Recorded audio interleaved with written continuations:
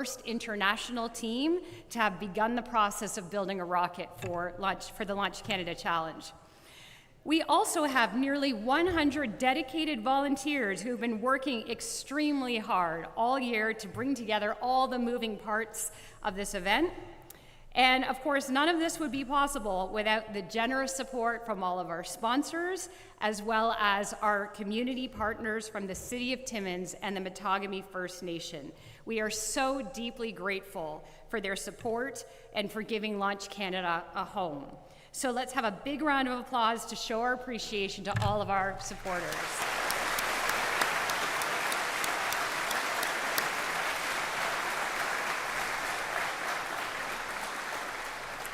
And in that spirit, let us all take a moment to acknowledge these lands that have been shared with us. I believe we have a video.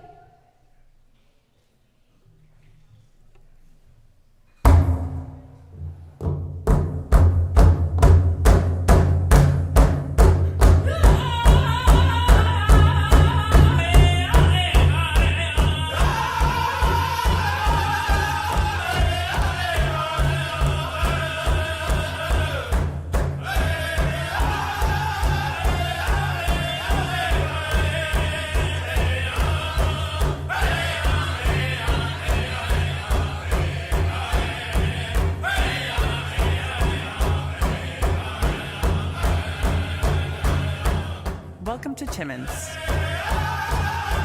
Before we begin any gathering, we take a moment to recognize the land beneath our feet, the land that holds our stories, our communities, and our future. Timmins is located on the traditional territory of Matagami First Nation, with deep connections to the Anishinaabe people who have cared for this land since time immemorial. Today, many people call this place home.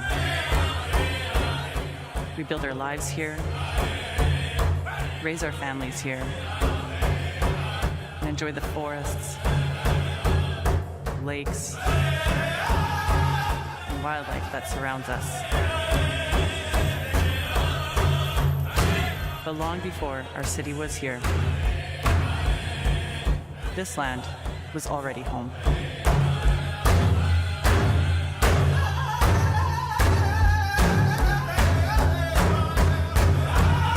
In Ojibwe, the word Aki means land, and Abi means home. The words are only one letter apart. A reminder that for our people, land and home have always been closely connected. The land is not simply where we live, it is where we learn, where we gather, and where our ancestors walked before us. The rivers, lakes, forests, and animals are our home and our responsibility. A land acknowledgement is not only about recognizing the past, it is also about how we move forward together with respect for the land and for one another.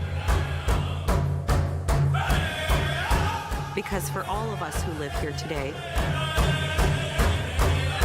this land is more than a place. It is home.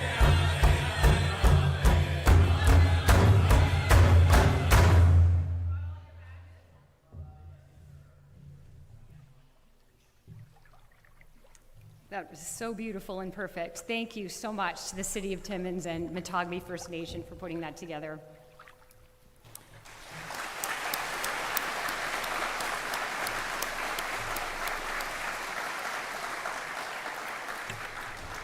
Okay, so we have a packed day of excellent talks ahead of us, beginning with some opening remarks from some very important people. But before I introduce our first speakers, I just wanted to take a quick moment to share with you all how I became part of the Launch Canada community, because I think there are elements of my experience that will resonate with everyone's journey to this moment. So I'm an astrophysics prof at York University, and last summer I was teaching a course about space exploration, and after one of my classes, in one of those strange moments when the universe just shakes up your world, a student approached me and said, "You're so into this spacey stuff, you must be going to the Launch Canada Challenge in August." And I said, "I have no idea what that is, but it sounds mind-blowingly awesome." When I got home that night, I Googled Launch Canada, and within less than a minute, I had hit the volunteer button. 5 weeks later, I found myself standing on top of a 10-foot-high sea can behind our launch control officer, listening to him chant, "Winds are nominal, skies are clear, countdown," say it with me, in 5, 4, 3, 2, thank you. And when that rocket took off, which by the way was designed and built by a high school team from West Vancouver who had traveled over halfway across our country to launch their rocket, when that rocket rose into the sky against that huge Northern Ontario landscape, I felt so deeply privileged to be able to witness the achievements of such an exceptional group of Canadians. Not only the student participants, but also the volunteers and all of our supporters who had come together to make that moment possible. And throughout that week, I saw the most incredible displays of teamwork, problem solving under ridiculously stressful conditions, mentorship, and resilience and professionalism and leadership and respect for leadership. And it's for those reasons that I am so honored to be standing up here and to be a part of such a talented and supportive and so wonderfully Canadian community. And I know that those sentiments are shared by everyone here. So on behalf of all of the Launch Canada volunteers and supporters and fans, we can't wait to see you fill the skies next week. Thank you.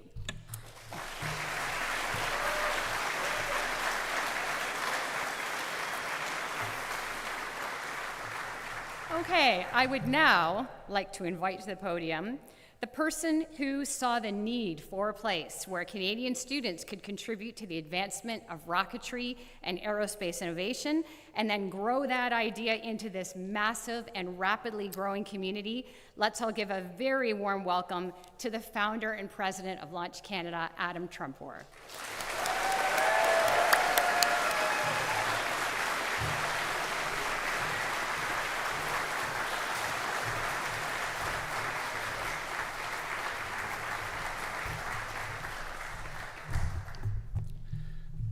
All right, wow, well thank you, Robin, and welcome everyone to Ontario, welcome to Timmins, welcome to Launch Canada 2026. This is the 5th year of the Launch Canada Challenge, the most unique engineering competition in Canada, and it is incredible being back here in Northern Ontario for this landmark year, so welcome everybody.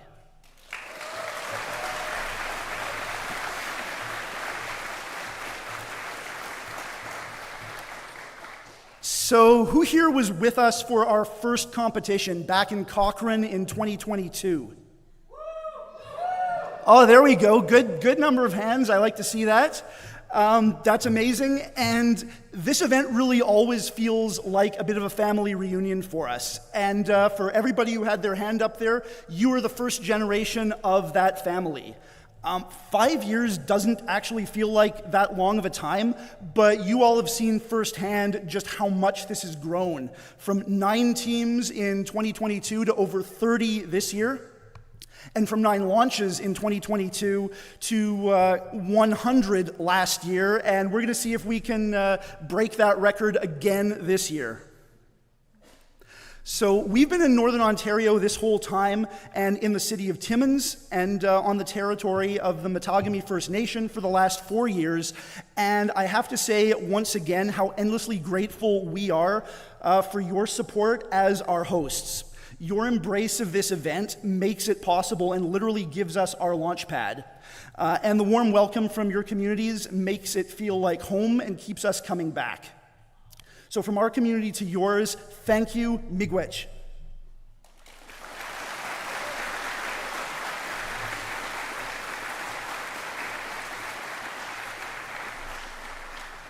So last year we introduced that giant 20-foot by 40-foot Canadian flag.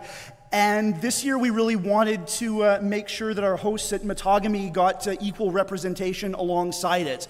It turned out that nobody actually carried 20-foot by 40-foot Metagamy flags, so in true Launch Canada fashion, we decided to make it exist. So we're really proud to have that flag joining the Canadian one. And on behalf of Launch Canada, I would like to offer that as a gift to our hosts in Metagamy, and we would be honored to continue to display it at our event going forward.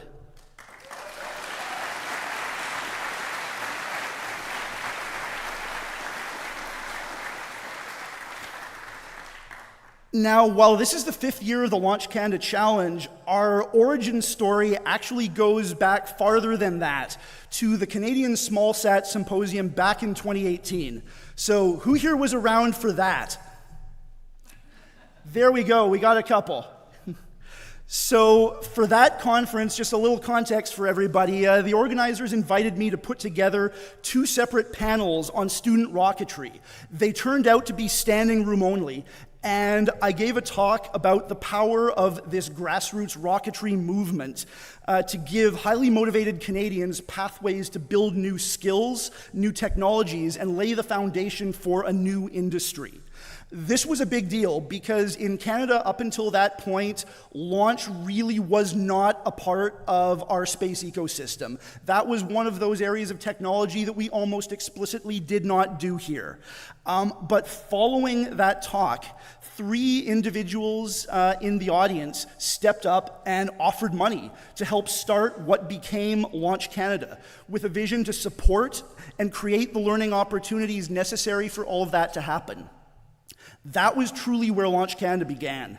And one of the fellows in the audience at the time, Dr. Kieran Carroll, made a comment that put it all into context. He had been a key figure in the Canadian space sector and space advocacy community for many years, and was actually the driver behind Canada's first microsatellite mission, the MOST space telescope. So he really pioneered the small sat revolution in Canada. And he said to all of us gathered at that student rocketry panel that nothing like that moment had ever happened in Canada before. He said to remember that moment because we might well look back on it as the moment when everything started to change. And now, as we kick off the 5th Launch Canada Challenge, it turns out he was right. So since the last time we were gathered here a year ago, everything did change. As of the last federal budget, sovereign space launch has become a major priority for the Government of Canada. And while the final catalyst that did that were certain international circumstances that made it clear that Canada needed to be more self-reliant for such critical capabilities, a big part of what convinced policymakers that that was actually achievable was this Launch Canada community right here. For years, we've been showing what's possible and normalizing the idea that Canadians can actually excel at rocket engineering. And it changed how people thought about what's possible. It's no exaggeration to say that when they write the story of this modern push for sovereign space launch in Canada, that story will start from the grassroots. It will start with you. Canada needs bold people willing to make big things happen and prepared to do the work to build the skills to do it. And we hope that the experience you're building this year and this week will equip you to take your place among them.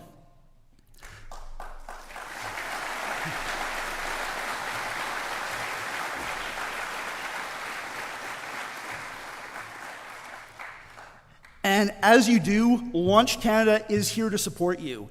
And we once again have an incredible group of sponsors who share in that mission and believe in you and what you're capable of. And you can see all of them listed back here. We are again thrilled to have MDA Space as our Reach for the Stars sponsor. They are Canada's leading space company. They've been a major sponsor of Launch Canada from the very beginning. In fact, they were there at that 2018 SmallSat conference where this all started. And so they've kind of had a front row seat to all of our growth. And since last year, they have been Launch Canada's presenting sponsor. Their support has also allowed us to waive the registration fees for 3 years as a way to directly help all of our teams. So can I ask our friends from MDA Space to stand up?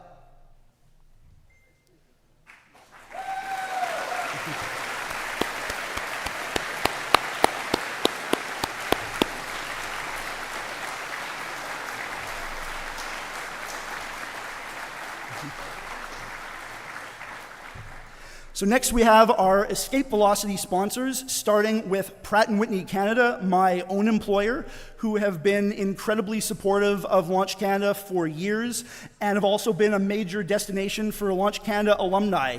So can I ask my Pratt colleagues in the audience to show themselves? There we go.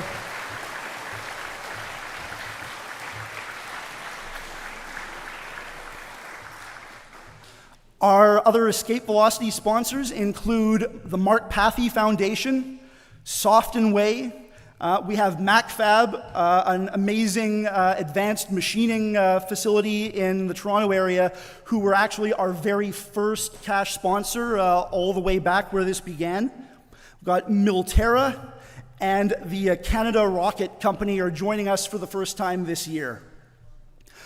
I also want to welcome I Am Gold, who are our newest sponsor. They are joining us for the first time, and they are going to be sponsoring a free breakfast for everybody tomorrow morning. So I would encourage you all to come out and say a big thanks to our friends at I Am Gold.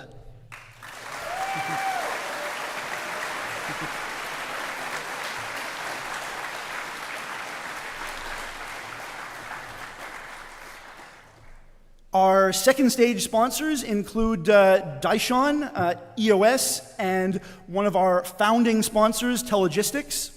We are also thrilled to have Discovery Porcupine back again, sponsoring our awards dinner at the end of the week.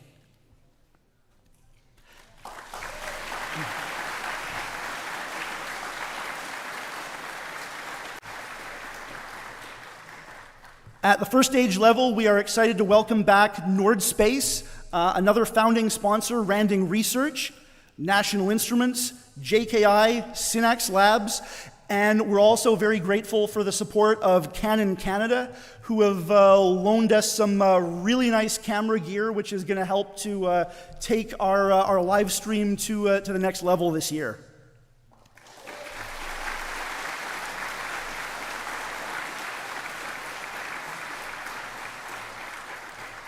I also need to particularly thank Maritime Launch Services, who are generously providing the restricted category prize this year of a Pro 98 rocket motor and reload, and are here to support our launch operations and trajectory analysis throughout the week. So big thanks to Maritime Launch.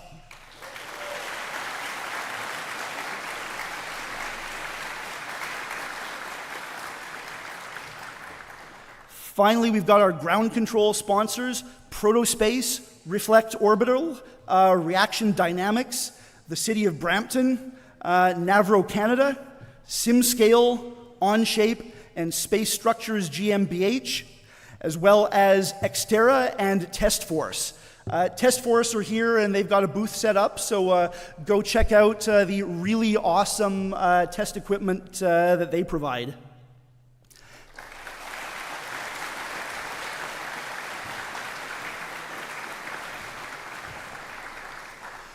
We also are really pleased to once again have the Canadian Space Society sponsoring the Launch Canada Payload Challenge this year, so big thanks to the Canadian Space Society.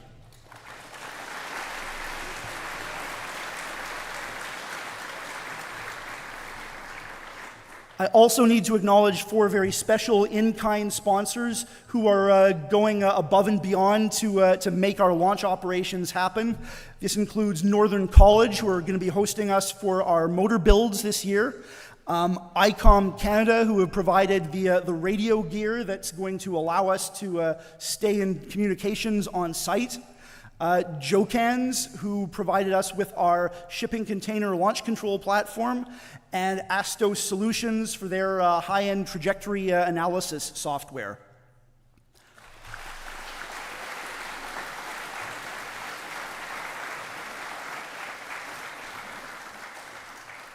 I also want to give a really big shout out to our friends at the Canadian Association of Rocketry, who are here in force this year supporting our launch operations.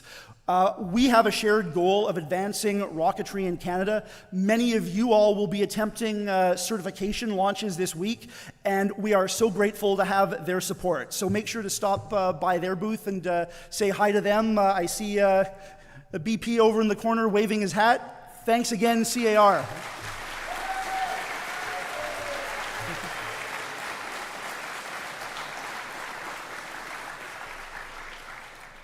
Of course, Launch Canada would not be possible without our incredible team of volunteers who share our vision to create these unique learning opportunities for all of you.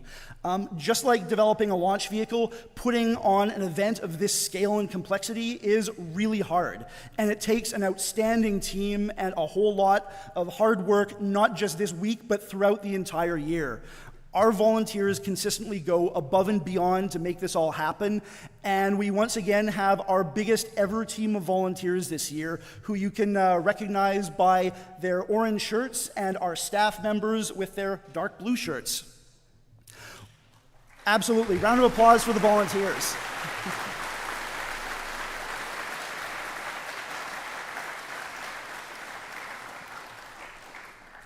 And among them, we have several volunteers who really step up and take on leading roles in planning and running the event. And I'd like to take just a moment to introduce some of them who you will be seeing around throughout the week, starting with my Vice President and our Static Test Area Manager, Zach Harrison.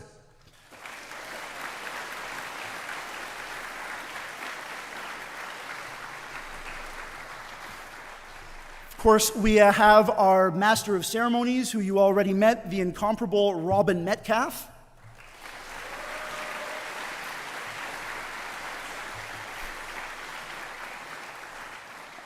A very big shout out to Ariana Kresniak, our conference director. Everything going on today was ultimately her work, so thank you, Ari. This is amazing.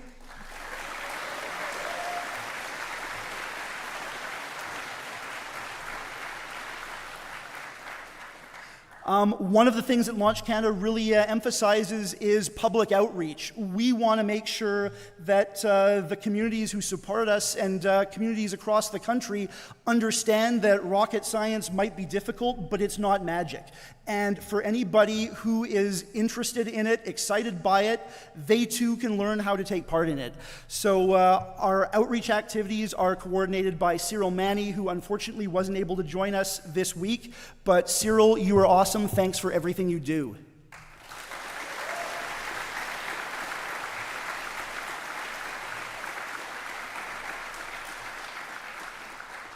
Also need to give a big shout out to our volunteer coordination and logistics team, who are really some of the unsung heroes of Launch Canada. They go above and beyond to make sure all of the little details that we need to carve Cape Canaveral out of the forest every year and set up the conference are taken care of. So a big round of applause for Madalena Patron and Alex Keats.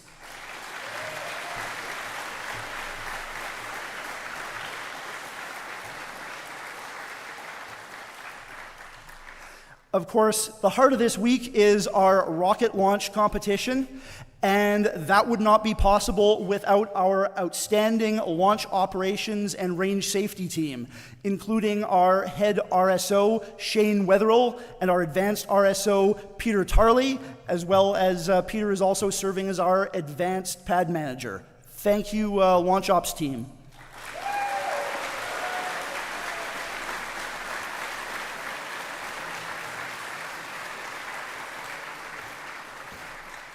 We also have David Lefrancois, our Director of Launch Operations, Chris Hobbs, our Launch Control Officer, who will be the voice of Launch Canada throughout the week of launches, our Site Security Lead, Kaylin Fazio, our Site Communications Team, David Bueller and Rose LeBlanc, our Recovery Lead, Kevin Vossen, who will make sure that you all get your rockets back and make sure that nobody gets lost in the forest, our Flight Ops Lead, Alex Pak, And a big shout out as well to our live stream team who are at the back and are going to be hard at work throughout the whole week to make sure that everybody who isn't able to join us has engaging, watchable content to follow along. Our live stream leads are Brendan Griffin, Michael Buffett, and Yuhan Liu.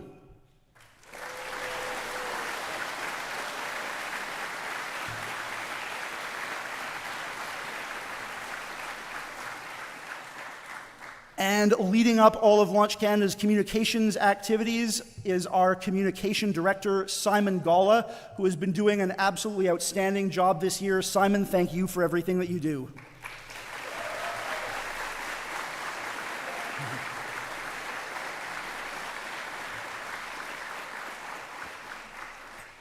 And finally, of course, this is a rocket competition, and the competitive element of this whole year's event is ably led by our outstanding lead judges, Robert Bernard and Mitchell Passarelli. You guys are awesome. They are hard at work year-round for this event. Huge thanks to Robert and Mitchell.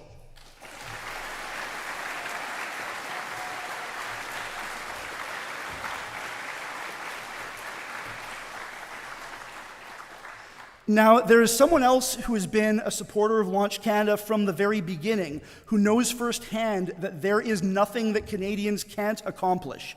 He is a retired Royal Canadian Air Force colonel, test pilot, and Canadian astronaut who flew 2 space shuttle missions and commanded the International Space Station.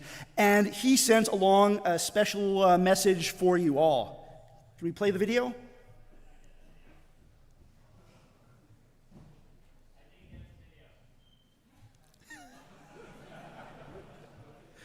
It's on the Google Drive, man.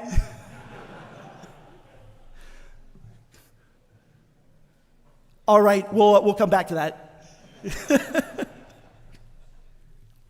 So as we kick off the 5th year of the Launch Canada Challenge, we are truly on the cusp of a whole new era that will see the dream of sovereign Canadian space launch become a reality. And with the skills you're developing, you have the opportunity to make it happen. And it will happen. And when it does, people will cheer, and people who never thought much about rockets might just take it for granted that this all just somehow came together. But you'll know that this didn't just happen, because big, important things never just happen, even if it might look that way from the outside. Big things happen because people choose to put in the hard work to make them happen, and to develop the skills that are required, just like this Launch Canada community has done since day one. And things happen because visionaries recognize potential and step up to support it, just like Launch Canada's 3 founding sponsors did back in 2018, and just like our hosts in Timmins and Matagami and our many sponsors do. And on that note, we have a very special announcement, and I'm going to need some help for this one. I'd like to invite David Cole from the Innovation for Defense Excellence and Security, or IDEAS program within the Department of National Defense, to join me on stage.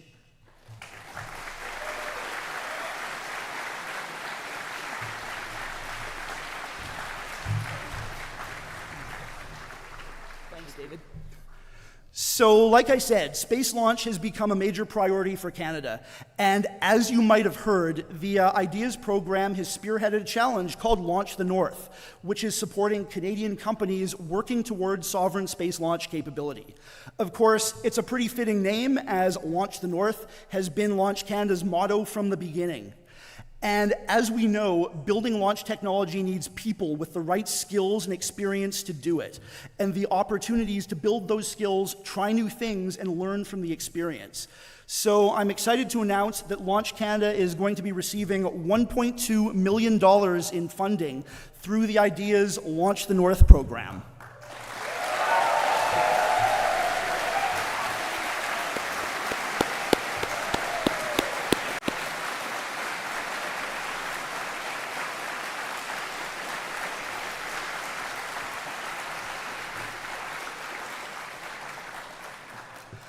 Launch Canada was founded on the belief that building a world-class Canadian space sector starts with giving people opportunities to develop real hands-on skills. This investment will help us to take what we have built over the past several years and bring it to an entirely new level, reaching more Canadians, strengthening our connections with industry, and developing the training, infrastructure, and technical capabilities needed to support Canada's future in space launch. Launch Canada has always been much more than just a rocket competition, and this support will help us do more to support our students and volunteers, create more opportunities for more Canadians, and establish a site that is not just the location of a competition, but a national hub for learning, testing, and collaboration. And we hope that Northern Ontario will continue to be at the heart of these efforts.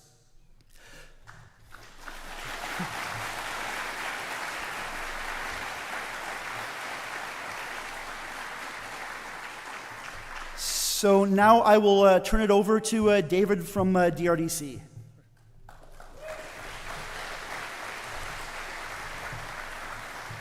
Thank you, Adam.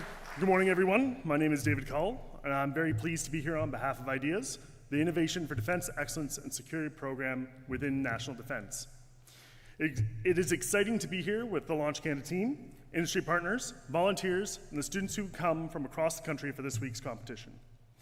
There's something special about rocketry. I can say that as an aerospace engineering graduate, having studied rocket at the graduate level and in industry.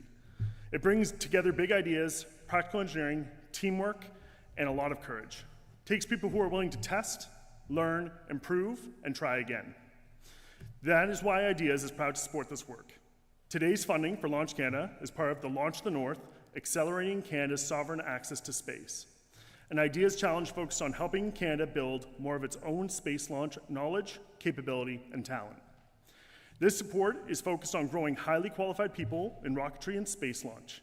In plain terms, it's about helping students and young professionals get real hands-on experience with rockets, propulsion, testing, design, and launch operations.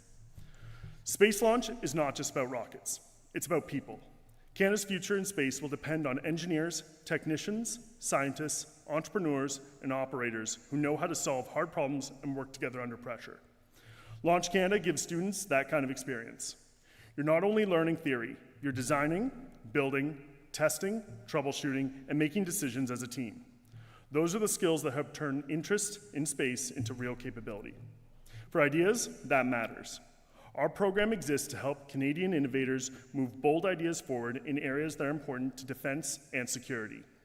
Supporting rocketry and launch talent is the one way we can help build the next generation of Canadian space expertise. To the students here today, the work you're doing is incredibly impressive. You are taking on complex challenges, learning from setbacks, and pushing yourselves to make something real fly. The experience will stay with you, and it can help shape Canada's future in aerospace and space launch. I also want to take a moment and thank Launch Canada, Adam, the volunteers, mentors, and partners who make this competition possible.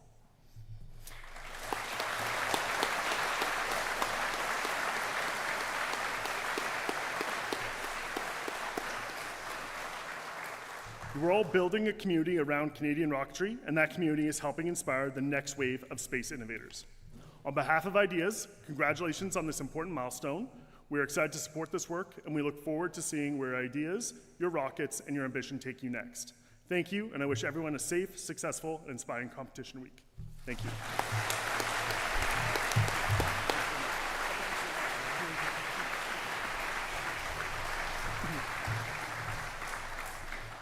All right, thank you so much, David, and huge thanks to the IDEAS program for your support.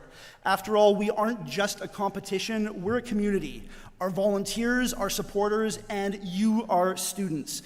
And let nobody doubt just how much we can accomplish together. We have, and we are only just getting started. So let's go launch the North.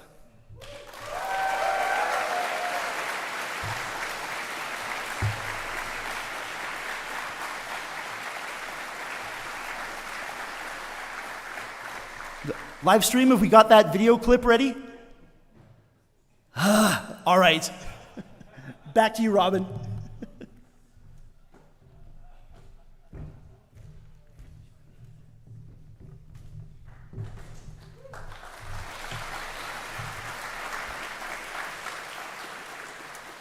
Thank you so much, Adam and David, for kicking things off with such wonderful news for this community.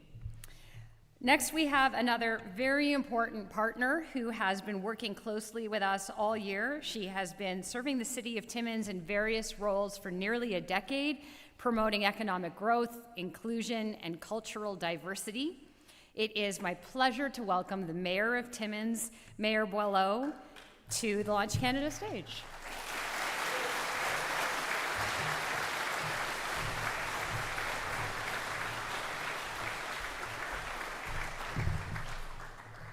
How do you follow that kind of announcement? Thank you so much. Bon matin à toutes et à tous et bienvenue à Timmins. C'est un grand plaisir de vous accueillir à l'occasion de cette 5e édition de Launch Canada. Oui, nous sommes très fiers de recevoir ici des équipes de partout au pays, ainsi que nos partenaires et nos amis qui partagent notre intérêt pour l'exploration spatiale et l'innovation. On behalf of the City of Timmins and City of Timmins Council, it's my pleasure to welcome you all for the 5th Annual Launch Canada Rocketry Challenge. To all students, teams, mentors, volunteers, industry partners, and aerospace professionals who have traveled to Timmins from across Canada and beyond, welcome. We are incredibly proud to have you here. 5 years ago, Launch Canada chose Northern Ontario as the place to bring together some of Canada's brightest young minds to design, build, and launch rockets. And what started as an ambitious idea has grown into something truly remarkable.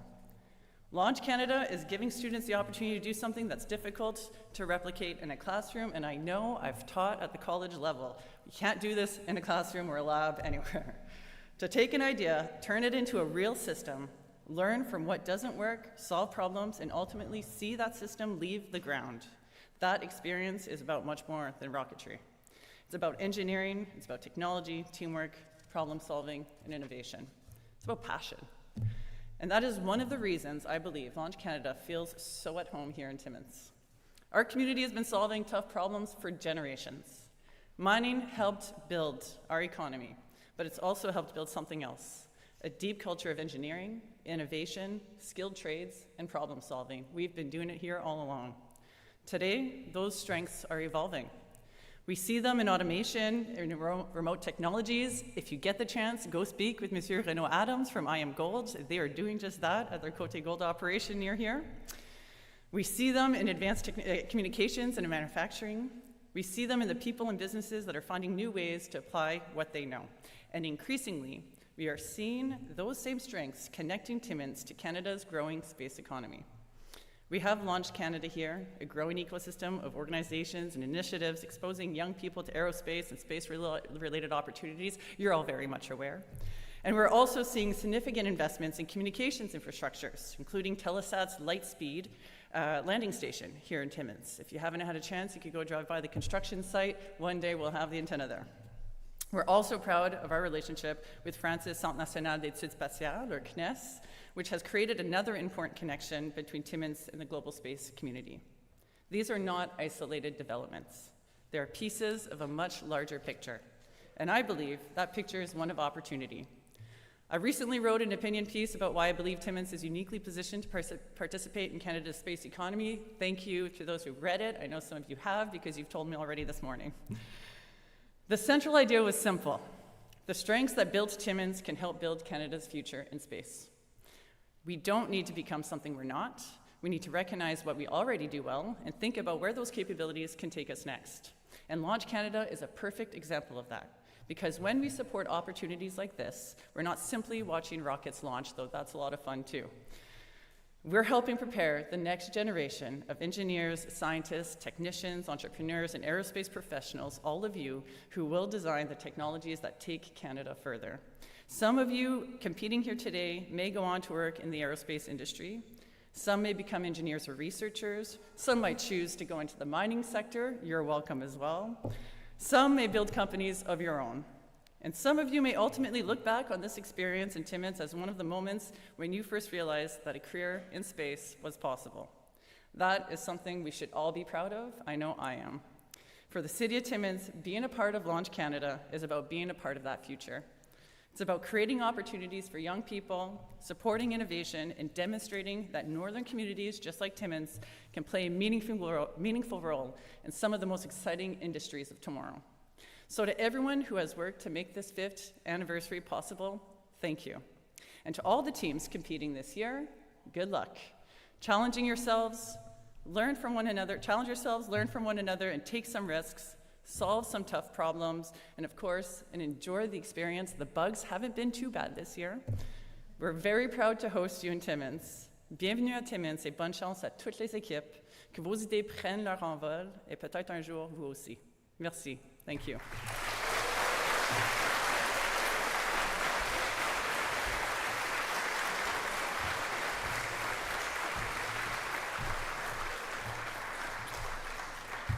Thank you so much, Mayor Willow. That was incredibly inspirational. We really appreciate it. And thank you also to your staff for all of their assistance throughout the year and helping us to deliver the smoothest and best possible experience for this event. The next member of this welcoming committee has deep roots in this community with families situated in the Timmins area for over a century. After 35 years as an executive in the mining industry, he served as mayor of Timmins before becoming the Minister of Northern Economic Development and Growth. Please welcome Minister George Peary to the stage.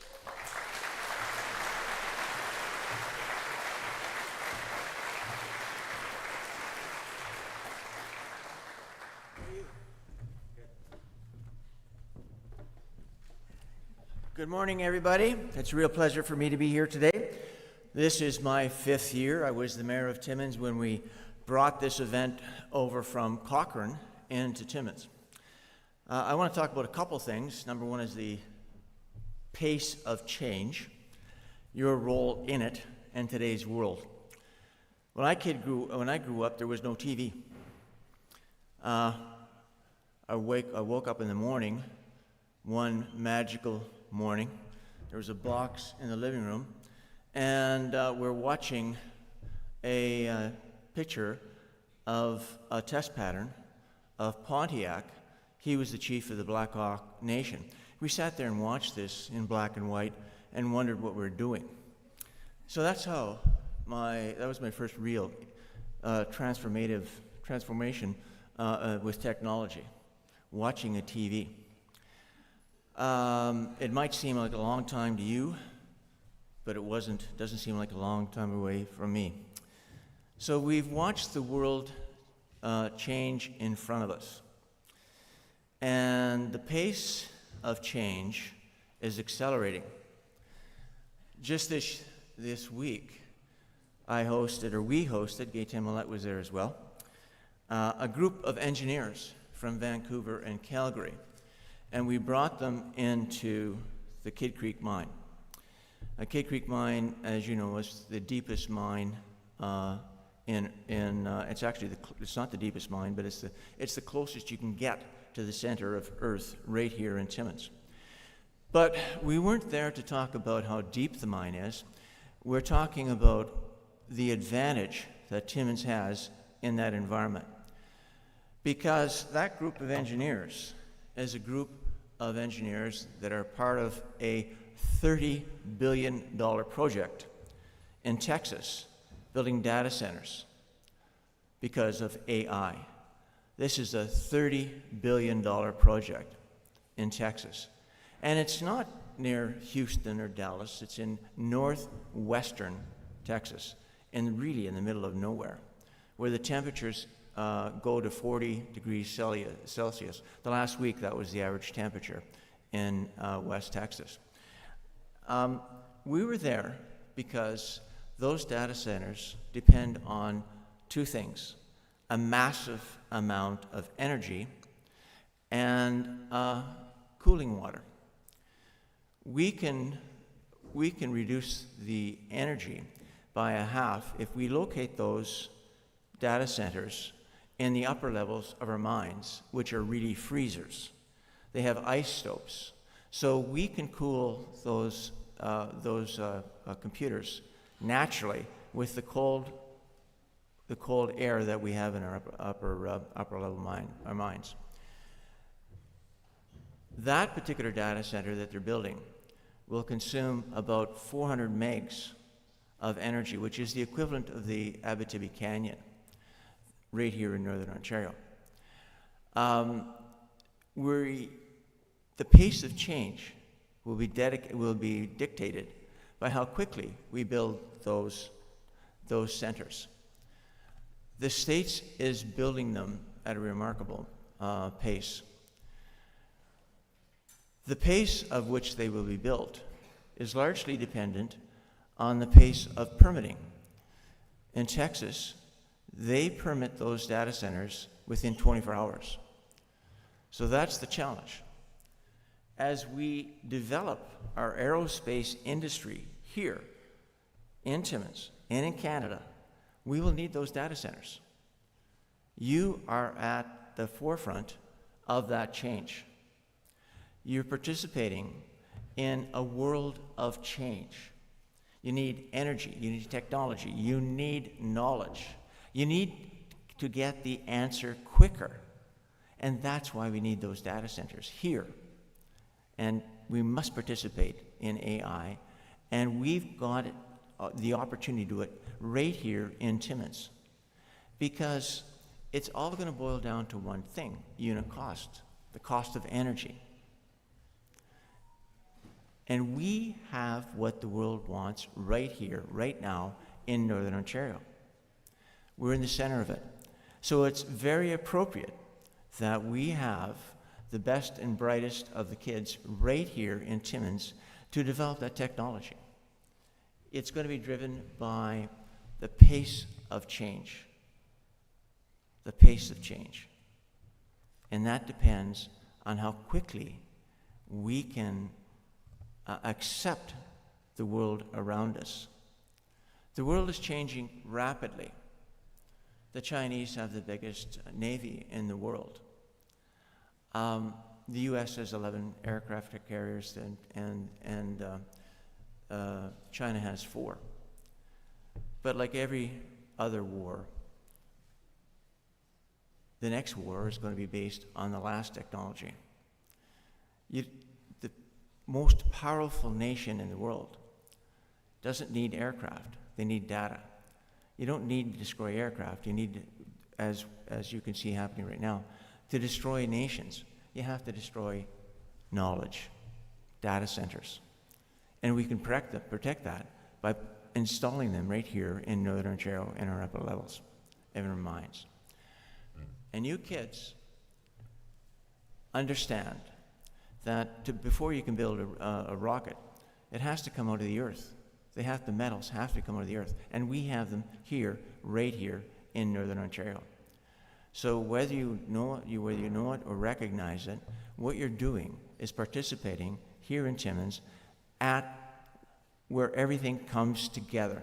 The minerals come out of the ground, and we build rockets here and launch them in Northern Ontario, hopefully forever, in Timmins.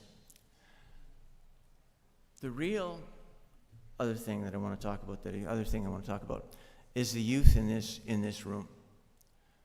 The responsibility that you wear to change our economy, to achieve our sovereignty in Canada, right here. That we know what the challenges is between the U.S. and the Chinese. We know the role that Canada plays in ensuring our sovereignty. And you play a central role in ensuring that Canada survives. With everything you're doing here, you're critical to achieving the sovereignty and attaining and retaining the sovereignty in Canada. You have to understand the role that you have to play. It's a burden, it's a weight on your shoulders. But I also am so incredibly happy to see how enthusiastic you bear that responsibility. You're enthusiastic. You're happy to be here. You know what you're doing is important, and you're happy to accept that responsibility. That's why I'm extremely confident about the future of Canada, because of you kids that are right here in this room, that bear that responsibility, know the role you play, and how central it will be in the future of Canada. So we welcome here in Canada, here in Timmins. I'm very happy that you're here, and I have a great degree of confidence that Canada will be successful because of the talent in this room in Timmins today, this morning. So congratulations. I'm glad you're here. I know your responsibility, and I'm so happy that you're here. Thank you very much.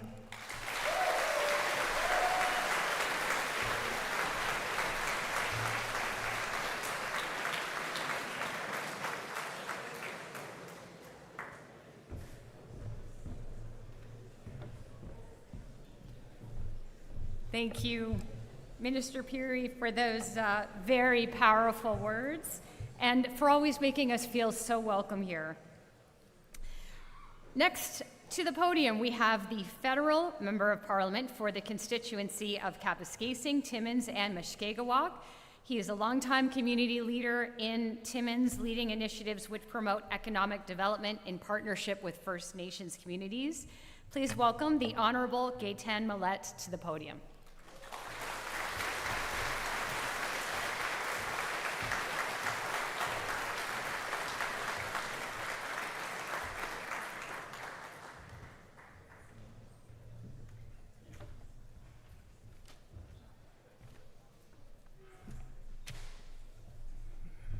Launch Canada 2026, your rocket competition. I'm a little bit overwhelmed looking at you because I'm looking at the future. It's your turn. You will make Canada a world leader in aerospace. Welcome to all the teams. Bon matin et bienvenue à nos équipes de nos voisins du Québec. Bienvenue chez nous.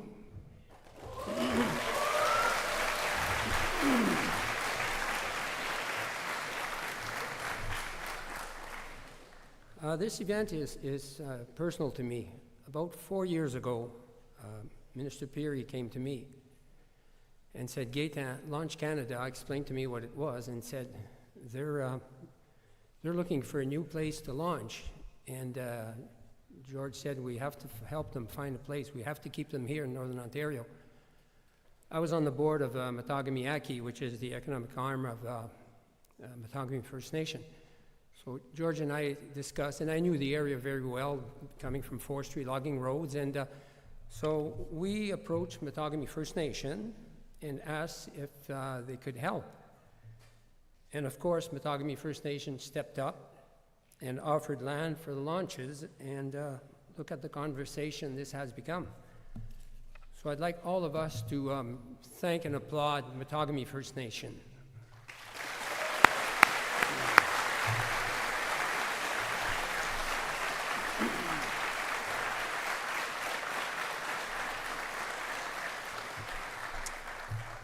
And as your Member of Parliament, I'm proud of the $1.2 million from Defence Research Development Canada, which is national defense. It is extremely important in the future success of your these competition. And I'll leave you with this. Aim your rockets to the star. It is your future. It is your time to make Canada a world leader in aerospace. Thank you.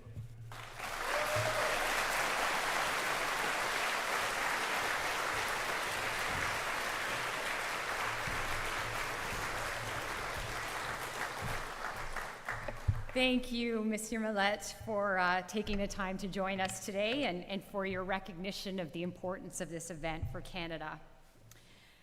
Our next guest is the Vice President of the Federal Economic Development Agency for Northern Ontario, or FedNor. Her work involves the promotion of economic growth and the creation of jobs and sustainable communities in Northern Ontario, and we very much appreciate her recognition of Launch Canada's ability to support those same goals. Please join me in welcoming Lucy Perreault to the Launch Canada community and to the podium.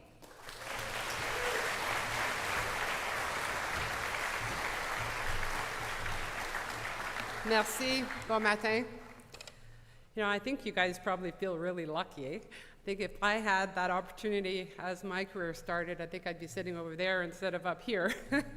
However, I think what you do is really, inspirational, motivating, awesome. What I do is pretty cool as well. So I work for the federal government. I work for an organization that supports economic development in Northern Ontario, specifically for Northern Ontario. So what that means for you is it's an organization that helps youth get their first job. We have these youth internship programs that work with businesses that help you get that first job, and then we hope you stay in Northern Ontario after that. We help businesses grow or start. We help entrepreneurs find whoever they need in order to get the cash or in order to get the support in order to grow, what they want to start or make their ideas or their realities something real.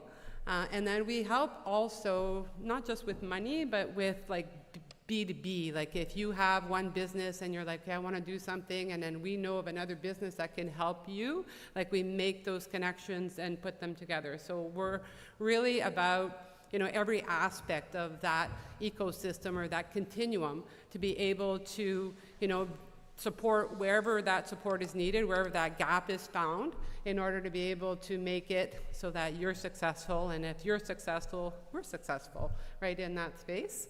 So I want to say congratulations for having the opportunity to be able to participate in something like this. My hometown is Timmins, so I'm really proud that you guys are all here in doing that. In support of this. So I want to also congratulate the City of Timmins, Launch Canada. You guys are like spectacular. I hadn't heard about you guys until last year, and I'm here this year, so it's like perfect. You guys are really creative and really great, and I really look forward to going to see the actual launches of those rockets. Matagami First Nation and the partnership that's created among the three of you, like that's very special and appreciative. So again, thank you very much. Thank you for welcoming me here. Good luck. Looking forward to meeting some of you and looking forward to seeing those rockets launch. So, félicitations.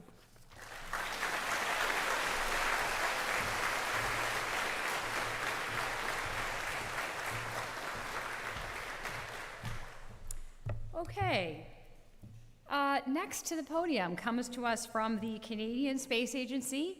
He is the manager of the CSA Stratospheric Balloon Program, and he has been instrumental in establishing Timmins as a thriving base of atmospheric research. Please welcome Philippe Vincent to the stage.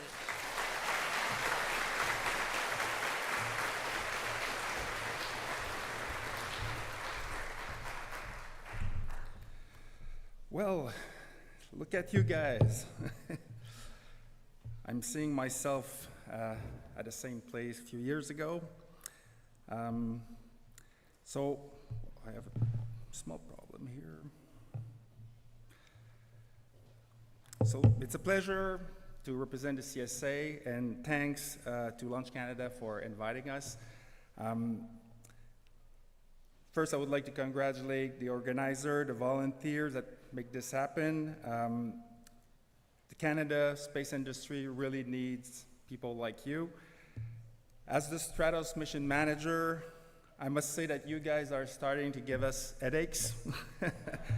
Could you please stay under 90,000 feet so we can overfly you with our balloons? No, I'm kidding. When we look at the rockets you're designing and launching, we don't see students. Really, we see the next generation of engineers, scientists, and researchers. It might sound familiar. I'm not the first one that says it, but it's true. I've seen it throughout our stratospheric balloon. It's the same with all the clubs and universities. It's really forming HUP next generation, and you're part of our future. It needs curiosity, passion, and determination. The challenges you take in this competition is very, very similar to what you'll see in your professional life. Solving problems, managing risks, meeting deadlines, learning, failing, hands-on experience. So the rocket you're launching this week may reach just a few kilometers in altitude, but the ambition you develop here could take you much farther. I encourage you to make the most of this week, meet people, do networking, make mistakes, learn from them, and every challenge is an opportunity to learn and grow. I wish you an excellent competition, safe flight, parties, but remain safe. Thank you.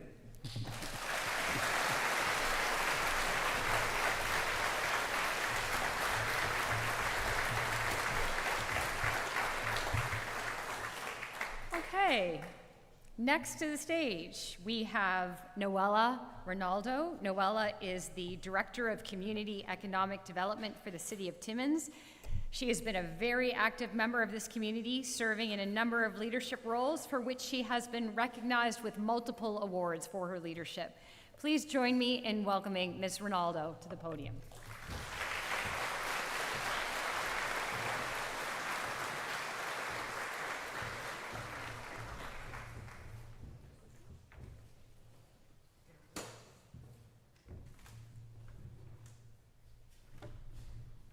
Came with a big check.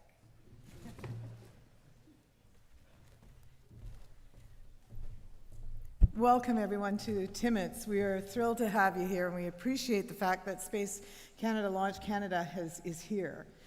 We've been with you from the beginning of this voyage almost 5 years ago, and there's been so much talk this morning of the economic spin-offs with what this brings and the economic development to Canada. But there is one aspect that we haven't talked about, and that is the tourism aspect. We truly appreciate the fact that you're holding this in Timmins. And on that behalf, I would like to present a check to Launch Canada. If I can get Adam to come on up.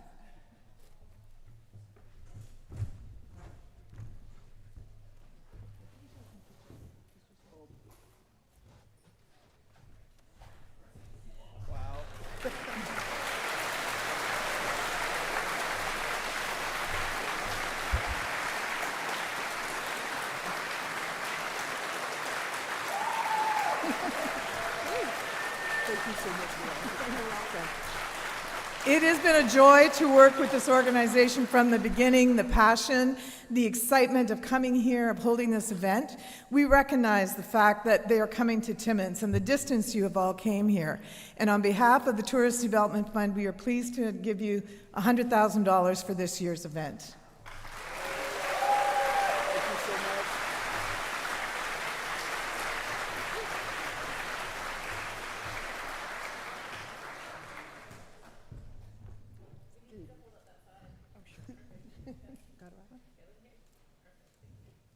Thanks, Amanda. Thank you so much. Thank you so much.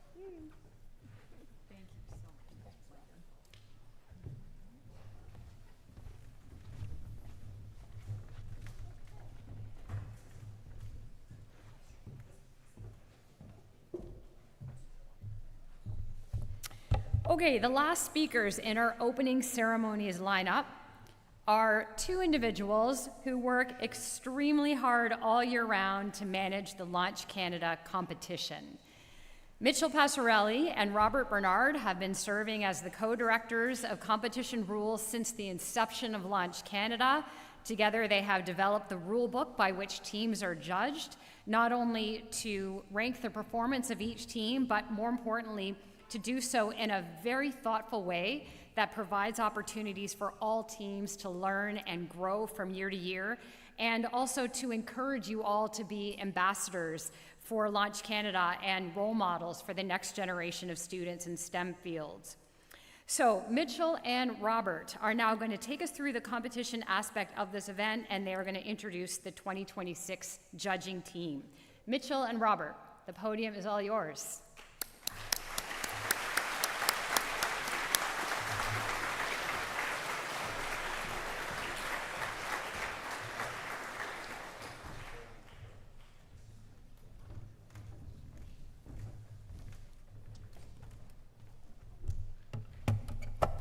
Alrighty.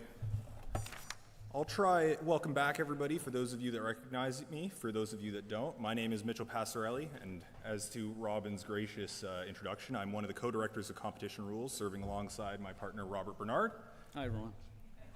I'll try and be brief this morning, because I know it's already been a fairly long opening ceremony, so we'll keep this quick. Down to brass tacks, the As per previous years, we're going to have scheduled times for your judging interviews. You should have received that schedule already. We are running, I think, maybe a little bit behind schedule. I have to double check the times again, but if we are running a little bit behind schedule because of the opening ceremonies, we will adjust the times accordingly, and we'll try and let you guys know about those updates. New this year, we've also added a schedule for the payload judging, so you guys don't have to worry about when that's happening anymore. There's actually a fixed schedule for that, and your judges know what those timings are as well. So that should help make things run a little bit smoother this year. With that, I'm going to turn it over to Robert to kind of introduce our awards this year. Yes, so the awards available for the categories are all on the table here. Wait a second. Oh, no. Okay, hold on. No. Actually, there's been an exciting change this year. There's an introduction of a new category called the Junior Launch. And we humbly thank the Friends of the Canadian Association of Rocketry, our Association Canadienne de Fusées Nautiques, for providing Launch Canada with the awards for this brand new category. Would BP from the car please come up with these awards and place them on the table so everyone can see. And thank you.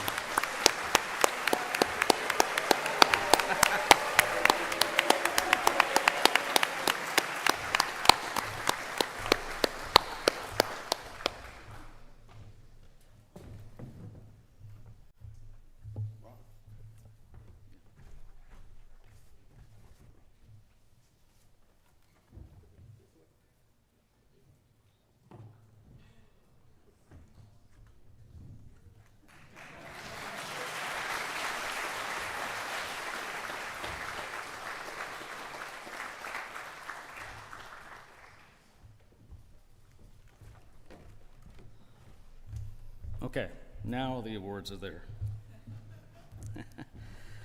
As is tradition, we would like now to have a representative for the universities of Polytechnique Montreal and École de Technologie Supérieure to bring their trophies that they won from last year back up onto the stage so we can get them to also put a plaque. We'll start with the launch. Yeah, Grand Launch first. And then Tech Dev second.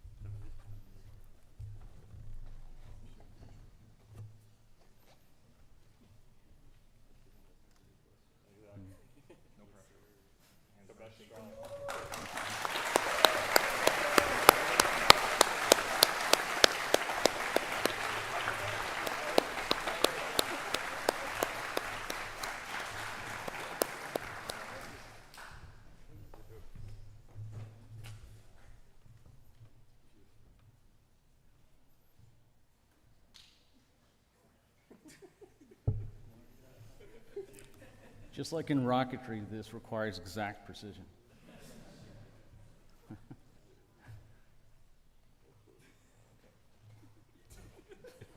I thought it was just me.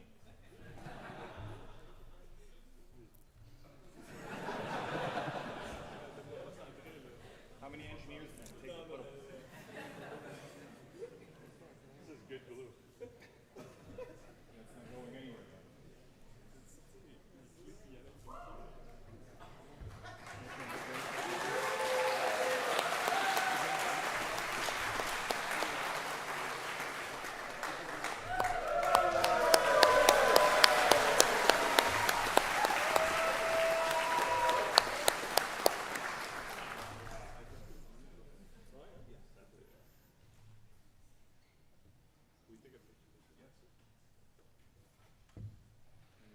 Please give both of the teams a round of applause.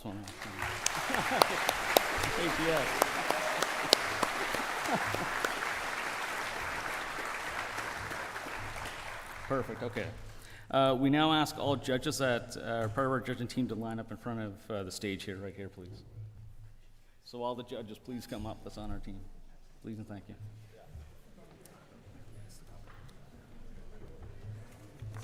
We missed a couple judges.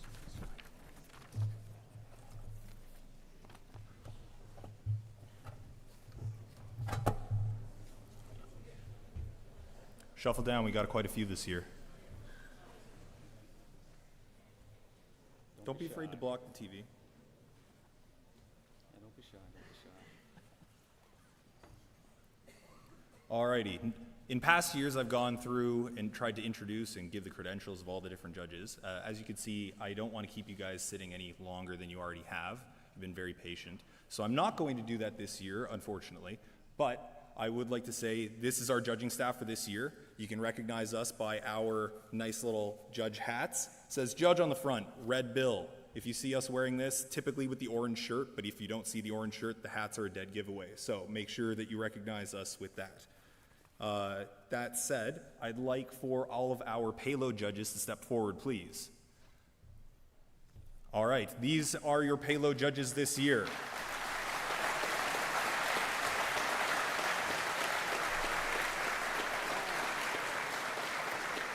And led by our very own Mavessa Nguyen from MDA Space as well.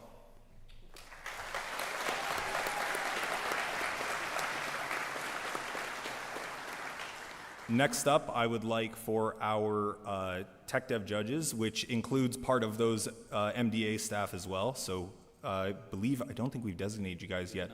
So the two of you that want to do tech dev, why don't you step forward? There you go, that's one. We've got our tech dev judges as well, kindly donated to us by MDA Space for the week. We'll try and work you guys as hard as we can. With that, next up I'd like for our restricted judges to step forward, please. These are the judges for the restricted launch category.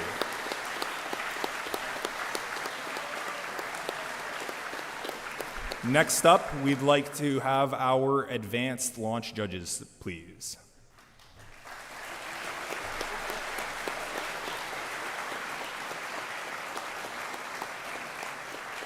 And last but not least, and certainly our newest kind of category, would the junior launch judges please step forward, led by our own Noah Gaffron.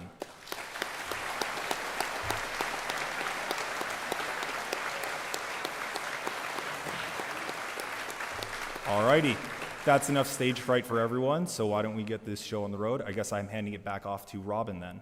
Thank you very much, everyone. Good luck this year.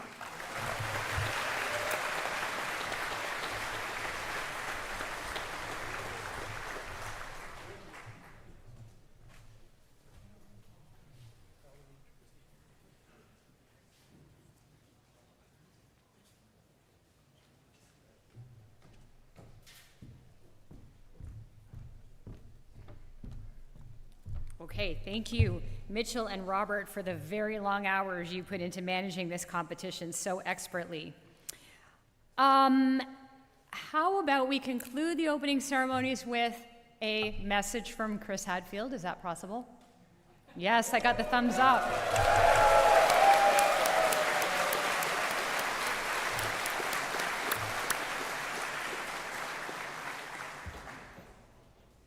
Hello, everyone. Astronaut Chris Hadfield here. Great luck at the Launch Canada Challenge. Rocketry and being able to successfully launch things from the Earth, getting all the way to space, getting into orbit, and getting beyond Earth orbit has never been more important in human history. So many of the things we count on were put into space by rockets, and you folks are on the cutting edge of that.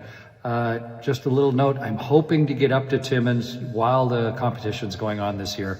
It'll depend on my schedule, but if I do, I really hope to see you there. Good luck, make a lot of friends, and have a great time. Go for launch.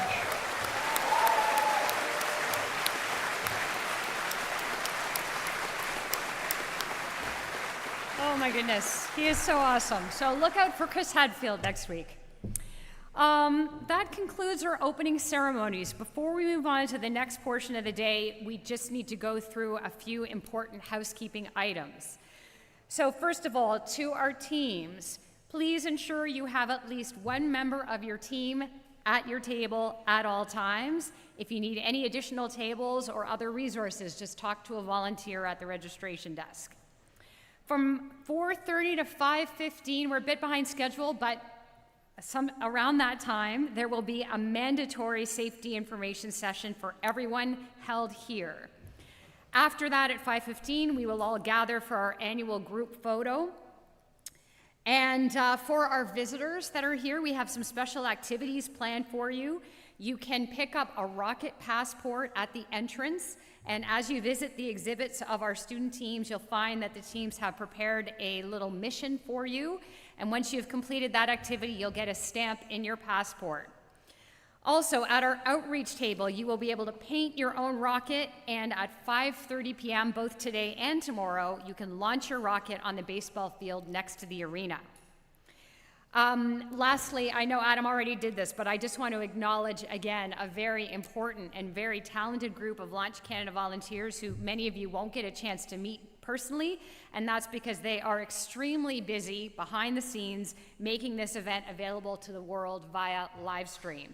So let's have a really big round of applause for our Director of Media and Communications, Simon Gala, and the entire awesome media and live stream team.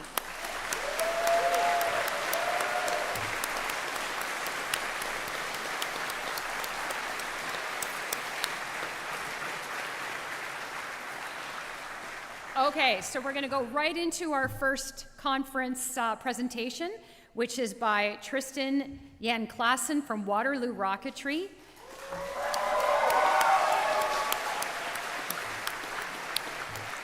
Tristan is the team's GNC lead, and he's going to tell us about the design of navigation and control algorithms for a canard-based roll control of a supersonic sounding rocket. Please welcome again Tristan to the stage.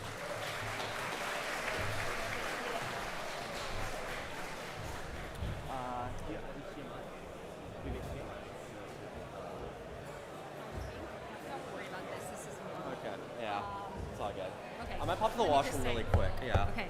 Sorry, we're going to take a 5-minute break while we set up here. Sorry about that. Okay. Thank you.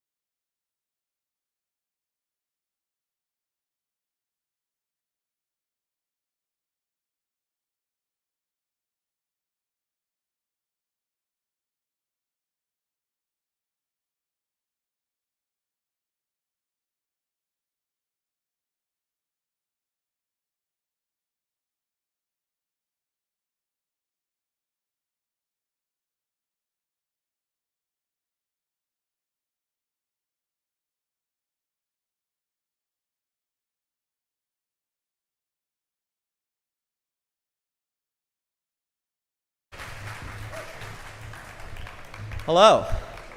So, I'm Tristan. I'm a member of the control subsystem on Waterloo Rocketry.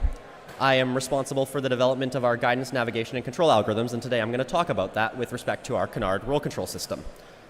So, just what we're going to talk about today, just a brief introduction to the system, why we do roll control, how we developed the GNC algorithms, and how we tested and validated them to make sure that they are safe to fly on our rockets. So just for a brief history of the control subsystem, in 2023, on Leviathan of the Skies, we flew state estimation for the first time. The year after, we flew air brakes at LC, and last year, we flew canards. This year, we're flying canards again, trying to implement all of the things that we learned through the last 4 years about how to build a good control system. So coning and roll control. Why do we need to control roll? Well, one of the biggest problems that high-altitude sounding rockets face is coning. This is a roll-pitch coupling when the roll rate matches the pitch oscillation frequency. This can result in a corkscrew motion of the flight path and can destabilize and result in vehicle failure. This here is a graph of our expected pitch frequency and roll rate based on fin cant if our fins are not manufactured perfectly symmetrically. As you can see, at about 7 seconds, halfway through boost, we reach that critical point where there's a chance that our rocket may display this sort of resonance behavior, and we want to mitigate the chances of that occurring. There's a couple ways you can go about doing this. You can spin up beyond this frequency so that you're rolling so fast that the pitch oscillation doesn't matter, or you can try to control roll to zero, and that's what we've chosen to do. So we've chosen to do this with roll control canards. Now, the canards are forward fins mounted above the tank on the rocket that actuate. There's 2 canards that are linked by a gear train so that they only produce a roll moment. They're driven by a servo motor, and the commands are generated from a custom avionics PCB that integrates a 10-sensor sensor suite, and this is all housed in an aluminum tube right above the engine of the rocket. So, GNC development. GNC stands for Guidance, Navigation, and Control. As we're not a rocket, as we're not a missile, we do not have a guidance system. So it's only navigation and control for us, unfortunately. I know, disappointing. So firstly, what is a control system? Now, the objective of a control system, in this case, would be to stabilize the rocket roll. The objective of a control system in this case would be to stabilize the rocket roll. This would handle uncertainty and disturbances, such as aerodynamically induced roll or disturbances from the wind, and we would like to track a desired roll state. The system would require sensor input, so we know where the rocket is, an actuator system, so that we can then control the rocket, and it also requires some knowledge about how the system behaves, so that we can ensure that we're doing the right things to make it do what we want. Now, a control system is implemented via control loop, where you have the rocket itself, the thing you're trying to control, and then the algorithms that then determine it, and it feeds back into the rocket plant, which then affects the behavior of the rocket, and this is how you get a feedback controller. Now, what are the challenges that this system faces from a theoretical standpoint? The biggest challenge is our difference in control authority. There is a 1,000 times difference in the lift force generated by the canards at max dynamic pressure at engine burnout and near apogee. Now, for those of you who are unfamiliar, dynamic pressure is a measure of how hard you are pushing against the air, and it results in how much aerodynamic force a surface generates. Now, the other challenge that we deal with is the unknown aerodynamics of a supersonic vehicle, especially in this case. There's research out there for aircraft going this fast, but a lot of that is protected military research and also doesn't necessarily scale well to a student-designed sounding rocket. These include things like boundary layer effects, roll reversal from fin interactions. This one is where the canards are at the top of the rocket, and the wake from the canards can interact with the fin can and cause unexpected behavior. And then just other unmodeled lift behavior of the canards. And it's important that the controller is designed in a way where it can handle this no matter what these somewhat unknown uncertainties are. And so we do this in a few ways. The primary method is through gain scheduling. If we have the same roll rate at apogee and at max Q, I don't want to move the motors the same amount to induce the response. At max Q, I may only want to move the canards 1 degree, whereas closer to apogee, I may want to move the canards 10 degrees, because that'll produce the same effect on the rocket itself. As a result, we developed a controller that commands a desired angular acceleration of the rocket and then based on some parameters of the system, including the current dynamic pressure of the rocket, we then determine the exact motor command to then result in that angular acceleration. And so in this way, our gain is schedule dependent on the dynamic pressure of the system at the time. Additionally, to handle aerodynamic uncertainty, we need some way of knowing what the canards are doing beyond what the theory we currently have is. And the great thing about this is, as our rocket flies, we can actually determine how effective our canards are by looking at, hey, what angle are our canards at? Hey, what was our most recent angular acceleration from our gyroscopes? And then inferring how effective the force from the canards was at spinning the rocket. So here is a plot of a rocket simulation where we took off at 10 seconds, encountered complete negative roll reversal at t plus 10 seconds, and then went back to normal at t plus 30 seconds. The blue line indicates the lift coefficient of the simulation, and the orange line is the estimated lift coefficient of the controller, tracking it based on the feedback received. And this allows for us to develop a control system that is robust and responds against aerodynamic uncertainty, so that even if we were to encounter complete roll reversal, at most we would speed up to 0.5 rads per second before realizing we're going in the wrong direction and then bringing it back under control. Additionally, for our controller, instead of just using a simpler controller architecture, like a PID controller where you tune it by hand, and this can run into issues of poor tuning or instabilities due to poorly chosen gains, we use an LQR controller. Now, the way an LQR controller works is, instead of just looking directly at a single error variable, you look at the full state. And in this case, our roll state is roll angle and roll rate. And you basically have a feedback that takes in roll angle and roll rate and then converts that into a desired angular acceleration command. Now, the way this is done is, instead of blindly choosing what the feedback is, you choose how much you care about each state. I assign a weight to how much I care about error in roll angle. I assign a weight to how much I care about error in angular acceleration. And if our model of how a rocket rolls is correct, this will choose the optimal feedback gain to guarantee, to bring the behavior under control in that manner. And the great thing about this is that there's a mathematical guarantee that if our model is a good roll model, and in this case, it hopefully is, because the roll dynamics of a rocket are quite simple if you're not actually measuring the external torque. The stability of the control system is guaranteed, and you know how much it's going to oscillate, how quickly it's going to bring things under control. Now that we have a control system, it's also important to think about what are we feeding into the control system. We talked about how we're going to feed a rocket roll angle and rocket roll rate and dynamic pressure into our controller, but how do we know what those are? And that brings us to the second part of GNC, navigation. So how does the rocket know where it is? The rocket knows where it is because it knows where it isn't. The real answer is that onboard sensors are used and a navigation algorithm is used to determine the actual state of the rocket. Now, when I say state, I'm talking about where the vehicle is in space and how it is moving. This includes its attitude, its angular velocities, its altitude, etc. Now, why is navigation better?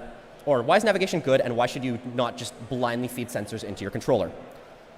Firstly, it's the best starting point for GNC development. You don't need a controller to fly it. All you need is a microprocessor and a few sensors on any rocket, and you can validate a navigation algorithm. And additionally, it allows you to build out more and more complex things.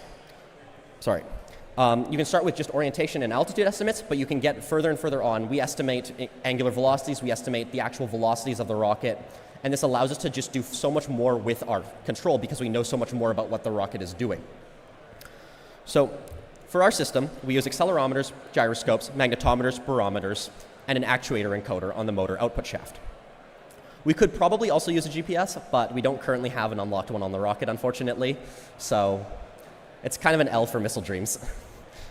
And yeah, the idea here is that you have multiple sensors that all measure similar things, and you combine how they work together to get a better estimate than what any one sensor could give you. Gyroscopes have drift, you correct for that with your magnetometer. Barometers are noisy, and you can correct the smoothness using your accelerometers. Now, the algorithm that we use to fuse all the sensor information together is called an extended Kalman filter. Now, what it does is it takes all of our sensors and then mathematically puts them all into one rocket state. Now, the great thing about an extended Kalman filter is that it's not just blindly relying on the sensor measurements. It is a model-based estimation thing. It's a model-based estimation structure. And the reason that this is beneficial is that our sensors are noisy. They are imperfect. We have some information about how the rocket should fly. And basically what the extended Kalman filter does is we take the current rocket state, where we think the rocket is, and then propagate that using our model. We then compare that to our sensors, and there's going to be a difference there.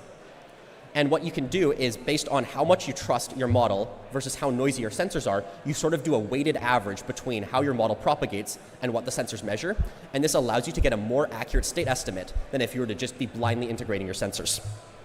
So this allows us to reject noise and uncertainty in both our model and sensors and sort of find that middle ground of where we think we can find the best ground truth of where the rocket is. Now the other thing is, it's only so good to know where your rocket is if you knew where it was previously, as we've discussed. We need to propagate a dynamics model. So in order to initially figure out where our rocket is, we run a pad filter when we're on the rail. This allows us to estimate our initial rocket orientation. It allows us to know our initial heading from our magnetometers. The other thing this allows us to do is, because the rocket is stationary, we can eliminate our gyroscope biases by figuring out what they're reading while we are on the pad and then subtracting that off of the flight measurements. So this here is the full GNC architecture that is flying on Polaris. And you have the rocket, it feeds into a navigation algorithm. The outputs of that navigation algorithm and the encoder is fed into the lift coefficient estimation, which then feeds into the controller along with dynamic pressure. The controller determines an angular acceleration, and then that is scaled by the dynamic pressure and the lift coefficient to then determine the final motor command. So that's all well and good. Done a bunch of cool math. It's all very interesting. How do we know it's going to work on the rocket? This is the most important part of GNC development. I don't care how interesting your algorithm is if you dropped a negative sign, if you wrote it wrong. So we've done extensive testing on our system, including previous flight testing. We've successfully flown our navigation algorithm twice, on test flight last year and Aurora last year, and we believe that the roll control system worked on Aurora last year at Launch Canada. Last year at test flight, we validated that the navigation, so that's the orientation estimate in the upper right corner, closely matched with our off-the-shelf altimeters, and the behavior of the rocket was the same as our simulations. Additionally, this is also a point where things do go wrong in testing. Due to a human error with a timer lockout for the safety of the system, we forgot to turn on our canards, and they didn't actually do any roll control on test flight. So we came to LC with Aurora last year, and we flew everything this time. We remembered to turn on our controller. Unfortunately, we were not able to recover the rocket, so we do not have full flight data. We do, however, have our telemetry pings. And you can see here on the right-hand side that the angular velocity was brought down significantly at the time of actuation, close to zero. So we do strongly believe that the roll control system did perform as desired. Additionally, before you can even fly on rockets, and before you fly on any specific rocket, you need to do flight simulations. Now, we used to make open rocket plugins for this back when we were doing air brakes, but that was highly inconvenient. Dealing with how do you modify a simulation to do the things you need to do when you don't have full control over the simulation is incredibly challenging. And additionally, all of the development of the algorithms happens outside the simulation. So last year for Aurora, we decided to develop an in-house flight simulation. And that's what led to the development of Closed Rocket. This is our student-designed MATLAB Simulink model that runs full flight simulations, and it allows us to have one interface for the development of our control algorithms and for the testing of our control algorithms. Additionally, MATLAB is well suited to writing math code, and as a result, it's a lot easier to write the algorithms in MATLAB, and then we can automatically generate this into C code for firmware, so no one has to spend 3 months of their life translating matrices into C, which is great, hypothetically. Here is like an example output from Closed Rocket. So this is just the full flight regime. This is the orientation and altitude of the rocket in addition to the angular rates. Additionally, it's all well and good if your controller runs against your perfect simulation. But real life isn't like that. Your engine's going to underperform. Your rocket might pitch a bit more than you expect. Your rail angle may not be exactly what it is. Your CP location may shift throughout flight. And so as a result, it's important to not just simulate in your ideal case, but to simulate in non-ideal cases. And we do this through Monte Carlo simulation. This is done by taking a bunch of key parameters and putting bounds on them of how much we expect them to possibly deviate, and then randomly sampling sets of CP location, rail angle, canard lift coefficient, etc., whether or not we roll reverse, etc.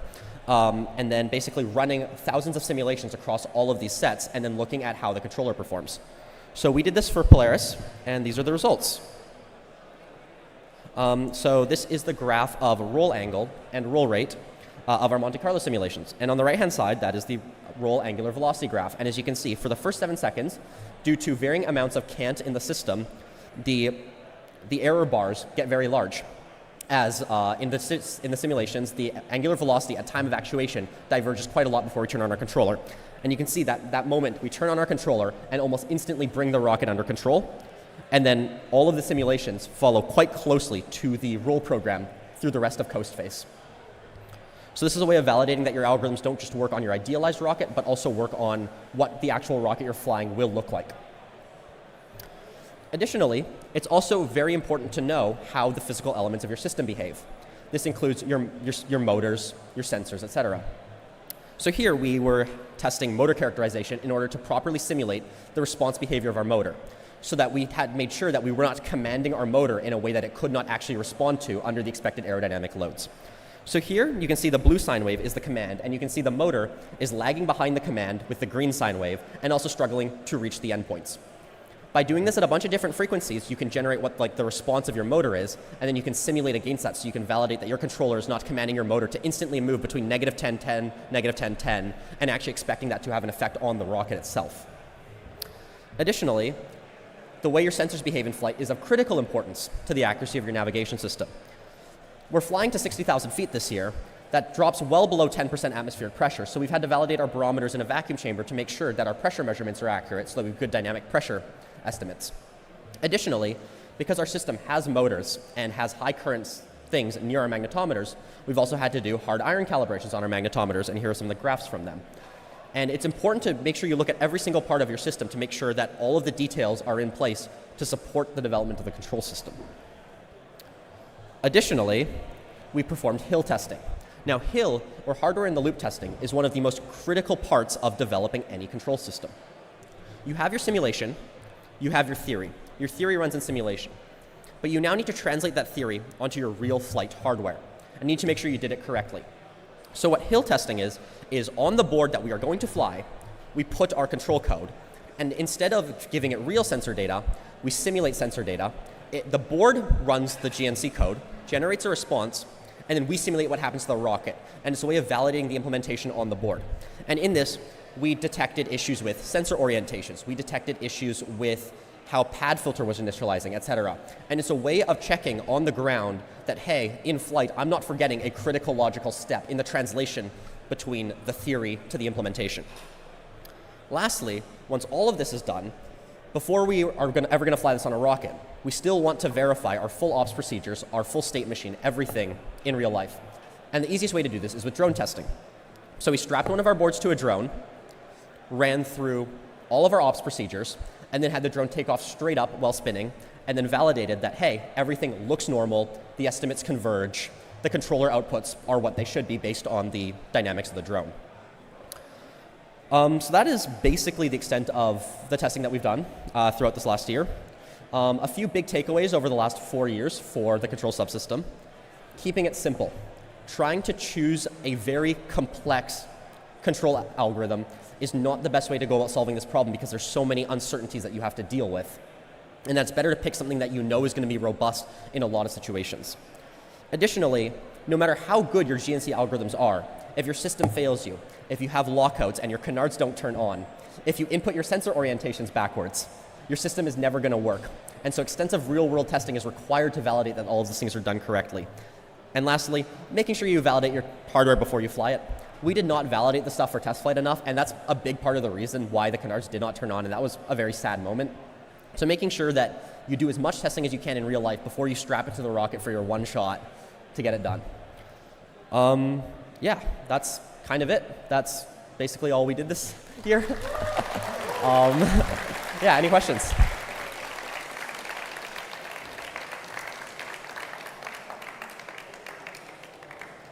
Did we run over? Are we behind schedule? Okay, so if you guys have questions, you guys can find me later. I will probably be over by the Water the Rocketry booth. I think we need to keep moving the schedule along, unfortunately. Thank you so much, Tristan. That was very informative. And yeah, we don't have time for questions today, so you could just find Tristan and ask him questions. Okay. Our next presentation. Yeah. Yes, I do. I love doing this. It's fun. Do we have the screen? Hey there, Rocketeers! We invite you down to our next presentation at the stage. We're going to be having Mark Utendel from T-Minus Engineering. He's going to be talking about how Dutch solid propellant rockets are being made and how they're launching them at Maritime in Nova Scotia. Thank you. Just deep breath and yell. So,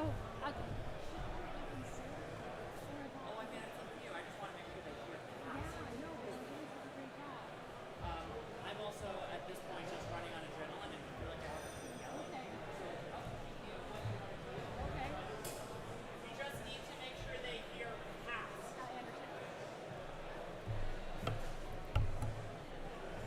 live stream, are we ready to run this? Nope. You hear me, right? Yeah.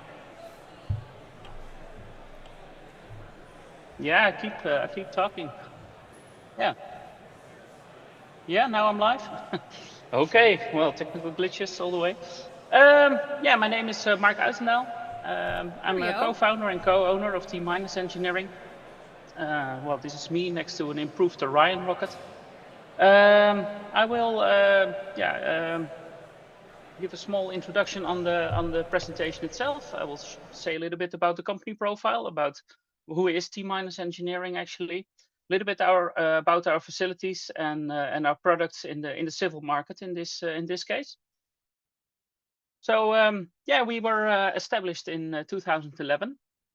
So we're well almost 15 years old, and at the moment we have 20 people around. So we're kind of still a small company, so to say, but we're spread into 2 different locations.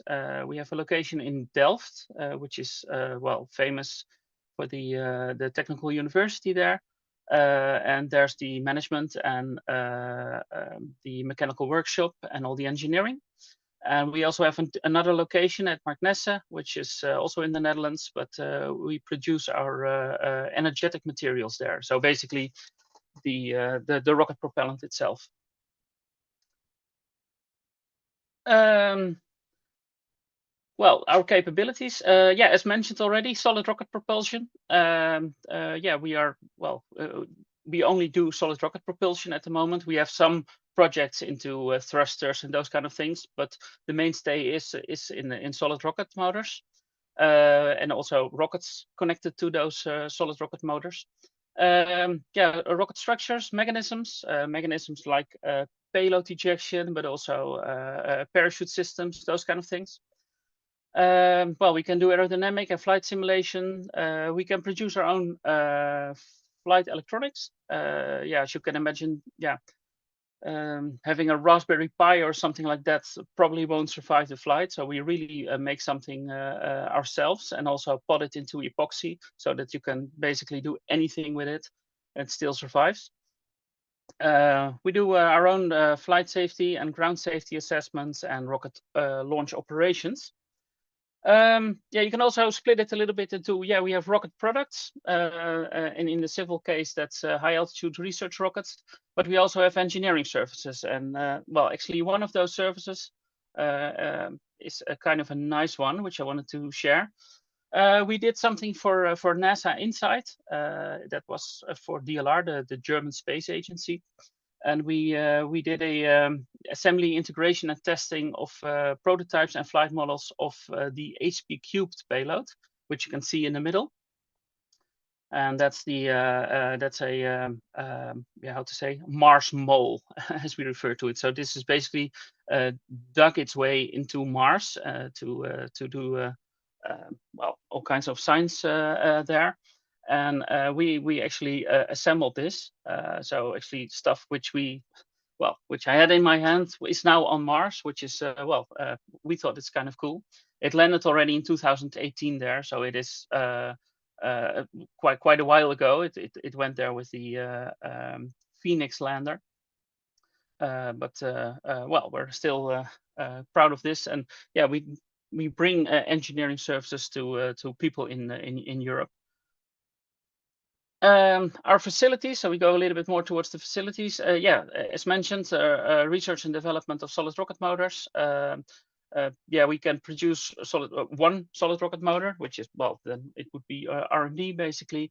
But we can also do tens or hundreds, even hundreds per month if necessary. So we have also all kinds of CNC machining, so we can produce stuff in bigger quantities than just one or two.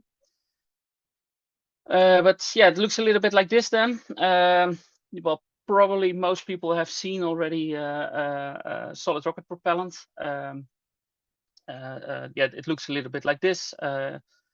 We have a facility which can produce this. We can store up to 50 or to 10 metric tons in total, and we can produce up to 50 metric tons per year at the moment. And we're trying to upgrade it to higher numbers and store up to 50 metric tons at our facility. We can do yeah, other stuff like, yeah, we have, as mentioned, metalworking machines, CNC machines, composites, 3D printing, and yeah, we can do soldering even in a reflow oven. So to have small series of up to 20 pieces, we do that in a reflow oven. The philosophy here is that we do basically everything in house, and that's of course pretty difficult, but it's always good to have a hand on the quality in this case. Well, other facilities are here. Well, a mobile launch tower. We have several of them. We have two, and they are multi-rail. So it's basically a system which can point the rocket into the sky, into the proper azimuth and elevation. But you can put multiple rails on there. So you can also launch several rockets on one rail. But you can basically dismount one rail, put another rail on, and then yeah, it's like a multi-purpose tool basically. Yeah, these machines are around 2,000 kilograms. They're operated hydraulically. Yeah, you can put multiple rails on there. As you can see now, there's also a helical rail on the yellow one in the photograph. That gives basically a spin to a rocket when it's leaving the rail. So that's yeah, basically you have spin stabilization. But yeah, you can also put a straight rail on there, which is also in the red one, the red launcher, as you can see. Yeah, we can launch rockets up to, well, 500 kilograms with these ones. That's not a problem. And the hydraulics helps a lot with loading the rocket onto the rail itself. Well, for rockets, you also need a firing line, and you need, of course, data communication and stuff like that. Yeah, we have those cables. We can extend cables and launch from a kilometer away if necessary, and also do data acquisition or data communication with the rocket itself. We use a technique which has an umbilical cable to the rocket, and we arm the rocket basically on when we are all at the firing button, so trying to minimize the amount of risk here.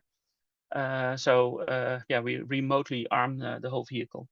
Well, furthermore, you need, if you want to do static tests, you need static test benches. And we got them as well. You'll see some pictures of that and some movies as well. One of our first rocket systems was DART. Dutch Atmospheric Research Tool. It was originally an acronym, but it's a cost-effective rocket system for in situ observations at space altitudes. You can see already at the picture, probably it is a boosted DART system. Everything which is black in the picture is a rocket motor, basically, a carbon fiber case, and you can see it also the diameter is a little bit thicker. And we have a very streamlined and aerodynamically optimized DART, which is orange in this case. And you can connect the two. The DART itself is inert, so there's not like a second stage on it. However, it's an inert second stage. There's not a motor in there. So once the motor has burned out, which is around 7 seconds into flight, then the vehicle has accelerated to around Mach 4.8 to 5.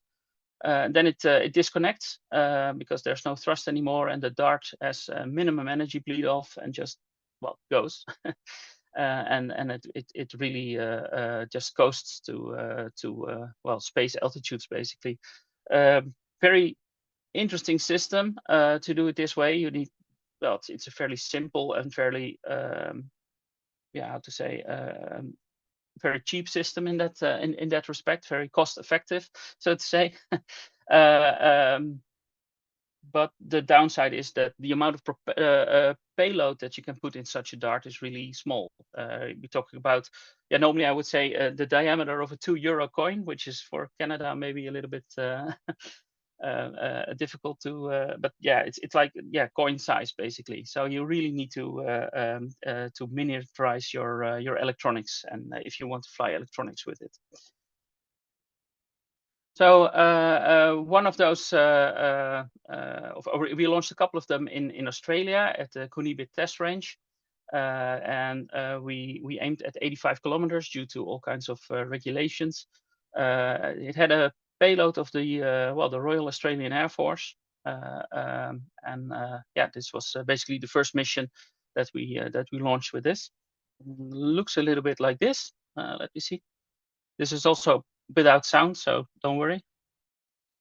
Drone footage, but you can see the acceleration is going quite fast, and it burns for around 7 seconds and then disconnects, and then it goes all the way up.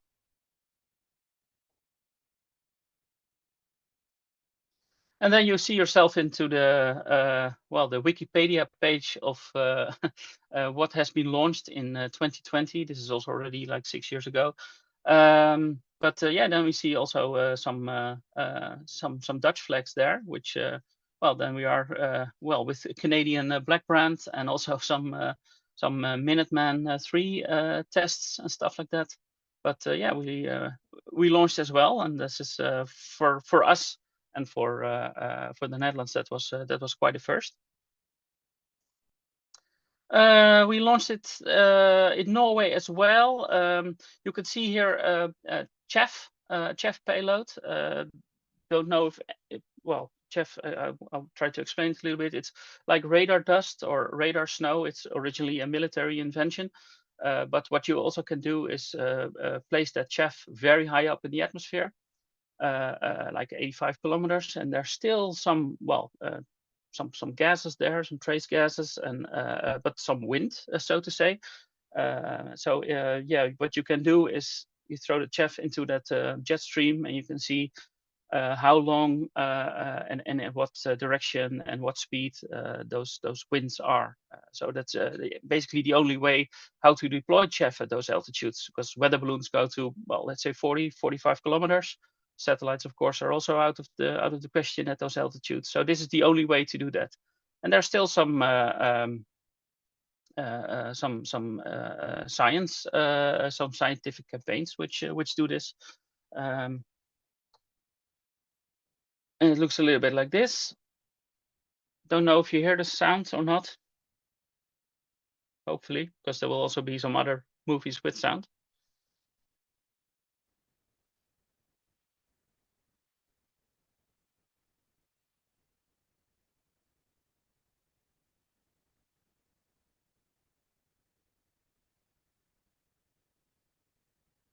We launched this dart at S-Range. S-Range is in the northern part of Sweden, above the polar circle. So you see also some other conditions. Well, rockets, especially, well, solid rockets with O-rings are notorious in colder conditions, so to say. So we were also, well, really curious if this would work out. Yeah, in this case, you can see we have a couple of vans, but this van has the launcher towing behind it, crossing the polar circle. From the Netherlands to northern Sweden is like 3,000 kilometers, and we launched there at minus 35 degrees centigrade, which is well, probably for Canada it's easy peasy, but for at least for us weak Dutch guys, it was quite cold. And we also noticed that, for instance, the hydraulics into the in the launcher itself, yeah, that formed like a slush, because it freezes up at minus 32. So we needed to put all kinds of extra heating on there in order to get the rocket into the proper position. But yeah, we try to launch everywhere around the world, and this is one of those good examples. That would look a little bit like this. This is, of course, 8 times slowed down. You get all kinds of strange things in these temperatures. So, for instance, the ignition cable, which ran to the rocket, yeah, at a certain point that freezes over, and then it's impossible to roll up. So you need to get it into to a hangar, like 10 meters, and then let that warm up, and then roll in 10 meters, and then get the next 10 meters in and warm up. It's it's quite an adventure, but it's fun. Some other boosted dart products that we have. This is called Kingfisher. It's well, it is a military product in terms of that it basically simulates a ballistic missile coming in. So it's to validate and to train radar operators, or validate the radar and train the radar operators. It has a range of around 350 kilometers, so that's quite a lot, and it can go up to 150 kilometers apogee. And you can see also that the speeds are much higher, Mach 7, and it spins up automatically. You saw with the dart that it had that really special launch rail. In this case, we had extra rocket motors in there, which basically provided some spin. So, but yeah, furthermore, we can also put telemetry in here, and of course there is some payload space, so it can also be used for civil applications. Although up till this point that hasn't been done with Kingfisher itself. This is a rocket motor. Hopefully, this is with sound.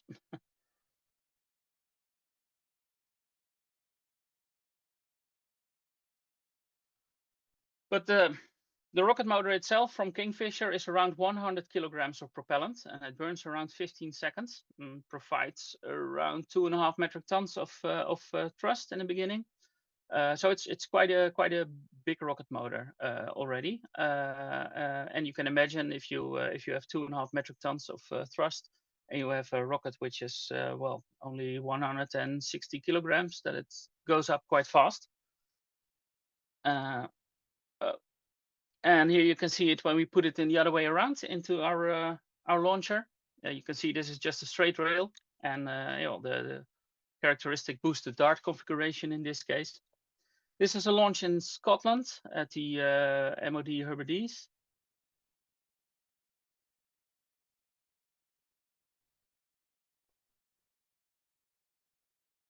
And well, that whole thing goes up with around 25 Gs.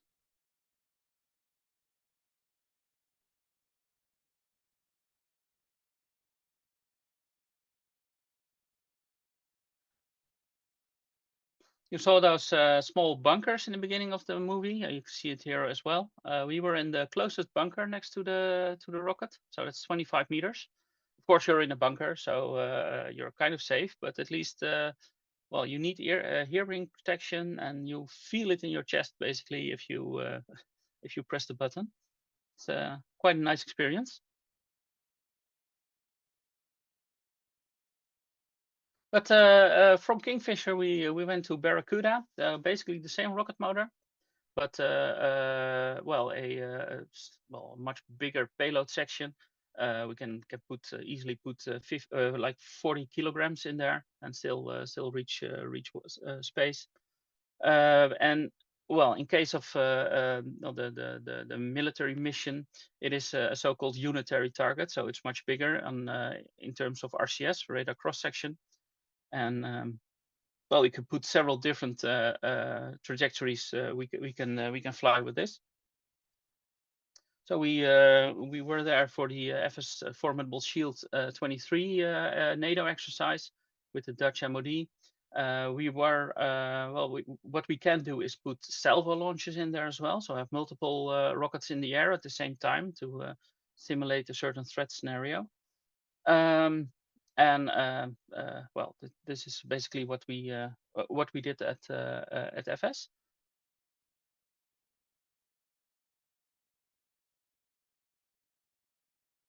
It looks kind of similar than with Kingfisher. I do realize that, but well, you never get tired of rockets, right?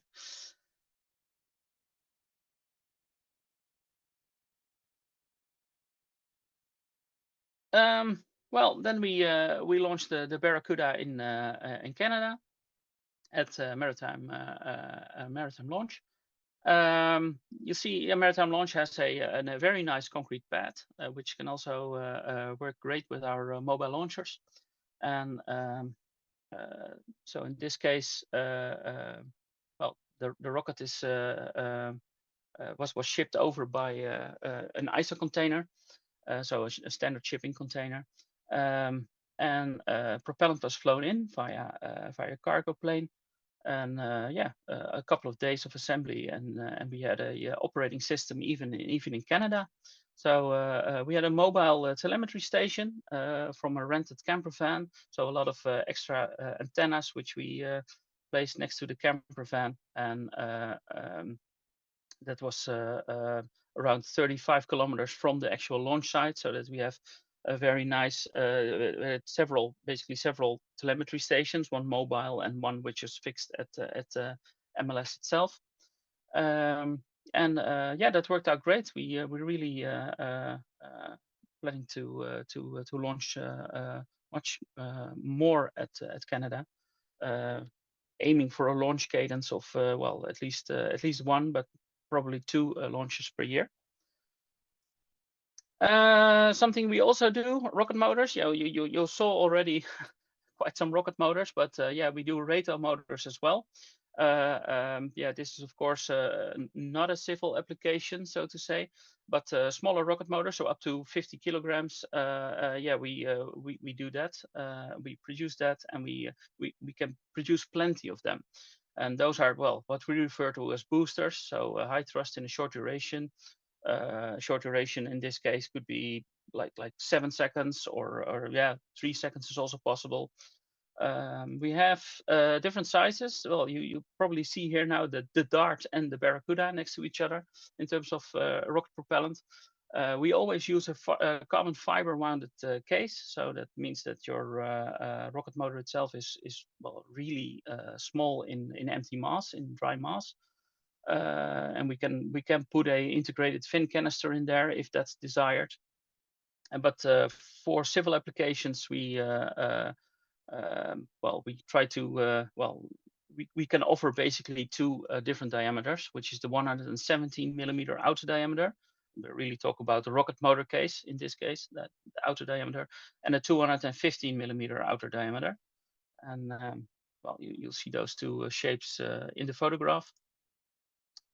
So yeah, this is a little bit the yeah, well, some photos of that. Yeah, you can clearly see that one is the Dart motor and one is the Barracuda, but we can put more or less propellant in there. So you can see that I have a table which is a little bit. So that's this table. Yeah, we can go up to 2.2 kilograms of propellant, which is really, really small. It would be an L case, so Lima case class. And yeah, we can go up to almost 20 kilograms of propellant, and then we are in the P motor class, which is Papa. But this is all the 117 millimeter diameter, and it depends a little bit on yeah, if you want more total impulse, that's also possible. Then we go to that 215 millimeter diameter motor case. Trouble is that at a certain point, probably there's also some extra paperwork involved, and that's not our choice, but that's the choice of the Foreign Affairs of the Netherlands. But that can still be done. That's not an issue. Yeah, so that's a little bit what we have. The rocket motors themselves, if we talk about the 117 millimeter, they can be shipped under 1.4 C regulations, which means that they are they can be transported via the air. And if you have them the launch site itself, you need to replace a couple of bolts. So from the transport bolts, you go to the flight bolts. So there you need to change 12 bolts in total.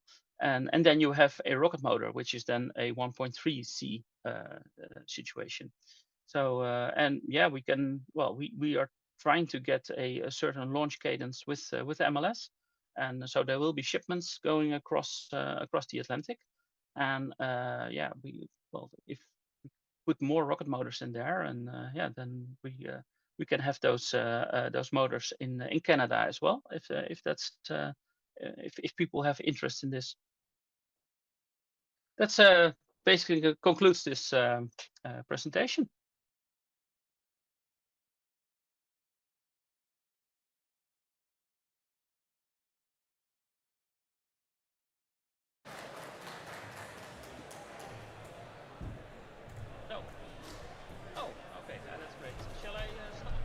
Thank you so much, Mark.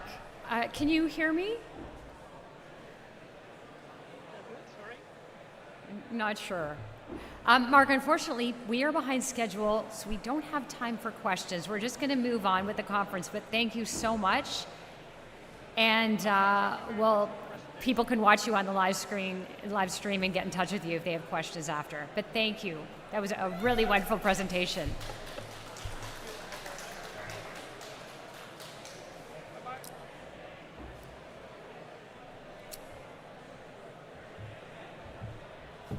Okay.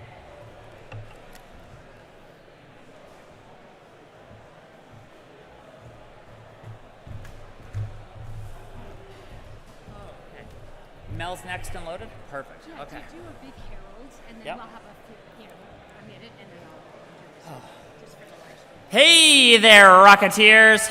Gosh darn, all this yelling makes my throat hurt. Just so you know, there's free coffee to wet your whistle with, so get on that. But after you grab your cup, I invite you to come on down to the stage for our next presenter, Mel Holmes from Canada Rocket Company.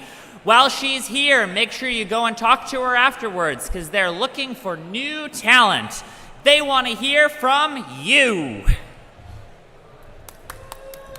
That was awesome. Hey, I'm professionally loud.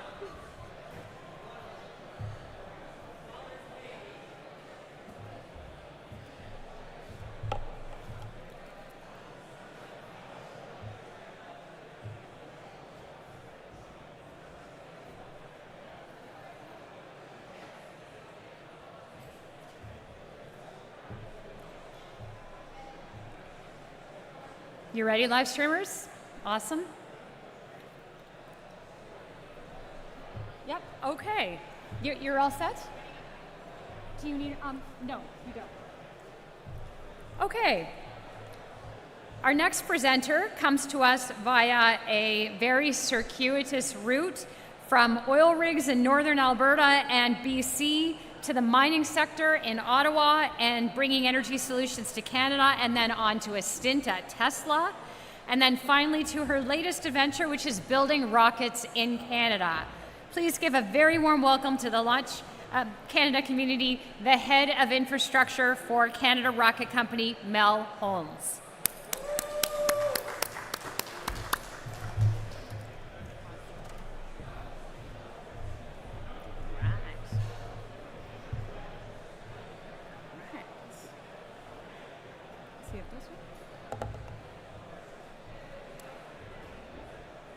Okay, thank you everyone. Good morning. I can't quite see the screen, so is the front page up?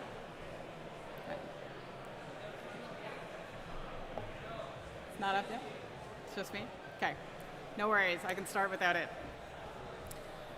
A lot of you are about to leave here and go into a career built on the rocket you've spent designing and building this year. Some of you are going to walk straight into that job, the team, and the path that you've always pictured. Some of you are going to take a much windier one, and either way, the plans are going to change on you more than once. I want to tell you now that's perfectly fine, and it's actually the whole job. What matters is whether you make a new plan every time the old one stops working, and keep going after something worth being proud of. I wanted to be an astronaut when I was a kid. Most kids do at some point. I'll be honest though, I never really chased it as hard as I could have. It was more of a background hum than a solid plan. And what I found instead was chemical engineering. And once I found it, I wasn't entirely sure how to keep chasing one passion while being elbow deep in another one. So in 2008, when most of my classmates had tickets to high rises in Calgary, I wanted to get out of my comfort zone and get my hands dirty, so I went straight to the field instead. That was my first pivot, and it turned out not to be my last. Every plan I made after that changed on me at least once, sometimes because I changed my mind, and sometimes because the world did. I stopped expecting a plan to survive contact with reality a long time ago. I just built a new one. I may not be the one going to space or the one building the rocket, but I'm the one making sure the people who do have somewhere safe to build and launch from, and I'm proud of that, and that's what got me here. I'm Mel Holmes. I run infrastructure at Canada Rocket Company. A lot of you have already done this kind of work yourselves. Every plan for a test stand, a fill station, or recovery system your team built was infrastructure engineering, whether you called it that or not. So this may not be a talk about propulsion or guidance, but it's about the part of the industry that decides whether any of the rest of it ever gets to leave the ground. But let's go back a bit.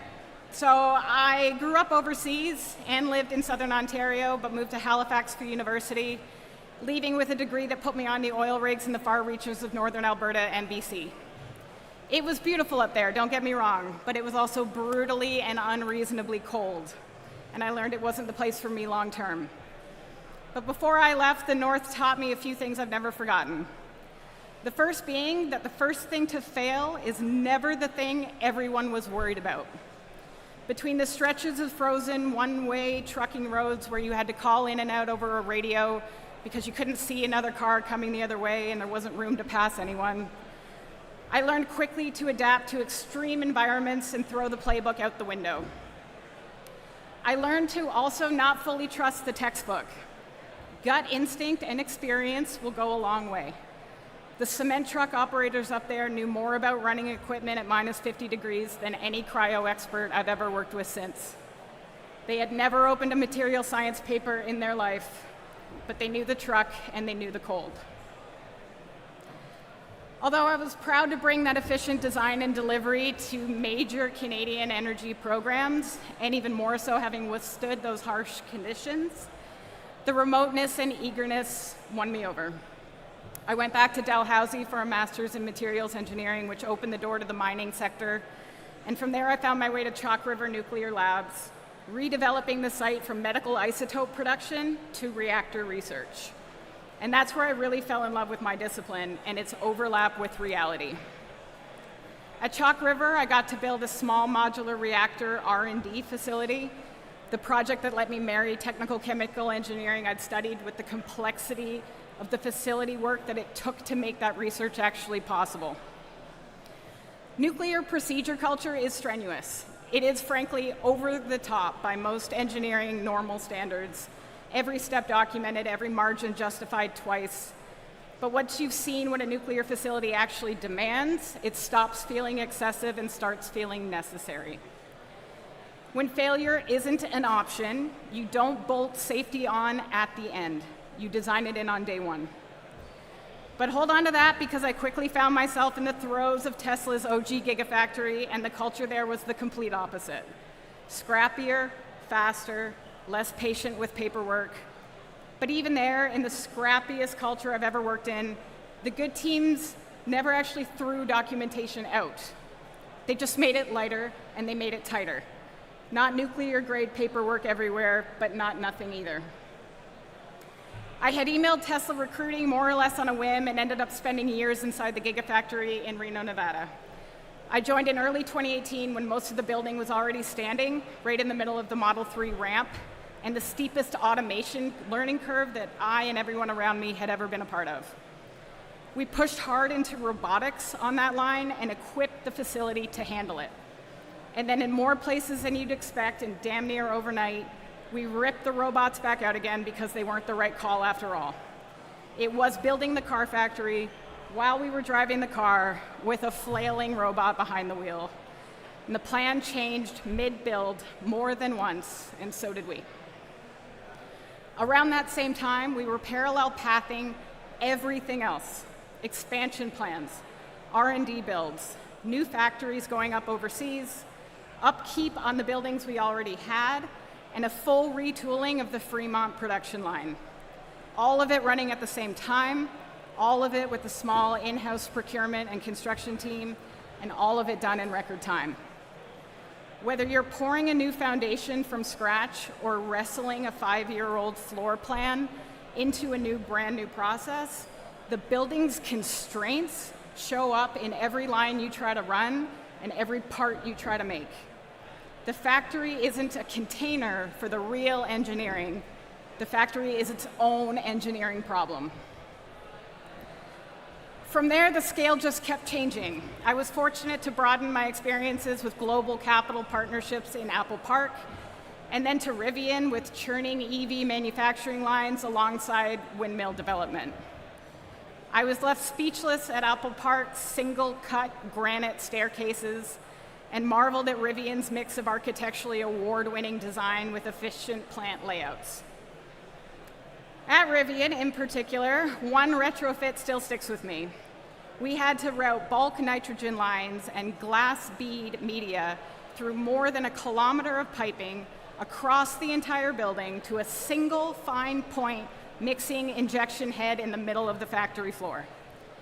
The original layout was never built to stretch that far, so every expansion after that first footprint was a fight with the building it was born into. But here's the pattern that held across both of them. Infrastructure at planetary scale is a people and capital problem, just as much as it's a physics problem. It's vendor sequencing, it's cross-border coordination. And at Rivian, it was literally wiring our own power generation straight into our factory. Managing the build schedule and budget is engineering every bit as much as managing tolerances and load paths. The best design in the world does not ship if the tooling didn't arrive on time. And then came SpaceX. My job there wasn't out on the launch pad. I was standing up the manufacturing side of Starlink. So clean rooms, a brand new prototype packaging line, scaling spend past $250 million in under 2 years. I was surprised by a lot of the differences between SpaceX and Tesla, but not the pace. There's a reason they can move at the pace they do, and it isn't a secret. People call it the algorithm. It's 5 steps, always applied in the same order. Question every requirement, delete whatever you can, simplify what's left, only then speed it up, and automate last. The step that matters the most, and the one that almost everybody skips, is the second one, delete. Cadence isn't an engine problem, it's a process problem, and most teams get that order backwards. You don't get a fast turnaround by taking a bad process and automating it faster. You get it by deleting the unnecessary step first, simplifying whatever's left, and only automating once there's genuinely nothing left to cut out. And none of that is about efficiency for its own sake. It's about time. You can always somehow find more money, more people, and better ideas. You can actually always kind of find that too. Time is the one resource that's actually finite. You do not get it back once it's spent. So a step that only exists because that's how it's always been done isn't neutral. It's stealing time from somewhere else. I have recently left Reno, Nevada, spending time working on full battery recycling at Redwood Materials, expanding on a prototype line I actually helped first develop at Tesla, and closing the loop on the energy transition I'd been chasing since the rigs. It's taught me that circularity also isn't something you bolt on or consider at the end. It's a design decision, and you either get to make it on day one, or you will struggle to make it later, or you will not get to make it at all. And it makes me wonder what it would mean to design a rocket program the same way, planning its whole life cycle before the first flight. But I'll leave that thought with you guys. So here's where all of this lands. A few stops, some pivots, and every one of them earned its place. Extreme environment engineering from the rigs because a launch site doesn't get to choose easy weather. Safety critical design rigor from Chalk River because a rocket doesn't get a second chance either. At scale manufacturing build-outs from Tesla because prototypes don't get you to orbit, production lines do. Capital and program management at scale from Apple and Rivian because none of this gets funded or built without both. Cadence, drive, and always pushing the envelope from SpaceX because doing this on a timeline that actually matters means moving like they do. And designing for a full systems lifecycle from Redwood because a program that doesn't plan for its own end doesn't get to have one. None of that on its own builds a rocket, but all of them at once, in the same room, at the same company, that's how you build a launch industry. And I want to say this part directly. None of us gets there alone. A sovereign launch industry isn't a prize one company wins, but it's what happens when enough of us across enough companies refuse to accept that's just how it's done as the answer. Henry Ford built the assembly line. Elon likes to say the factory is the machine that builds the machine. But here's the frame I want to leave you with. A sovereign launch industry doesn't get built by one genius with a brilliant engine design. And it doesn't get built by one company either. It gets built by setting a new framework for how this country delivers projects like this. Fit for purpose planning, efficient design and construction, feeding straight into effective, efficient manufacturing. And that's what I do.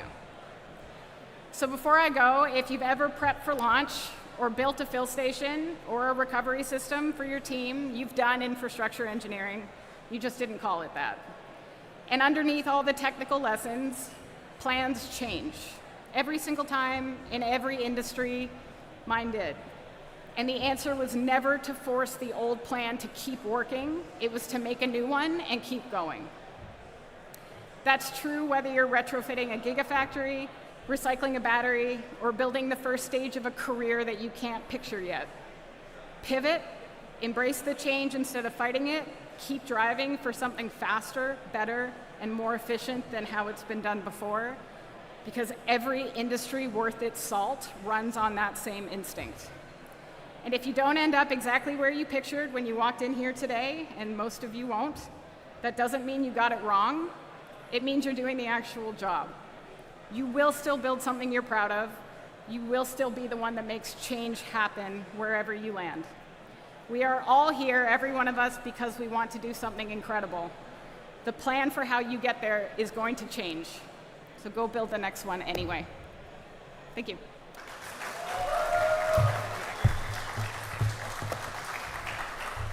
Come find me later. We're going to save some time, get you guys out to lunch. So come find me later for any questions. Thank you.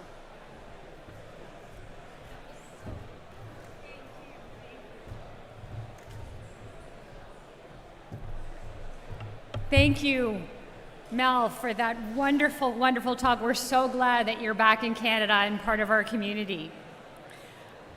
Our next speakers are from NordSpace. Are they here? Yes. Yes. Sure, please. Okay, and there, should I say their names?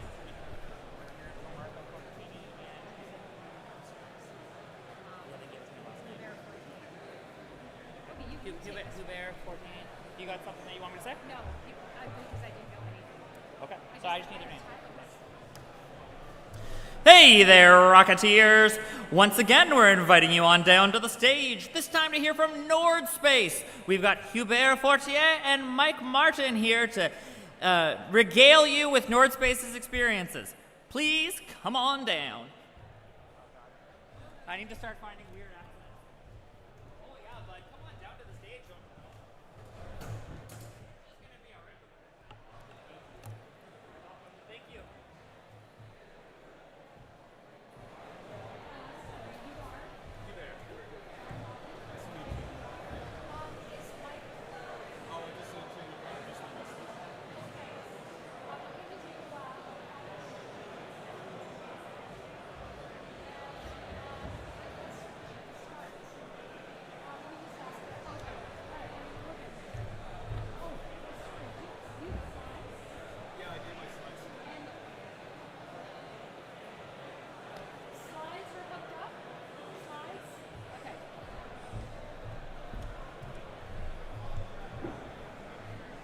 Okay, our next presenter, comes to us from Nordspace. We have Hubert Fortier. He is a structures engineering lead. Please welcome Hubert and Nordspace.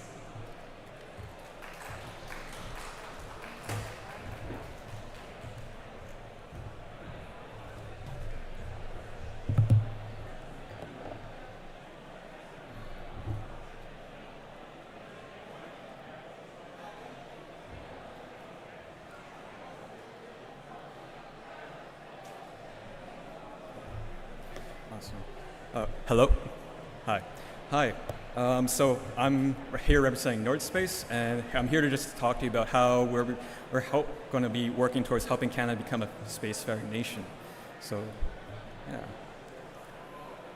So, I've been working on rockets for quite a long time, for most of my life, and I'm also a proud Canadian. And sorry.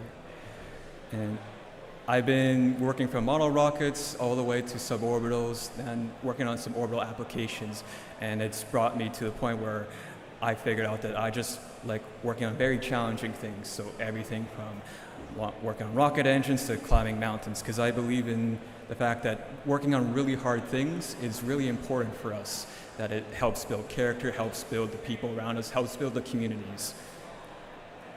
And part of my work I did was at SpaceX. So I got to work on Starship, I got to work on Raptor V2 to an extent, and I got to see some amazing, crazy things.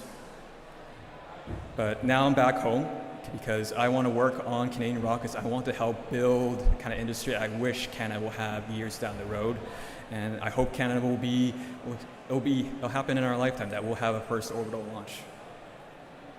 I'm also joined here today by Dr. Michael Martin. He's our head of systems engineering at Nordspace, and he's got extensive experience across the industry, from working at NASA, Lockheed, Blue Origin, and more, as well as being a mission controller for the International Space Station. He's also worked on Orion.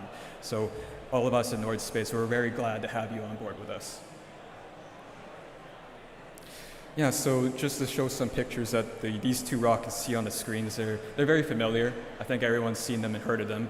And that's something that Nordspace is aspiring to work towards, having our first orbital launch. So just to touch on some of the challenges we have been kind of just figuring out as we develop Nordspace, as we grow Nordspace, is that it's quite costly to get to orbit, and that many companies have been working towards building a launch vehicle, getting to the pad, getting to orbit. But what we have been finding here at Nordspace, by taking a look at all our peers in the industry, is that everyone has been working towards developing and putting all sorts of resources into their launch vehicle development. But no one's starting to realize that what happens after you launch? How do you make your business viable? How do you not just be a delivery truck to space? How do you be able to internalize your own space mission demand? How do you be able to accommodate your own internal demand? And when we take a look at what Rocket Lab and SpaceX are doing, they're starting to work on not just their own space missions, but be able to work on their own spaceports, their own components, their own satellites. And then that allows them to be able to run their own missions, for them to control their own destiny. And they've been doing it at a fraction of a cost compared to everyone else. And what they're doing seems easy to explain, but it's very difficult. So I'll help walk you through this. So is SpaceX really a rocket company? Maybe when they started, yes, but now they are so much more. They're sunsetting Falcon 9, and you'd think that's crazy, but they have so much internal demand just from their Starlink launches alone, and now they're expanding into AI data centers. They're expanding into having re-entry drop points. And is Rocket Lab really a rocket company? A lot of components that go into the satellites that they do bring up to orbit, they have Rocket Lab components. They are working towards, as well as just closing the loop on being vertically integrated. So what I'm really trying to get at is that there is this launch chain that exists, that from the point of having your own launch vehicle, having your own spaceport, making your own satellites, to making your own components that go into not just satellites, but the spaceports and the launch vehicle, that creates a moat. And when you have that mode created, you're able to get to space and run your own missions. And what I'll mention is that space is like a castle. In that castle, that's where you get to do whatever it is you need to do in order to grow your business, in order to help everyone across the world have access to space. So we get asked a lot, why are we vertically integrating? Well, I'd throw the question back at people that, why aren't you? Why are we stopping at a point where we have a launch vehicle, we have a delivery truck, why do we stop there? Why can't we keep going? Why should we limit ourselves at that? In order to be able to run our own space mission in Canada, in order to be able to say as Canadians that we can do whatever we want in space and we don't have to wait for anyone, and no one should be able to stop us from doing so, that we need to become vertically integrated ourselves, but not just at North Space, but across the supply chain, across the industries here in Canada. Because if we are to be a spacefaring nation, well, we have to start thinking like one. So to start thinking like one, at North Space, we're focusing on the foundations. So we're focusing on making sure we have test facilities, infrastructure, spaceports, R&D labs, that we're working with supply chains to be able to have custom cryogenic valves available to us locally, rather than sourcing them from outside the country, to be able to find raw materials such as carbon fiber, tow pegs, and so forth. And then we move to the point of where we need to start thinking about what does that look like when we have all the pieces in place. Well, we have a castle, and that allows us to have our own keys of space, but it's not that we want to monopolize, but this helps us provide a space as a service. So being able to say, go to anyone, any other nation that wants to be spacefaring, we can go to them and tell them that they will be able to have their own access to space, just as we do, and that they won't have to answer to anyone.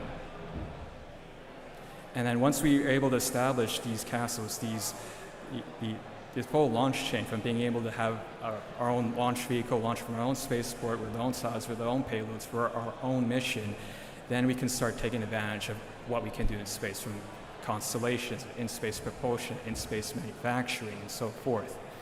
And that's what we call a dominion. Being able to treat launch as just an infrastructure, not as a product, because the real product, the real services happen out there in space when it comes to telecommunications, internet access, defense and security, and so forth. And as well as that, once you have all those layers, established, then there's the aspect of exploration, curiosity. Then we can start saying, why can't we go visit Venus? Why can't we go visit Titan or Phoebe or so forth? That allows us just to keep growing and exploring. So I'll walk things back a bit and just tell you what's currently happening at North Space. So right now we're broken down to 4 divisions: launch, spaceport, space systems, and defense. And launch is comprised of our suborbital launch program and orbital launch program. The spaceport is located in Newfoundland. We call it Atlantic Spaceport Complex. And our space systems, we've just shipped out our first small CubeSat, Terra Nova. That's going to be launched on a transporter mission with SpaceX, hopefully by the end of this year. We're aiming, I believe the launch is aimed for October. And then we're also in close collaboration with the defense industry here in Canada, because we believe that in order to have a sovereign launch capability, we need to have all our stakeholders on board. And I'll play a video for you. So this video is just an overview of what we've currently accomplished so far, what we're currently doing at North Space.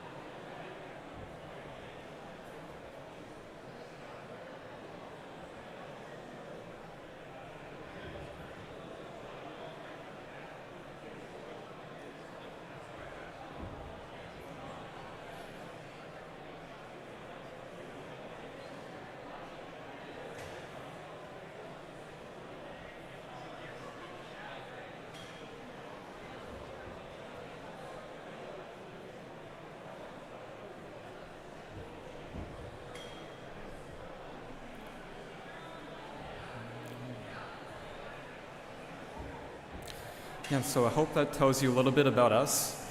So just to sum it up, we're working towards being vertically integrated.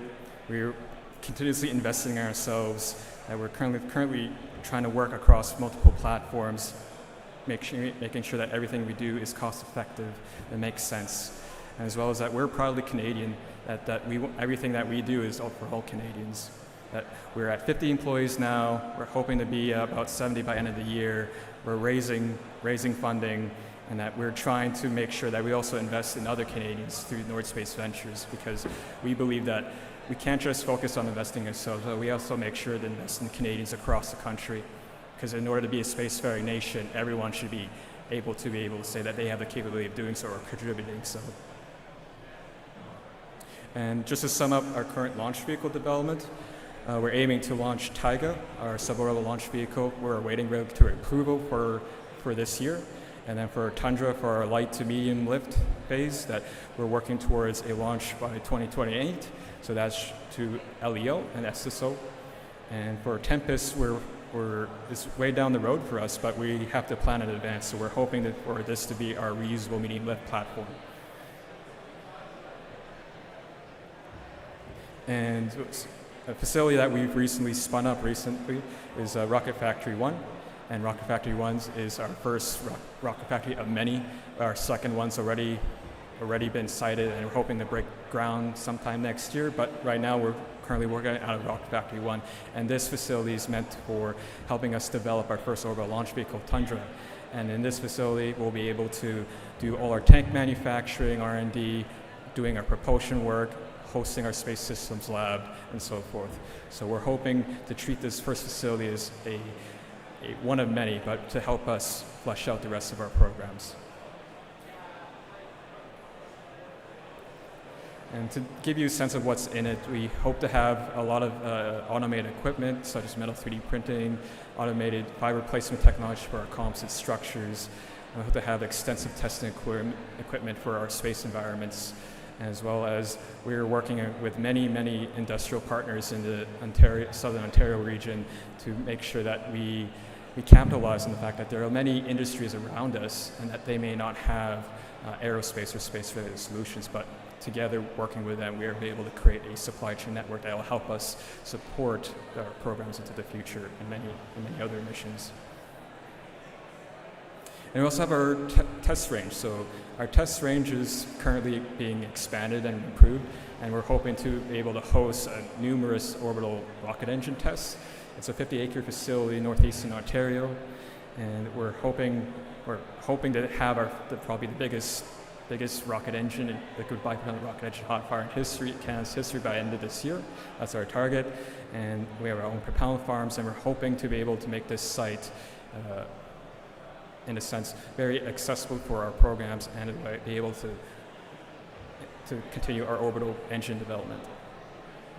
And for Atlantic Spaceport Complex, we're currently upgrading our suborbital launch pad, and that we're starting to now break ground on our orbital launch pad. So we're currently building a road, sizing the facility, laying down infrastructure, working with local partners, and as well as working towards a regulatory approval for the operation of our spaceport. And to touch on Terra Nova, so I mentioned that Terra Nova, the CubeSat, our first Block 1, is being launched sometime this year, but we're now already thinking about Block 2. And what's on board Terra Nova in general is that we have our own in-house developed bus. We hope to have our own instrumentation, such as our AI camera, Chronos, as well as that we're developing our own capabilities to work our own in-space propulsion, such as our Zephyr EP thruster. And on the screen right there is the team behind Terra Nova. They work day and night. Some of them just lived at the office for weeks, and they did their best to get Terra Nova ready, and we're all very proud of them. And we're all very excited to see Terra Nova launch later this year on board Falcon 9. And something that we revealed earlier this year is Terry. So this is going to be our first rover mission, especially our first Canadian rover that we hope to have launched sometime in 2027. And for us, this is a matter of getting Canada on the surface of the moon. And Terry may be small, but the mission is quite extensive. and we're hoping to be able to share more details with you in the future. And that's a close-up of Terry.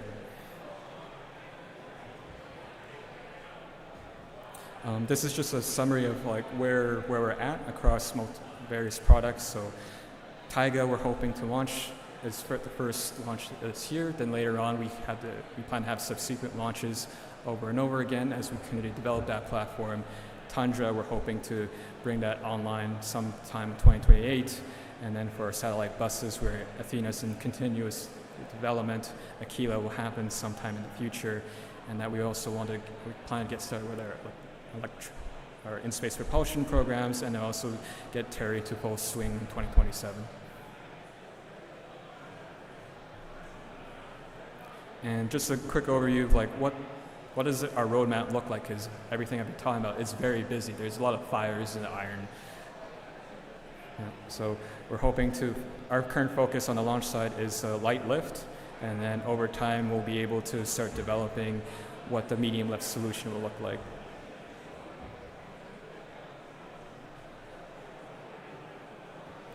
And it takes a nation to develop an orbital launch program in general. So we have to work with many key partners and collaborators all across the country, because what we're doing, we can't do it by ourselves. And we're very grateful for everyone that's been helping us and collaborating with us. And I mentioned this earlier, North Space Ventures. We don't want just to invest in ourselves, but to also invest in other Canadians around us, because we believe that a strong Canada is a united Canada, and being able to invest in the capabilities of others allows them to invest in our own capabilities as well. We're hoping to be able to help other companies, other groups in Canada that are working on various technologies, various efforts that supply components such as in-space batteries, optics, instrumentation, as well as to support with our launch programs. And our team has quite a lot of experience, over 200 years of experience all across industry from various organizations, and it helps bring a lot of insight, a lot of lessons learned from across the board. So it's been a great help, and I couldn't ask for a better team. And we're always continuously to grow. We're always looking for more help, more people, because building a rocket, it's hard. But then running a space mission requires every other discipline. And this is our senior leadership team. So we're continuously growing, we're continuously expanding. So this list on screen is going to grow. As well as our advisors. There's a lot of questions that we can't answer ourselves. There's a lot of expertise that we can't find elsewhere, and there's a lot of perspectives that we lack. So we work with our advisors to understand what it is we're missing, what we went wrong, what could go wrong, in order to just better ourselves and as well as improve North Space as a whole. And we're very thankful for their input and their collaboration. And at North Space, we're continuously investing in the next generation, not just in student rocketry, but robotics teams, rover teams, all across the board, because specifically here in Canada, because the people that will be working on the problems of tomorrow will be these folks. And if we don't invest in them, we're just going to set ourselves up for failure. So what I'll leave you with here today is a question that we ask ourselves here at North Space, is that will Canada be a leader or a participant in space? Well, North Space chooses to be a leader. Thank you.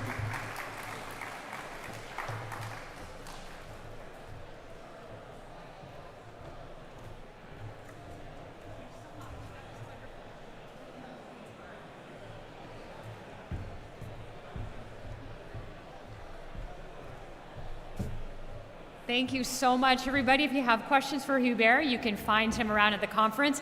We are actually on time for lunch. It's 12 o'clock. Excellent job, everybody. Let's go have lunch. We'll be back here at 1 p.m.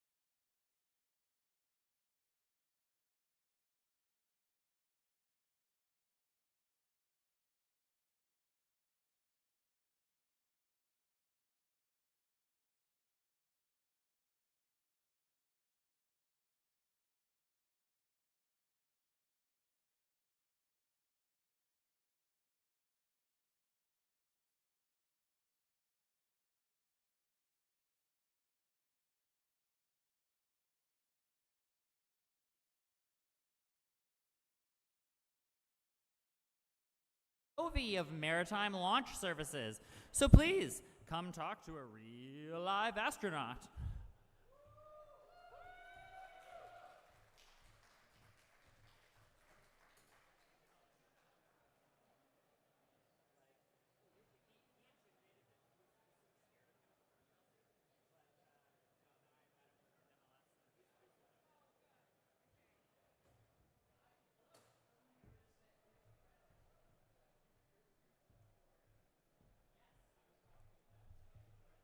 Okay, welcome back from lunch, everybody. Let's get right into our afternoon session. Leading us off, we have a presentation from Maritime Launch Services, the home of Spaceport, Nova Scotia. And with us today to tell us about what it takes to turn a remote site into a safe operational spaceport, bringing together infrastructure, launchers, regulation, range, mission operations, and above all, community. Please welcome Maritime Launch Services Director of Safety and a NASA-trained astronaut, Jarkko Pustovi.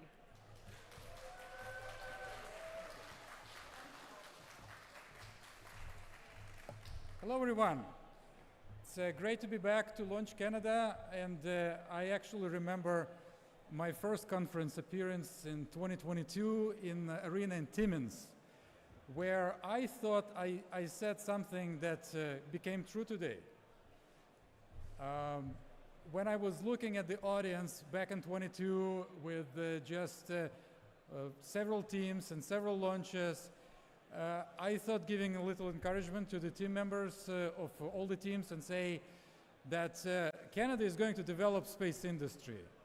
And it is you who is going to be doing it because it's nobody else. And you know what, this year, it became true. Space launch is taking a very good foundation and very good roots in Canada. And now, all those companies who wants to develop space in Canada, they need workforce. And who else better than you could do this? So my congratulations to you all on this great progress that we're all making in Canada toward making Canada a home for launch. Thank you for having me this time. So today we're going to talk about our company, Maritime Launch Services, that was founded in 2016 in the goal of establishing a spaceport in Canada. Just for clearance, we are a publicly traded company, so my presentation will contain forward-looking statement. For those who know what it is, you know what it is. Basically, today, launch capability is officially recognized by the government as part of Canadian critical infrastructure. What it means, it has to be domestic. We have to have this in Canada to control what we're launching and who is launching. It is a dual launch technology, so it's both for military purposes and for civilian, government, and commercial. It is very critical to economic development in our country. It will protect our assets in the Arctic. It's important for national security. It is providing strategic autonomy for our space sector. And of course, it is important for our collaboration with our NATO allies. If you think about what truly makes a country a truly spacefaring, independently spacefaring nation, it's this vertical. First of all, space for us is important because we use data and services from various satellites that we launch for communications, for navigation, and for Earth observation. It's the data that we get from satellites that what gives us added value for both national defense, national security, and commercial purposes. But in order to launch satellites, which we actually very good at building satellites, aren't we?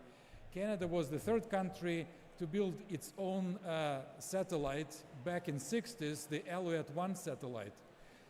And since then, we excelled at building satellites. But frankly speaking, satellite in the crate in your warehouse doesn't make you money. It has to be in space to be doing its job. But to get to space, you need to launch it. This is where you need a launch vehicle or launch vehicle company who will provide this launch service. So this is the second important part of launch infrastructure, of launch and space sovereignty. But the launch vehicle you can't launch it from your backyard, essentially. You need a place where you can set up your launch pad infrastructure. You can bring propellants, you can assemble your launch vehicle, and safely launch it into space. And this place is called a spaceport. So essentially, a spaceport is not necessarily Taj Mahal of Cape Canaveral or Kourou. It is just a place where you can come and deploy your rocket and launch it, and do it in a safe manner. So in order for country to be a truly independent spacefaring nation, you need to have all three components: spacecraft, launch vehicle, and a spaceport. So the answer to this need is, one of the answers is Spaceport Nova Scotia, situated in eastern part of the province of Nova Scotia, with open range up to Caribbean islands. Spaceport Nova Scotia provides this place where you can come, you can set up, do all the pre-launch preparations, and launch your launch vehicle carrying satellites to orbit. Right now we are underway of building our spaceport infrastructure. Since recently we adopted the airport model for the spaceport, meaning we are providing services not to satellite operators, but to launch vehicle operators who can come pretty much like Air Canada or WestJet to Pearson International Airport and have their own place and serve their customers. Our site is rated up to medium-class launch vehicle, and one of the characteristics of our site is, unlike some of other launch sites around the globe, we have a range of inclinations from 45 degrees when we're launching due east, all the way to polar and even sun-synchronous orbit, launching even slightly on retrograde 98 degrees inclination orbits. Our launch site is strategically positioned to address the market. We have a large 335-acre facility on a 40-year lease. Our site again is rated up to medium class, which is up to 5 metric tons to low Earth orbit. And the weather patterns of Nova Scotia provides us more than half a year of good launching days. Site is also located strategically in the logistical sense, because in order to have good launches, you need to get there, you need to have services delivered there, you need to have a trained workforce, and our launch site has multiple international airports in vicinity.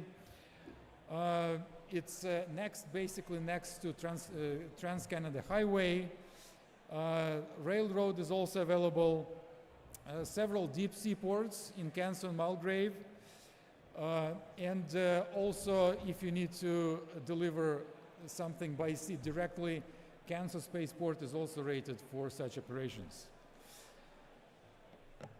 We are not just, we're not spaceport for one purpose. Again, as an airport, you can both accommodate big Boeings and small Cessnas. We already involved in doing some hypersonic and suborbital launches. We're planning for having 5 orbital launch pads. We also do business as a hosting site for ground stations, and looking forward to have multiple orbital launch clients up to medium class. Oops. if you think about what spaceport does, it's a range of services. And those services could be divided between two main categories. The first category, I call them the hospitality services. This is where you provide launch vehicle operators with the basically housing, the AIT facilities, the integration facilities, with the satellite processing facilities, with power, internet, communications, with various facilities, for example, like delivering water, waste disposal. You provide them with a launch pad where they can set up and do their operations. But the other side of this services coin is range services, because spaceport also acts as a range, clearing air, clearing waterways, clearing land, providing telemetry and flight termination, also talking to various regulators by clearing the launch, so that the launch vehicle operator can clearly concentrate on what they need to do the best, which is making their rocket ready for launch and launching them safely. You know, one man said that rocket science is hard. Everyone knows, and I would be preaching to choir that saying that rocket science is hard. But the only thing that is more hard than rocket science itself is try to find money for your rocket science. And I think everyone can appreciate that. So this is why maritime launch is also making sure that our operation is well backed in this regard. Here we come, why this should matter to you. Why this should matter to you when you're in university, building your rocket for competitions, but otherwise preparing yourself for a professional career, hopefully in space industry. So MLS, Maritime Launch, is scaling right now. We're building our team, starting from the very top, from higher executive and managerial position, but going down to the positions of on the specialist level.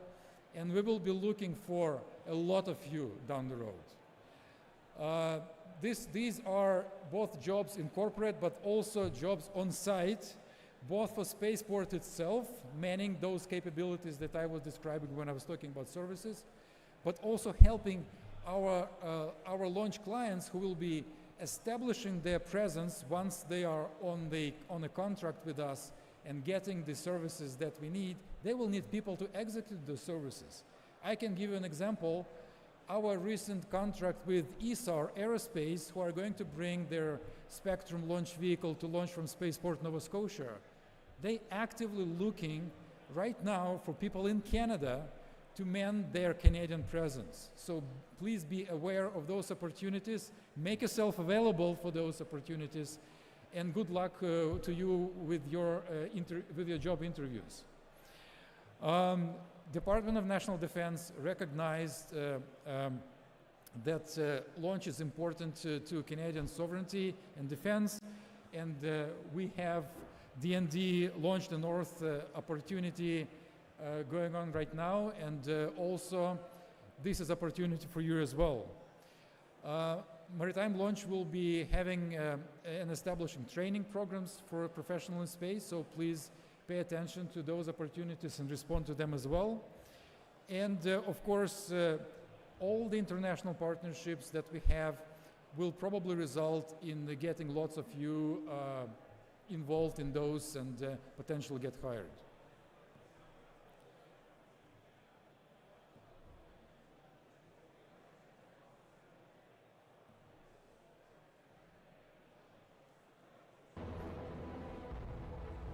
It's been on my bucket list for a while, actually. I've been watching and cheerleading this endeavor for Canada for a long time. I'm really excited to welcome everybody today here to Spaceport Nova Scotia out in Canada, where we're going to be launching a demonstration rocket with our friends at T-Minus Engineering. A big day for me to actually see it with my own eyes. I envision this as being an important pillar of our future contributions to the world, and so I'm excited to be here. 5, 4, 3, 2, 1, ignition.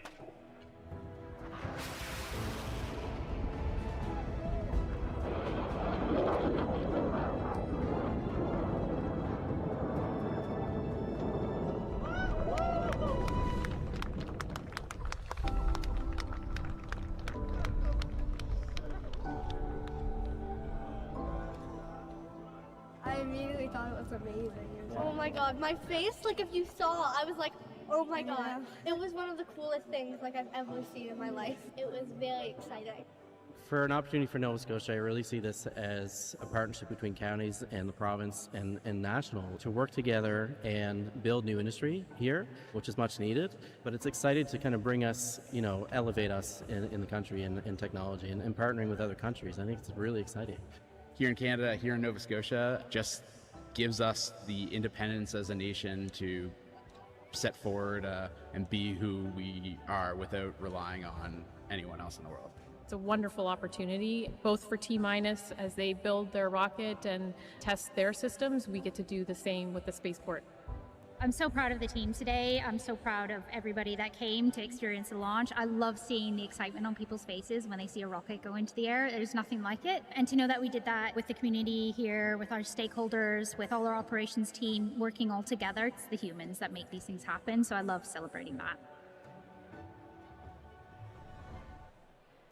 Thank you very much. I look forward to to meeting you again on our launch days from Monday to Friday, and hopefully the weather will be good. Thank you.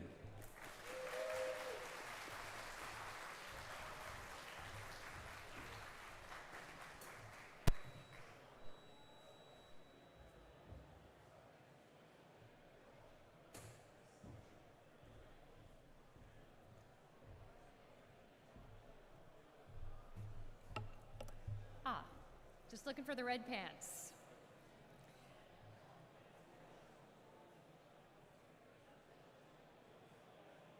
Live stream, we ready to go for the next talk? Okay. Oh, yes, please. Yarko, thank you wherever you are. That was fantastic. Really, really great talk.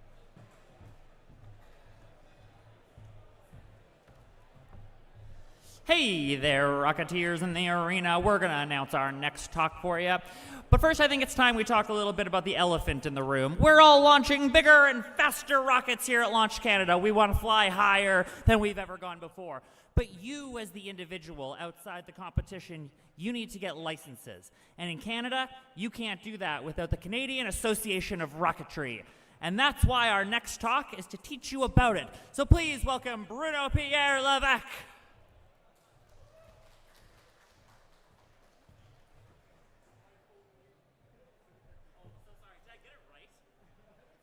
Okay, and now for the official introduction. Our next presentation is from a Rocketeer who has been happily launching rockets for the past 7 years, in his words, with the heart of a kid and the wallet of an adult. I think that's every Rocketeer's dream state. Please welcome, on behalf of the Canadian Association of Rocketry, BP Levesque, who is going to tell us how Canadians can explore and enjoy rocketry as a safe hobby.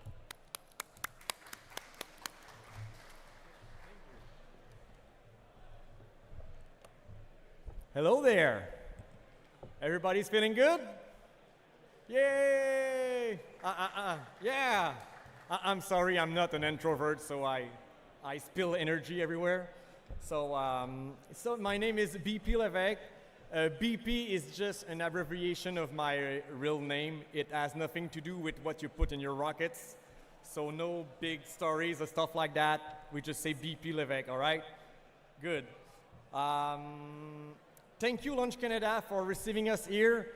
I know how much work it is for an association with volunteers who works on all those stuff. So thank you, Launch Canada! Rocketry! Rocketry! So you can easily recognize me. I have my red pants. If somebody else have a red pants, please stand up. Okay, for those at home, there is nobody that stands up, so I'm the only one. All right? So you can easily find me if you have questions regarding car. I'll be responding to those at the end of this or at the kiosk over there, all right? So let's talk about the Canadian Association of Rocketry, l'Association canadienne de fusées aéronautiques. All right, so we're a non-profit organization, and we're really here to promote rocketry, safe rocketry in Canada. So it was made in 1965. It's 61 years old, so it's not from yesterday, and rocketry have changed. You know, it began with small rocket, then it went to medium rocket, and it went to big rocket, and bam, Launch Canada today. So there was really a huge evolution of rocketry. The Association of Rocketry, what we do, certification. You probably heard about certification, the famous L1, L2, L3, L4. We do rocket inspector, electronic endorsement, range safety officer. This is provided by the Canadian Association of Rocketry. We're approved by Launch Canada, so regulations and safety, yes, that's what we do. We help you through all that, and we provide fields all around Canada, so that you can practice. So you guys, you build rocket, but do you practice? You get your skills, you learn, but do you practice? Well, with us, you have a chance all year long to practice. There is field, when I say all around, from west to the east, okay? We also do educational seminars, low power launch. There is coaching, mentor, and you can make lots of friends at the Canadian Association. So, where is CAR? ACF. This is what I speak by all around Canada, but you can see it's mostly in Alberta, New Brunswick, and Quebec. We're working very hard to get fields over there, but it's not that simple. We have to make deal with farmers and to make sure this happens. So if any of you have an uncle that has a cornfield or anything in those sections, if you are from Ottawa or BC or Saskatchewan, please contact us. We'll be really happy to help you out to find a field so we can practice rocketry. So our number, at the moment, we have 6 active clubs. If you build a club, you can contact us. We can get you affiliated with us. About 400 members active, and a lot more that are not active anymore. But you know, rocketry, it's sometimes you do, sometimes you don't, sometimes you change, sometimes you come back, anything can happen. There's about 20 launch sanctioned and insured by CAR, like I mentioned, all year long. And in, if I'm not wrong, in Alberta, there is a launch in winter. So get your big suit because it's cold over there. Last year, I think it was too cold, so they had to wait a week. So very nice. And yes, we have certification, like I said, from L1 to L4. Whoop. So why would you join? You get access to a motor, high power motors, when you join and you pass a certification. So it starts with H motor, I, J. Are you used to those motors when I speak about it? Yeah, you know a little bit? All right. So you get access to those. We also have the inspector program and range safety officer. So you got a chance to touch other people's rocket, to feel it, make sure it is safe. I think it's a good thing to do this program because I was used to all my rocket, but seeing the rocket of the others, it's completely different. It's great to sharpen your skills and see what's good and what's not. And we're really not here to block you from launching. We're here to find a solution if something is not good, right? And do I need to speak about fun? No? You guys know rocketry is fun? Nice. And CAR, we have an insurance. So when there's a launch that is from CAR under this banner, we're insured if you're an active member. So no worries about this. Pew. Model rocket and high power. Did any of you did low power rocketry? For those at home, nobody bats an eye about it. Okay, well, model rocketry is a good thing because you can practice at low cost, all right? It's also a good way that you can do a smaller rocket, and after that you say, I'm going to do this one 5 times bigger. So it's a good way to learn.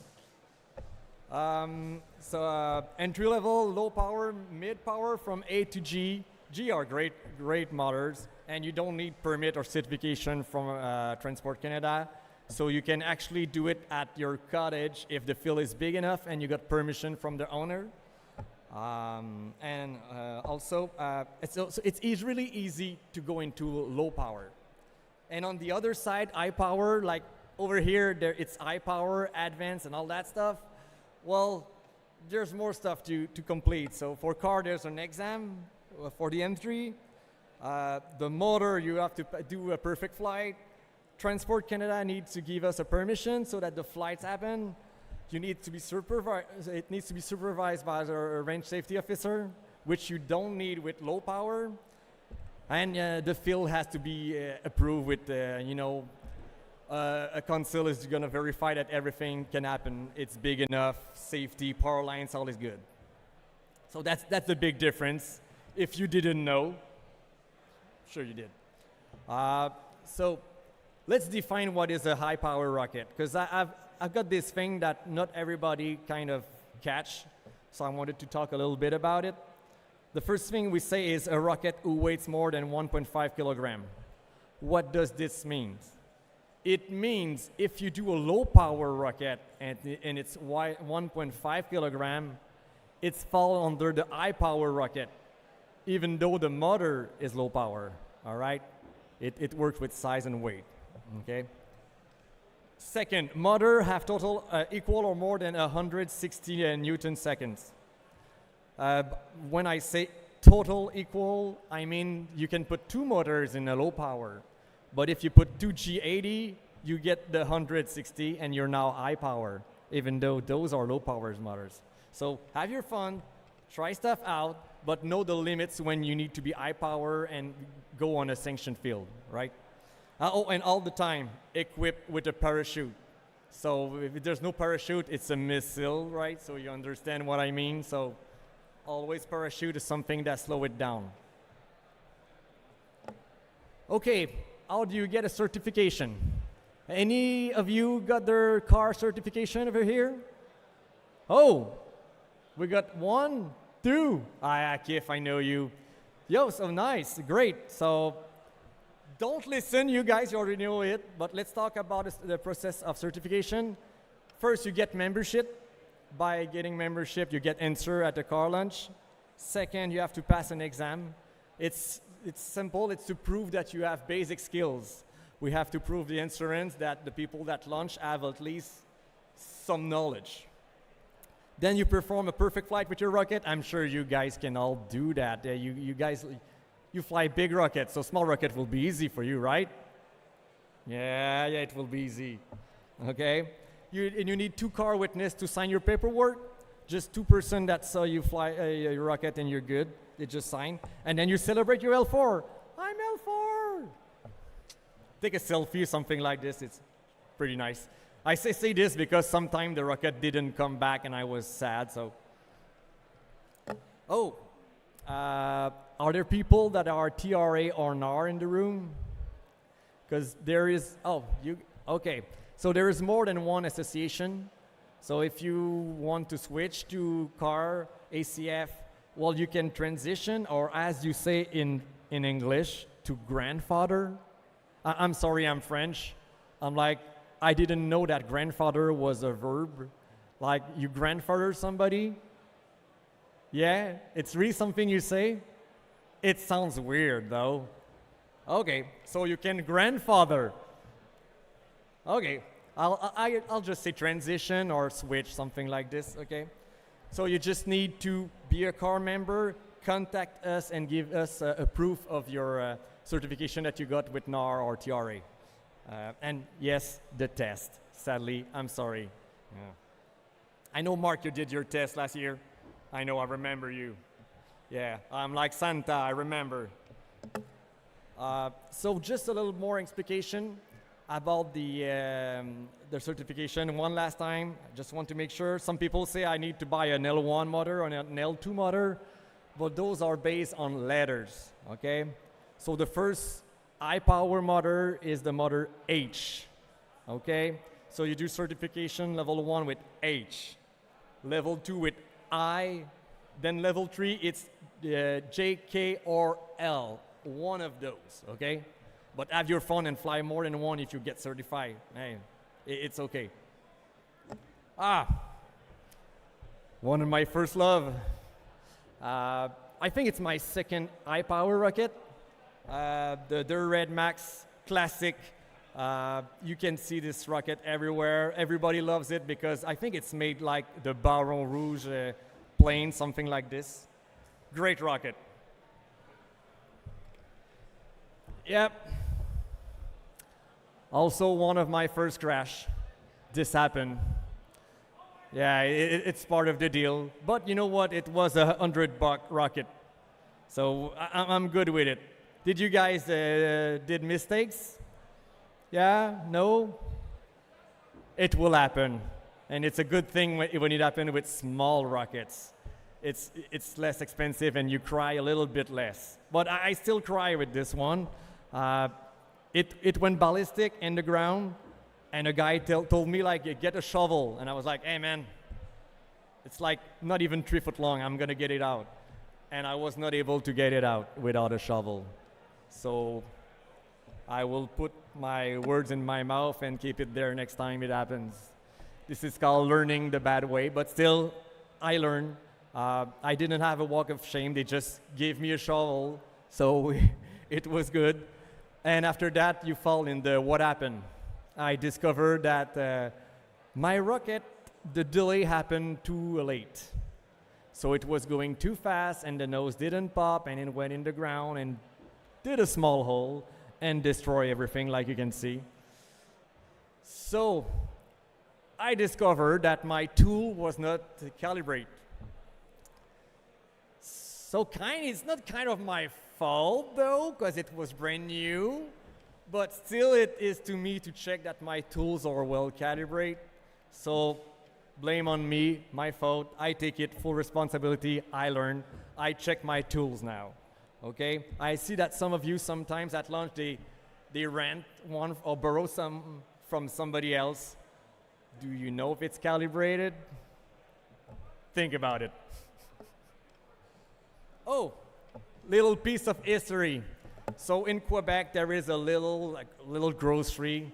And when you go there, there's this huge rocket out of the store. And what the hell is this? So I was able to speak with the guy, and his father in 1969 built this after seeing what the NASA has done. Because at the moment, we all think about SpaceX, what's happening. But in the 60s, it was NASA all the way, okay? All the way. And it happens a lot of time. People made huge rocket. It was kind of not regulated. And this thing would not fly at all, okay? The person didn't have the skill to do it, but it's really nice though, okay? And neighbors were concerned. They said, hey, you sure it's gonna fly? Yeah, it will. And then they called the police. And the police said, well, this looks dangerous. They check it out. It was dangerous. He said, okay, well, I'll just put it outside of my store. And this is what happened. So, and it happened more than you think. Things were different in the 60s, right? I wasn't there, though, as you can see. Anybody's from the 60s? Yeah? So some funky stuff happened, right? Oh, no, don't tell it. Don't tell what happened. Just, I know you know this happened, okay? I'm going to talk a little bit about what I call the rocketry life cycle. And you're like, what the hell is this? Well, let's see like this. First, you participate into Launch Canada with your university, your school, right? You have your fun. It's really nice. There's a really nice field. Lots of people to meet. Super cool. Then you finish school. You get your diploma. And then you're sad. And you're like, oh, but I love rocketry. It was fun. Well, you can continue. You can join CAR and fly your own rocket. Because in your team, you wanted to have a pointy rocket. And your teammate were like, no, it's going to be round. So you know what? You can make your own, and you can make your pointy rocket if you want. So that's what happened. Then you get certified. You get your L1. You were just supposed to do your L1, and you finish L4. What happened? They asked you, hey, we need help at Launch Canada. Can you be a flyer of record? And this is what happened. And then you finish on this scene, speaking about rocketry. Told you. A little bit of information about the board. We have Sebastian, our president, Lane, our vice president, and Stuart, who is at the booth right over there to help you guys with the exam if you need to. Those guys, as you can see, all in the field. Those are not office guys. They're in the field flying rockets, okay? If you have questions, you can contact them. If you're in the province, there is no field to launch rocket, contact those guys, okay? We're here to help develop field to make sure it's safe to fly, so you have opportunities maybe less away from home. Because rocketry is about going so far away. It's 10 hours for me to get over here. I don't know how you guys, but 10 hours alone, it's something. Contact us. We'll be happy to find something we can help. So just an uncle's, family members, cornfield, call us. At least 1 kilometer wide, all right? Don't call me for 100 meters, like maybe low power or something, but, well, call me. We'll try to fix something for you. So when do you contact us else than when you're looking for a field? If you have question, okay? Simple, come see us at the back for the booth. We can answer your question. Don't be shy. I know you guys have questions and you're just not asking it yet. If you have a doubt about your rocket, if it will pass the inspection, contact us. We can tell you ahead of time what you could correct, right? If you pass your certification, contact us. We'll update your statute and you will be certified. You'll be able to buy your own motors. You want to become a rocket inspector? You're searching for a low power field, this happened, or you want to volunteer, you just contact us. I don't know if I'm going to talk about this. Did any of you got arrested while doing rocketry? Okay, you did? Okay, because I'm just saying this because it sometimes happen, okay? So if the police show up when you're doing rocketry, there is things to say and things not to say, okay, all right? So example, you can say, hi, my name is BP. I am a student from this school. I am a member of the Canadian Association of Rocketry, and I have a permit, paperwork, or, you know, proof that you got permission to fly over there, okay? When I say this, it's because it can happen, all right? It didn't happen to me for rocketry, but it happened to me when I was working on a documentary, and it happened really fast. And there was like 4 cars, and like you're trespassing, blah blah blah blah blah blah blah. All right, I understand. I commit. Okay, sir, this is my name. This. I have paperwork. And what happened is, I had paperwork from the owner of the land, and we have called in advance the city to tell them that we were doing a documentary. So they checked the paperwork. We waited 15 minutes, and they said, all right, you're good to go, okay? Don't play the I know everything guy, the I whatever, what's up, I do this all the time, and my father is rich, okay? If your father is rich, please just call your local lawyer or something like this, all right? And don't call me, all right? I will not pick you up in jail or whatever. I will wait till 8 in the morning to pick you up. No, you don't get in jail for that, okay, guys? Just a joke. Any question? Thank you, guys. Cheers.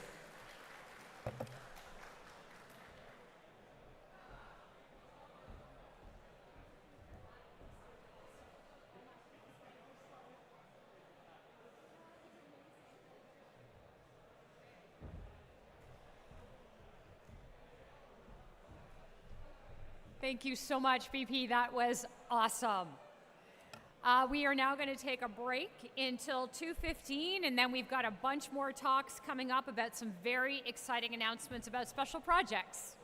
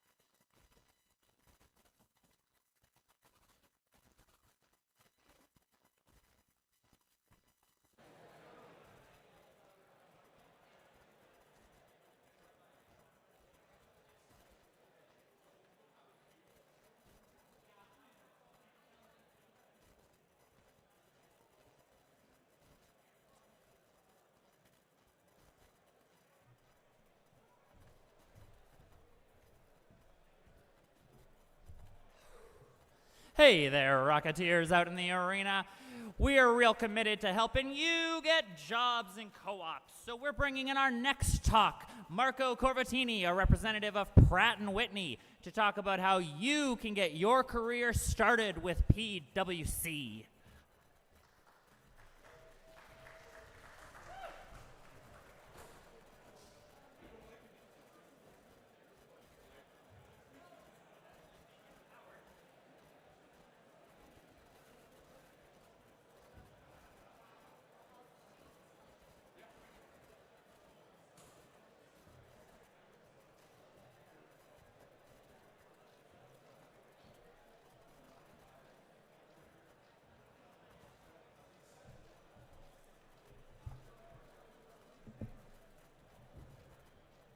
Okay.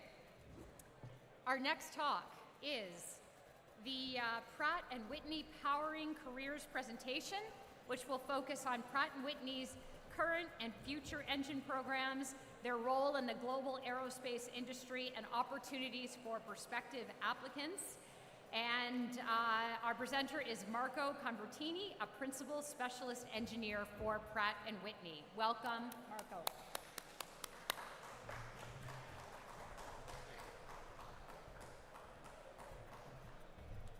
Hi, everyone. Eager young minds of tomorrow. It's good to see you. We're going to thank you for the introduction. We're just going to start with a quick corporate video from RTX, just giving a quick overview and a highlight of what Pratt & Whitney does specifically, but how we integrate into the larger corporate structure of RTX. And then after that, we're going to start with the presentation. So if we could roll the video, please.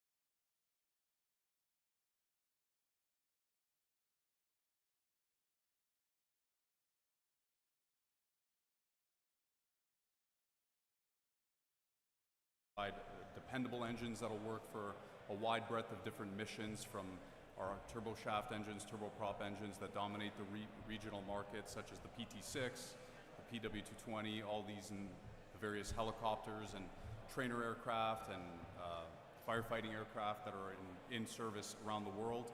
We also do a lot of the business aviation, So a lot of our turbofans are in service right now with Gulfstream, Textron, various OEMs across the world, and they provide reliable, dependable service for these aircrafts. Things that you know and may or may not know about P&W. So at Pratt & Whitney Canada and all our facilities across Canada, we mainly do the smaller thrust classes of engines. So our largest thrust class of engine is the 800 series, which can do up to 12 to 15,000 pounds of thrust, the 815 at sea level. I know small is a relative term, but everything above that is handled by our Pratt & Whitney America colleagues. There is some overlap, but by a general rule, that's how it works. And we do all the regionals, anything that's in service for general aviation, all of that. And the future is looking very good because we have a lot of interesting projects that we're getting government funding and working with universities on, such as sustainable aviation, hybrid electric propulsion, and a lot of interesting programs that we're working with the US government on as well. So why we need you in a nutshell? Because you guys are the future. You guys are the cream of the crop. You guys are Launch Canada. You guys are competing, doing things that people twice your age struggle to do. So you guys are the brightest minds that we have in this country, and you all come to this one place to compete for the prize. And whether or not you win, it's all a valiant effort on your part. So we appreciate that on behalf of RTX. Okay, and then I will talk about ways to get in. We'll talk about where we're set up over there in the Pratt booth in the corner, and come over and say hi and introduce yourselves. Okay, so what is RTX? Raytheon Technologies, after the merger since I've been here, consists of Collins Aerospace, Pratt & Whitney, which is us, and then Raytheon, which was legacy Raytheon Missiles and Defense. What we do is we cover a myriad of different industries in the aerospace and defense industry at large, and then commercial aviation as well. So Collins, they have a presence here in Canada as well, in Oakville, Ontario. They do a lot of landing gear stuff and structural systems, avionics. Obviously Pratt & Whitney, where I work, we do a lot of gas turbine engines and propulsion systems. We handle a lot of APUs, auxiliary power units. And then at Legacy Raytheon, they do everything from avionics, missiles and defense, probably rocketry. Those are the three major business units that we have, and our presence is worldwide. So at Pratt & Whitney, obviously, Pratt & Whitney, Hartford, all their engines are the flagships of most of the United States Air Force's assets. So the F-22 Raptor is the F-119. The F-135 is a massive program, which is the main propulsion unit that's in the F-35 series of aircraft, and everything in between as well. At Pratt & Whitney Canada side, as I was saying, we handle a lot of the regional aviation, even some military aircraft that we're part of as well. On the smaller drone side, with the new collaborative combat aircraft initiative between Europe and the United States, features some of our propulsion systems as well. And then, of course, we work with companies such as Leonardo, Sikorsky, and the various helicopter airframers to provide our turboshaft engines for a lot of very cool applications that we'll get into. And as you can see there, our presence spans more than just North America. We are worldwide in Europe, Asia, you name it. Here's, again, a good highlight of some of our existing fleet and what may be coming in the future. So you guys can get a detail there of some of our turboprop engines, some of our turboshaft engines, and a couple examples of the aircraft that they power. And I can tell you from firsthand experience, it can get stressful with some of the new customers that are really pushing their service ceilings and flight envelopes. So coming to work at Pratt & Whitney Canada will never be a dull moment, I can assure you of that, especially if you work in the compressor section. Okay. And then here are just some fun facts about some of our flagship engines. As I was saying, the PW800 series can output 16,000 pounds of thrust at sea level, and the 800 series is the main propulsion system of many of the latest Gulfstream G650, the Dassault Falcon 7X, and the PT6 has been around for 60 years. It's a very reliable and proven platform.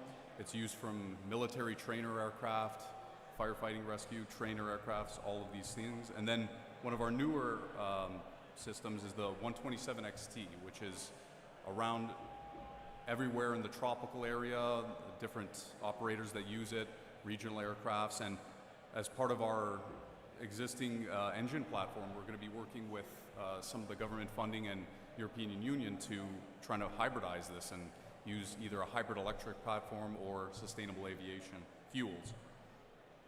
Okay, so here's a couple fun facts that I can present for you guys. So a typical commuter, a typical employee in this country will drive to work because we're not a very transit-friendly country by and large. Maybe if you live in a major city, you may have reliable access to public transportation, but most of us, I think it's safe to say, are driving to work. So as an example here showing how our engines are so dependable, if you take the average person that drives 50 kilometers to work, there and back, 4 engine starts a day conservatively, just start to get in, start to get out, 5 days a week, 50 weeks a year, and a 40-year career. Here's some fun facts about some of our engines and what that looks like in comparison. So per quarter, we have 240 engine starts conservatively, 6,000 kilometers, 90 hours. That's a typical mission of one of our PW300 engines. So per year, you may have 960 engine starts on your car, 24,000 kilometers and 360 hours. And then in 10 years, you could see that's one of the typical time before overhaul for some of our small PT6 engines. So in the time it takes the average commuter to travel 10 years and use all that time, that same accrual will be a time before overhaul, before the first overhaul of a PT6 engine, which is pretty impressive that they run that hard, reliably for that long of time. And then after 40 years, you can see here, 38,400 engine starts, that's nearing it on 40,000. 960,000 kilometers, 14,400 hours. That's a typical time before overhaul in terms of equivalent accrual for some of our PW300 and PW100 engines. So in 40 years. Okay.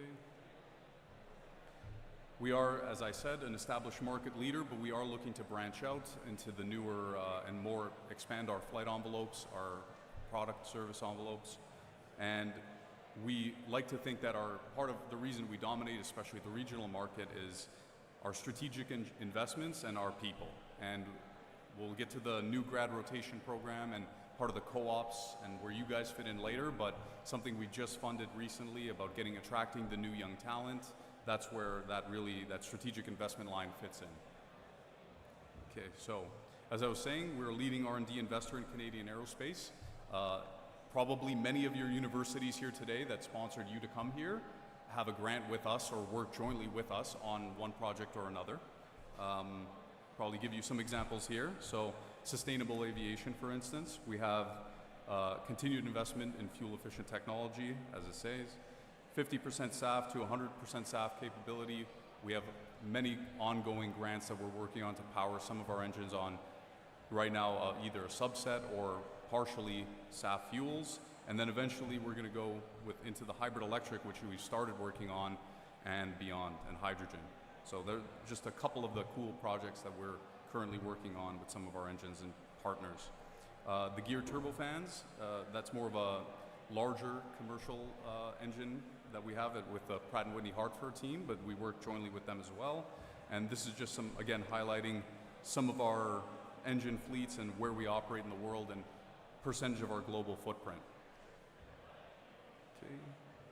Manufacturing, many of you are interested in that industry as well, especially considering that manufacturing arguably is the secret to why North American aviation market is so strong. The dependable way that we can manufacture complex components, turbine components that would melt under the same temperature that they're manufactured at. All of these things are part of what makes Pratt & Whitney so great, and vast opportunities for everyone in the engineering industry to fit into. Okay, so finally, we can talk about, for the young people here, if you're interested in joining PNWC, we have short and long-term opportunities for you. There are, as part of the co-op and internship program, we'd like to target the undergraduate students, and you can either do a 4 to 6 month co-op, or you can do an internship, which is typically 16 to 24 months. We target undergraduates, second year to final year students, and graduate students to see if you may fit in at Pratt & Whitney, if you would like it there. So if you want a taste of what a summer would look like, or maybe you want to join for a longer period of time, earn a little bit of money and see how you fit into the corporate structure, that's a great way to do it. Okay, and as it says, we have nearly all disciplines, so I know many of you here today are interested in rocketry, so combustion, aerostructures, obviously we do that as well, but as part of the additive manufacturing, we handle a lot of that in material and specimen coupon testing. That's something that we do a lot at our company as well. So if you're interested in it, chances are you can probably get a good sample of it at PNWC. And for that program, we're hiring throughout the entire year. So summer, winter terms, you name it, we're probably hiring. We're active now for the winter season. If you come by the booth, I have a bunch of cards to give away to you guys that you can scan the QR code, and you can find out all about all the information required regarding applying and following up with that. And there were supposed to be a couple other students here with me today, namely one that is currently a co-op in the Patents and Innovation Group to talk about it, but I can highlight for you that you take my word for it that he's having a good time and that he's had fun this summer working with us. And then the rotation programs, which is another really good opportunity where you can get hired full-time and start a pre-allocated rotation program. So think of it as 3 successive one-year co-ops, but you're a full-time employee and you have a footprint of what disciplines you're going to touch.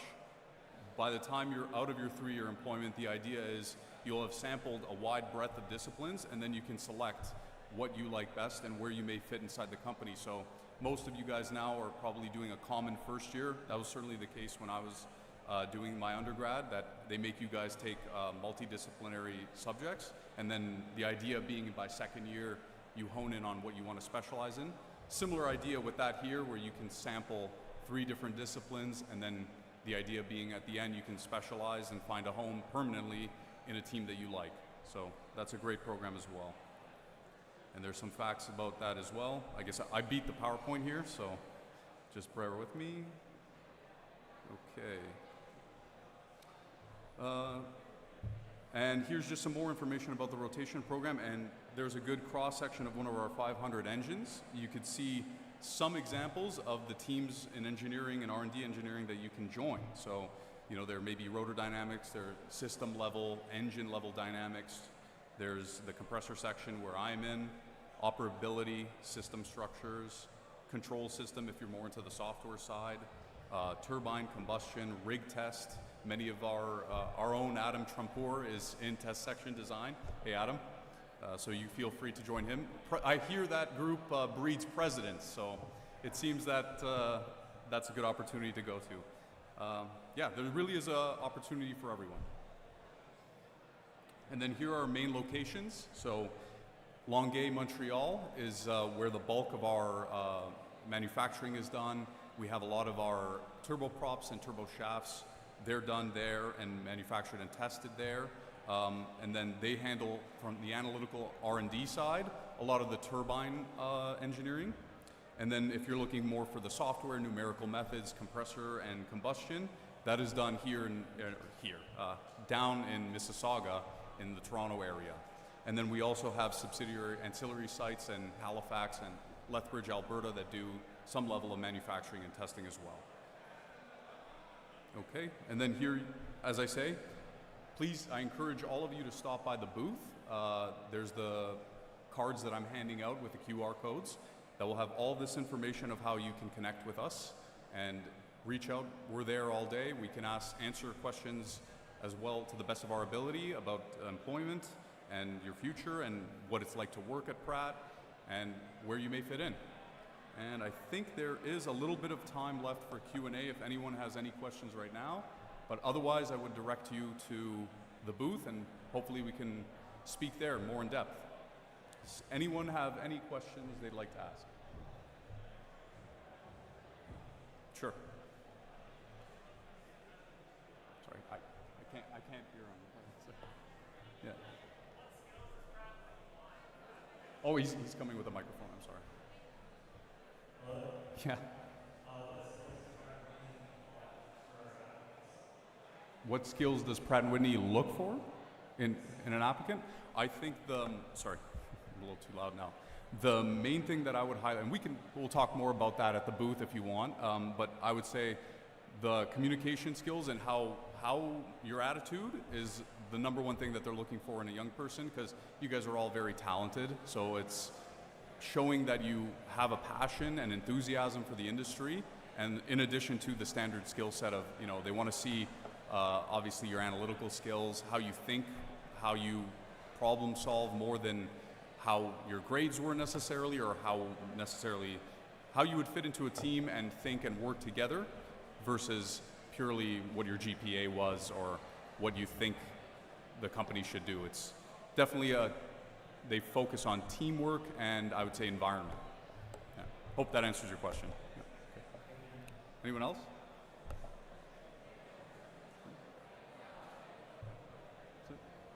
Oh. Sorry, can you speak up a little bit? Oh, work-life, that's a great question. So we have, I would say it's very good. It can get, in my group, transiently busy. So for example, we just came out of a certification campaign, which gets very busy, where you are working a lot of hours. And what's cool about that is we have a thing called flex time. So you're allowed to bank up to 120 hours at any given time, which is 3 weeks of vacation time. If you work more than what you're supposed to work in a day, you can just set it to a flex time and then essentially take it off as lieu time. So they understand that during certain times, for us, example, we may be very busy working more than 40 hours a week, but if you do that, you can bank those hours that you work. If the program isn't offering overtime, which often happens, you can choose to take them as lieu time and then use them at your discretion to take vacation time as well. In addition, they look after you pretty well, I would say. They offer a lot of, they have the medical center and mental health and all the seminars, and if you're struggling, most managers are really open to working with you and getting through it. They have a great program. If you're interested in taking like a sabbatical, you can work that out and work ahead of time. And then I've seen, I know 2 or 3 people personally that have taken 6 months off at a time with a planned structure to do personal life, or maybe see some family, even go back to school. And then as famously as part of our company, we offer the employee scholar program. So Pratt and RTX will fund you up to a certain number, and again, there's more information on the website, but they will fund up to a certain number for you to do continuing education. So I know personally someone on my team that's done an MBA, I know someone who's done a PhD, all while working full-time at Pratt and having it paid for by the employee scholarship program. So I hope that answers your question.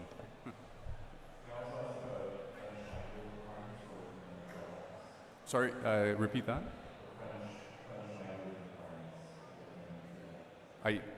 Sorry, I can't hear you. Oh, the French language? Yeah, I would say everyone in our Montreal and Quebec side, for the most part, they're bilingual. We do a poorer job of that in Plant 22, I'd say. There's less of us that speak French, but every presentation, every corporate flow down is done in all the major languages of so Polish, because we have a large footprint in Poland. They do it in French, obviously, and English, and then any other language where we have a sizable footprint. So, any other questions?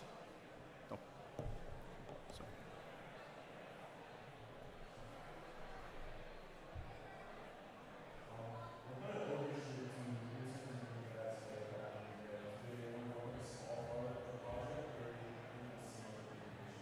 They throw you right into the fire. I mean, when I first joined, they certainly did that right into like a test campaign.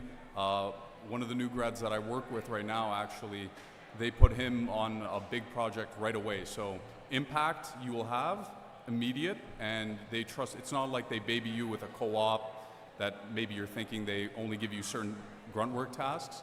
Right away, they're pretty good with training you up for the first couple months, obviously, and getting you onboarded.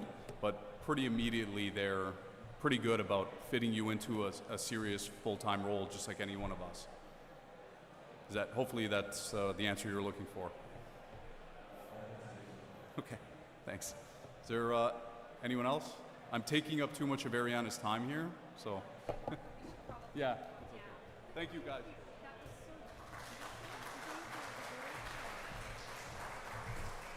Marco, thank you so much, and thank you to Pratt & Whitney for creating these opportunities for our students to get hands-on learning. This is amazing. Ariana, where are you? Would you like to herald the world before I introduce our next speaker?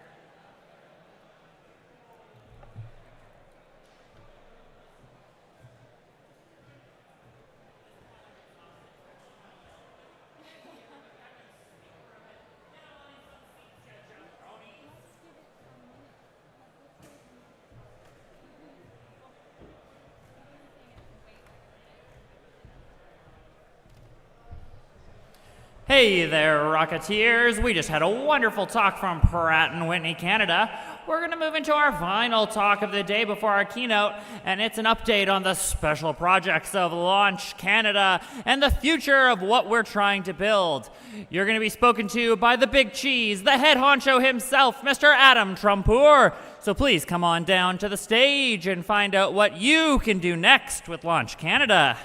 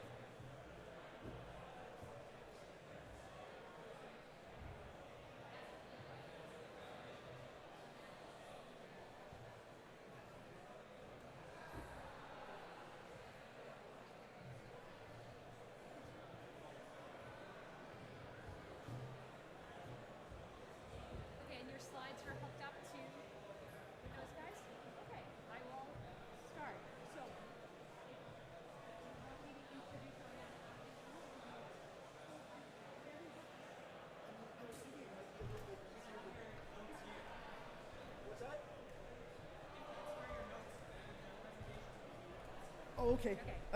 Well, whatever. We got two sources now. Just introduce you so that an official introduction Yes. comes into the live stream. Okay. Because you kind of deserve it. Okay, we ready, live stream? All right, awesome. Our next presenter is essentially the reason why we are all here, and this is a responsibility that he manages with a truly Herculean calm. Adam Trumpour is a rocket and gas turbine propulsion professional. He is currently a turbine engine concept designer at Pratt & Whitney, Canada. And among his many contributions to the Canadian aerospace community, he is also the founder and president of Launch Canada, a grassroots organization created to enable Canadian students to contribute to the advancement of rocketry and aerospace innovation. Also, in Adam's spare time, which he somehow creates out of nothing, he mentors student rocketry teams while tirelessly advocating for bringing space launch to Canada. Today, Adam is going to give us an update on the Launch Canada Turbo Pump project, and he also has some exciting announcements about new projects and opportunities for students. It is my sincere pleasure to welcome Adam Trumpour back to the Launch Canada stage.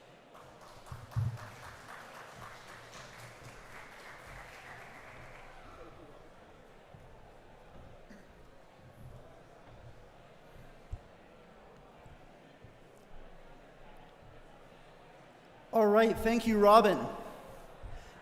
Do we have slides? There we go, perfect. So everybody, of course, knows that this rocket competition is probably the thing that Launch Canada is best known for, but we always think a lot bigger than that. And in addition to the competition, we, for a number of years, have had this program that we call our special projects as a second pillar of what we do, because we found that while there is obviously a lot of benefit to competitive student-initiated projects, there's also a real value in being able to bring together students from all of the different teams to work directly with experienced industry professionals, with myself, with other volunteers, on projects that might be bigger or longer term than any one of those teams could have easily done themselves. And that is where our special projects concept comes in. Next slide, please.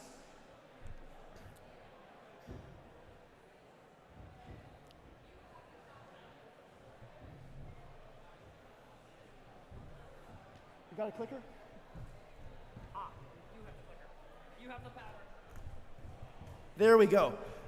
All right, so we do this because there is a really fundamental challenge when you're trying to develop rocket technology. These are high technical risk machines. Hardware is very costly to develop. The non-recurring engineering that goes into it is very expensive. And the fundamental paradox of design is that you need to make a whole lot of design decisions right up front to be able to even start. And this is the part in a program where you know the least. But if you get any of those things wrong, they're going to have very far-reaching consequences on what you end up with, how successful it is, how it performs, and what it costs. And if you make mistakes in that early stage, then your ability to correct them down the road gets much, much less and much more costly. And the more you have to iterate on real hardware, the more expensive it is. So very frequently, companies developing hardware can't afford to do too many iterations. So this leads to this really fundamental challenge. Success depends on experience. Experience is hard to get. If you do make mistakes or pursue a flawed concept, this can be prohibitively expensive, and the impact to a program from bad choices like that can be severe or even unrecoverable.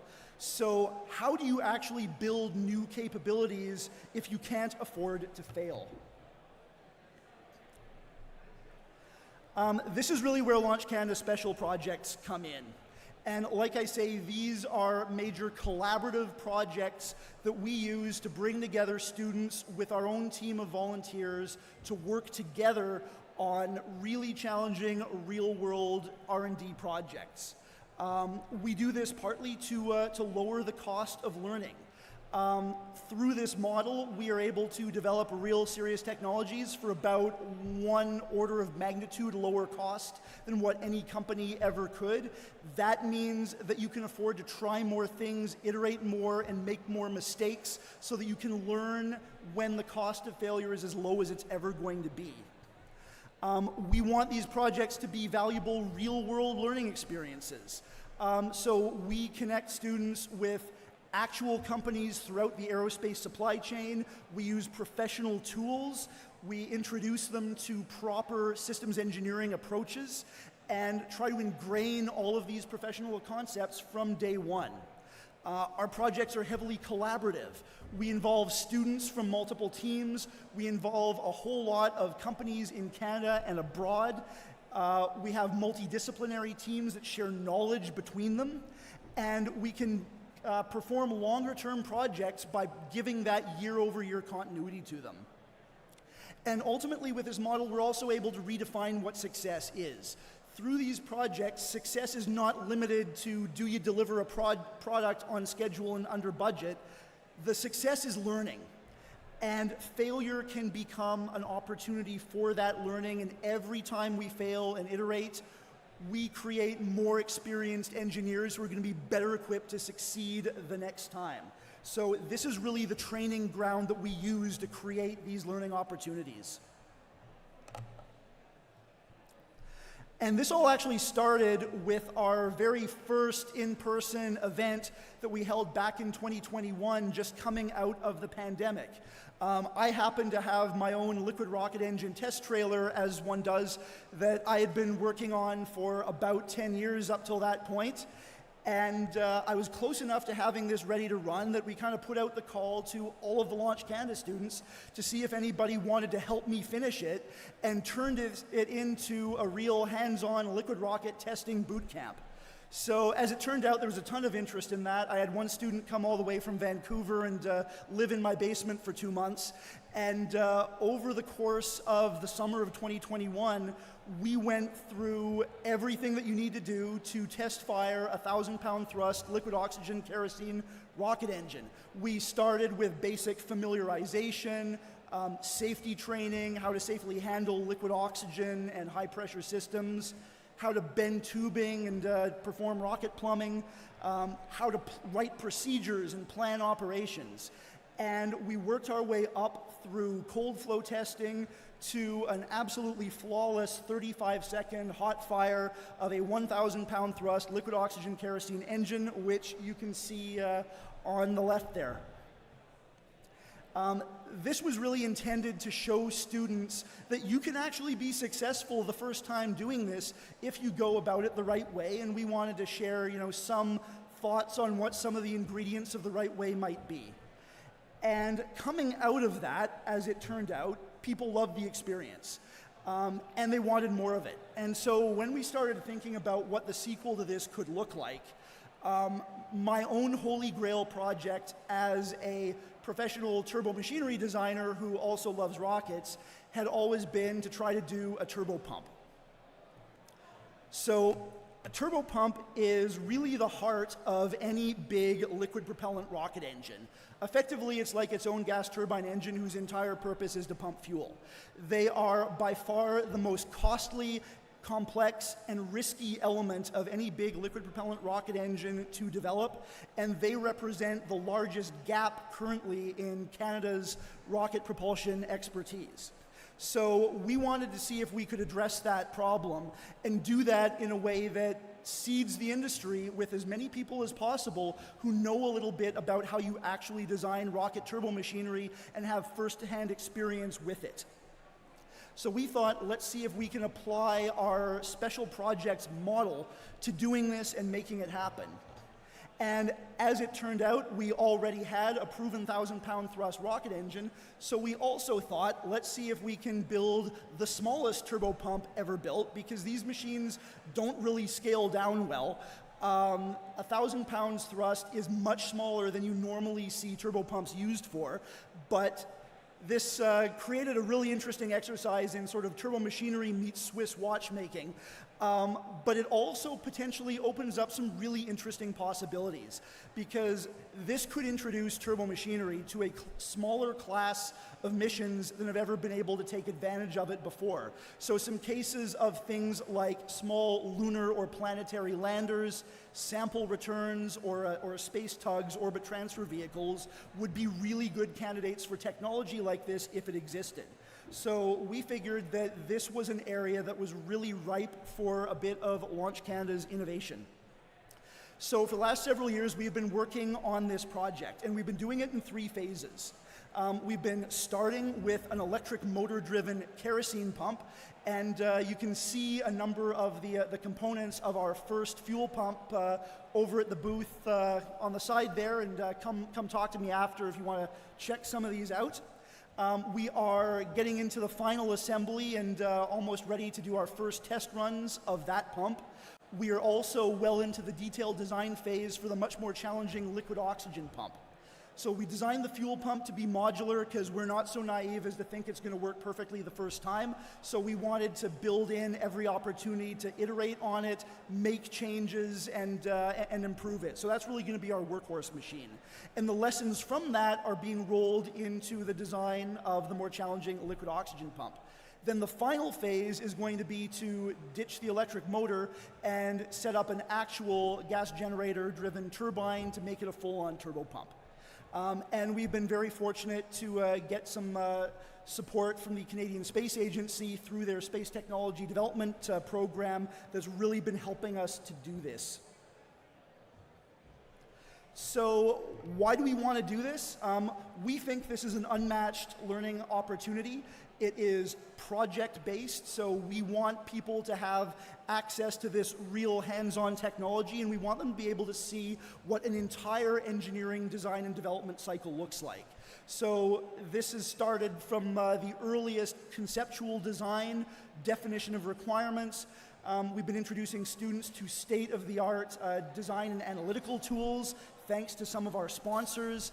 We have a really extensive supply chain that we've built as part of this, so we're able to introduce the students to some of the top manufacturing companies in Canada and in the world so that they can learn about what goes into manufacturing actual space hardware. And we're getting into real professional testing practices now as we move into the testing phase. But in addition to being valuable for rocket turbo machinery, a lot of these skills are very transferable, and there are a lot of applications here that are very transferable to other industries. Obviously, there's a lot of commonality between a project like this and what we do at Pratt & Whitney. So a lot of applications to aviation and aero engines, UAVs and small turbo machineries. We're doing a very high power motor drivetrain for our first pump, so that's got crossover with electric vehicles and UAVs. But ultimately, this is also a strategic technology that Canada needs, and this involves a lot of subjects that schools largely don't teach. So we really want to build the knowledge base among as many people as possible so that we can do more of this here in Canada. And like I say, we've got a very extensive network of partners and suppliers who have been helping us to do this. So you can see just a few of them here, and this covers everything from software tools to high-end testing equipment to specialized components like seals and bearings to some of the most advanced manufacturing in the world. So this over here is our electric fuel pump. This gives kind of an idea of the overall architecture of this machine. Like I say, it was designed to be modular and highly testable, so we've got it very well instrumented. So you can see at the back end we have a high power electric motor and a copper cooling jacket to take the heat away. The front end is the pump itself and the sealing package for it. The machine is largely produced out of additive manufactured titanium with a whole bunch of conventionally manufactured rotor components, seals, and bearings as well. And the goal was to front load as much of the design in this as possible. We wanted to incorporate as many of the design elements as we knew we would need for the more complex liquid oxygen pump, as well as the future turbo pump, so that we can start retiring that risk, testing these things out, and learn from that to feed into the more complex pumps down the road. The other thing that this is going to help us to do is calibrate all of our analytical models so that we can have greater faith in our design tools as we move to the more challenging LOX and turbo pump. So additive manufacturing has actually been a really big element of this project. One of the things that we often find is it's very easy to look at additive manufacturing as sort of this magic silver bullet design solution, but of course it's not. It's a tool, and like any tool, it's got things that it does very well and things that it does less well. So we've been trying to use this as a way to learn about the strengths and limitations of the process, and we've been very strategically deploying this technology throughout our pump. So you can see here we've got a number of our major pump housings that have been 3D printed in titanium. We've got our copper cooling jackets, and in particular, we've got our pump impellers. That's the middle image on the top row there. The impellers are one of the really critical parts, and because this machine is so small, part of what we've been doing with this project is trying to figure out what is the optimal way to manufacture a little high-performance turbopump impeller at this scale.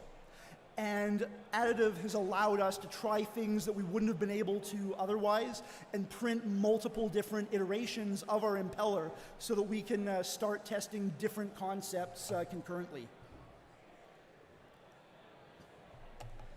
Here you can see several of the major pump housings. So we start with 3D printing for many of these, but there's a lot of conventional machining that goes into this as well in order to achieve the really tight tolerances that you need for serious turbo machinery. So you can see here on the left the complete stack of our main pump housings, and several of the other components are shown around the screen. One of the things that 3D printing definitely allows us to do is incorporate a lot of different features into a single part. So it makes it very easy for us to incorporate internal manifolds, instrumentation ports, all sorts of things like that. So it makes the machine much more testable for us and also a lot simpler. So here we've got the heart of the machine. This is the pump rotor. This little assembly is going to be spinning at about 50,000 RPM. You can actually see the rotor. We've got it here. It's already been high-speed balanced. So it is waiting for the final housing to be able to run. And you can see some of the process of building up that rotor here.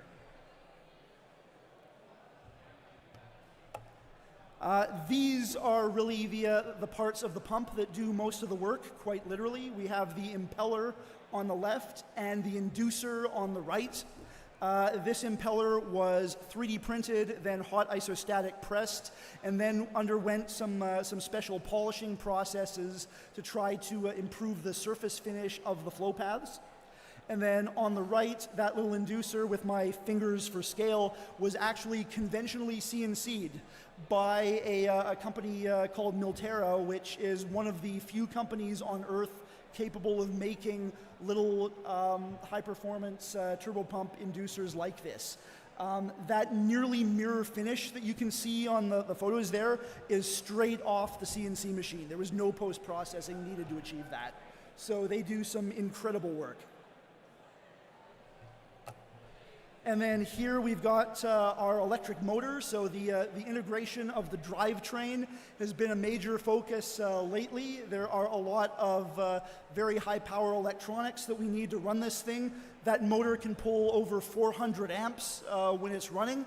So imagine like the entire electrical service to a decent sized house going into this thing the size of a can of Coke. There are a lot of really unique challenges when you're doing this. And we also got some custom batteries made for this that can actually handle that kind of current draw without catching on fire.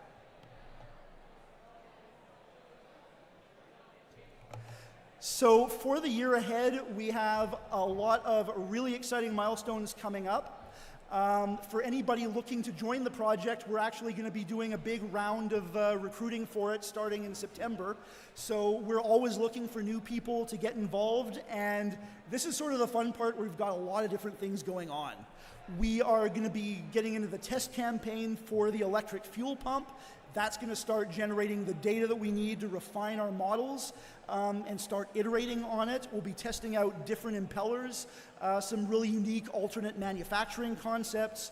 We also have a special project that we're working on with a company in Germany, working on some unique ceramic matrix composite bearing technology. And we're producing a modified version of our fuel pump to prove out these novel bearings that potentially offer nearly unlimited life. So the bearings of a turbo pump are one of the primary life-limiting components, so we see a lot of really exciting potential with this one. At the same time, we're well into the design phase for the liquid oxygen pump. We're getting into the detailed design of the major components, a lot of really interesting analysis going on, trying to model cryogenic flows, the thermal stresses that are involved with this. We are even looking at some custom cryogenic rated motors that we can cool with liquid oxygen for this. So these are just some of the fun things that we're able to play with. So if anything here sounds interesting, do let me know. We're getting into some of the early design of the turbo pump as well. So we're working on our initial gas generator that's basically the small rocket motor that's going to drive the gas turbine. So we're working on that, looking at ignition systems for it, and some early design of the actual turbine-driven pump. And like I say, come September, we'll be doing another round of intake and onboarding for new students. So we would love to hear from anyone who is interested in getting involved. But there's actually more to this. So what I've told you so far is sort of what we've been doing with our Special Projects Initiative. But as I mentioned this morning, we are at a really cool inflection point with Launch Canada. We have some serious investment coming courtesy of DRDC. And one of the things that this is going to allow us to do is reimagine and expand our special projects. So because of the DRDC funding, we've recognized that there is a lot of value to these kinds of collaborative technology development projects, and we want to be able to do more of this. So this new funding is really going to let us do two things. It will allow us to conduct further Launch Canada-led projects like follow-ons to this turbo pump. And believe me, members of the team already have ideas of where they want to see this go. The idea of a staged combustion engine is pretty popular right now, so we can do some interesting things with this. But the other piece of it is, going forward, we want to be able to make some financial and technical support available to external projects that are particularly promising to be able to support more of these major launch-related technology development efforts. And there are really a couple things that we can offer as part of that. One of those is going to be direct financial support, thanks to DRDC's funding. We also have the ability to provide a certain amount of technical and engineering support through the network that we've built up. So we want to help more teams to be able to be more successful with more advanced projects, and any expertise we have that we can leverage to do that is on the table as part of this. We also, as you can see, have a lot of Launch Canada-owned equipment and resources at our disposal that we can bring to bear. So this is something that we're in the process of fleshing out, but I wanted to put this out there that this is coming, and we want to be able to build on what we've already done to support more of these really interesting, promising launch-related technology developments. And our very first pilot project of this new initiative is going to be described for you by our own Ariana Kresniak. Ari, come on up.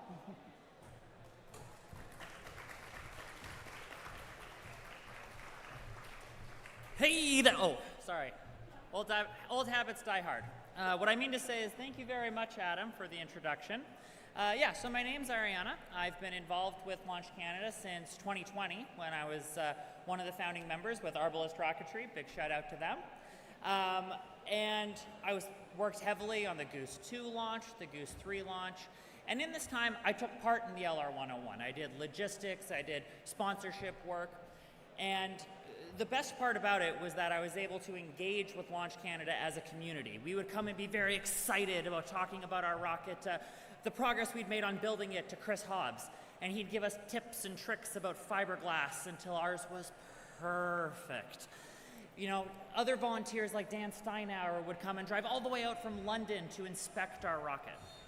And so the point I'm making here is that the special projects aren't about Launch Canada just being a place where you launch your rocket or a place where you come and show off your project. It's about making an ecosystem where there's opportunities for you to grow and expand. And now it's about making an ecosystem where there's opportunities for you to present your own projects. And so that's where, do you have a clicker button? Thank you. That's where we are now proposing the construction of a rotating detonation engine. Now, for context, there are two forms of combustion: deflagration and detonation. Deflagration is characterized by slow flame speeds. The reactants moving through the flame or the flame moving through the reactants are subsonic in their speeds. It's a constant volume, or it's a constant pressure form of reaction, and so the energy that's produced goes into heating up and expanding the gases. They're very, very mature. Every single one of your motors and engines is a deflagrative engine. Your car, your boat, your truck, your plane, all use deflagrative engines. But detonation, on the other hand, is when the flame and the reactants are moving at supersonic speeds. And you get a shock wave forming, which is very exciting, because yes, you can form a shock wave off of a flame. And that shock wave couples to the front of the flame, and it shock heats the reactants before they go into the flame to their ignition temperature. So the shock wave is doing a lot of work to precondition them. And this is great. This gives us novel new benefits that we can use to create new types of engines because it is a pressure gain combustion. Now, this idea has been around for 60, 70 years, but the technology that we've had hasn't been enough to work on it and manufacture it. The simulations, the theory, the actual manufacturing processes have not been there. But in the last 30 or so years, there has been a resurgence around the world. And so what this culminates in is called a rotating detonation engine. This is a type of rocket engine that is shaped like an annular ring, and you feed your propellants in axially like you do your regular engines, but you create and feed a detonation wave in tangent to the annulus. And this detonation wave goes around continuously, gobbling up the propellants. And the wave is bound on the injector plate and the walls on 3 sides. And on the free end, another shock wave breaks off at an oblique angle. And this redirects the reactants out, or the burnt products out, to create thrust. This is potentially more efficient, 20% more efficient. But this engine, because of the technological delays, is in its infancy.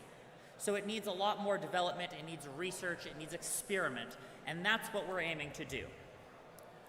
So around the world, we've got orbital launch happening with this, where it's been tested in space by JAXA. We have commercial entities coming out of the United States, like Venus Aerospace. Academic institutions like Stanford and Purdue are working on it, where there's an undergrad team at Purdue working on this type of an engine. And in Germany, DLR and KIT are working on it as well, and there are companies emerging out of India working on it. So there's a lot of work here going all around the world, but you'll note I mentioned nothing in Canada. Because in Canada, rocketry is a new emerging priority for us. That's what has made Launch Canada grow.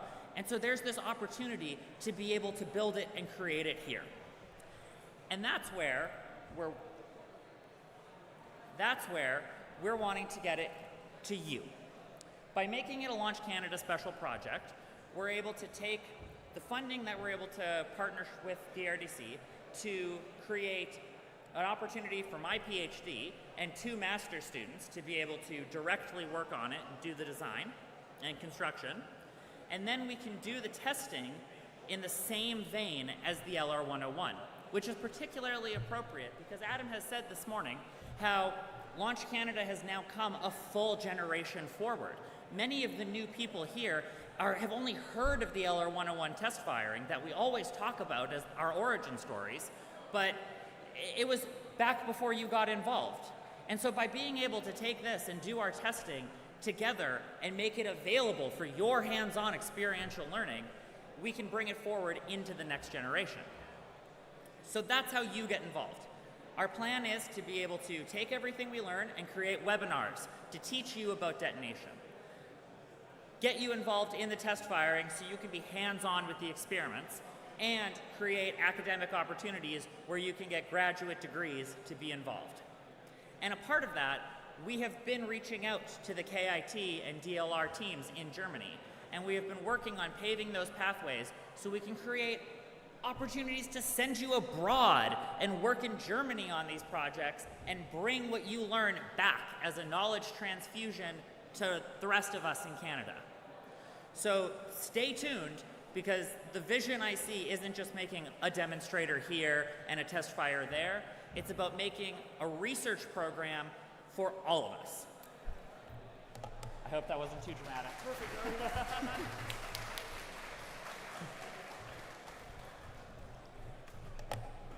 So that gives you, I think, a bit of context for where we started, what we're doing now, and what we're planning on doing. And like I say, Launch Canada is all about the ecosystem. We are not just a rocket competition. We're building experience, we're building hardware and capabilities for Canada along with it. And we're taking a holistic approach from the people, the technology, the supply chain, the infrastructure, and we're doing this across all of these different programs to make sure that you can learn all that you can, try new things, fail, and iterate on those. This is how we grow a new industry in Canada, starting with the people who have the right experience to do it. So thanks a lot, and if we've got any questions, do we have a minute to take questions? Perfect, thumbs up from Robin, great. Yes, sir.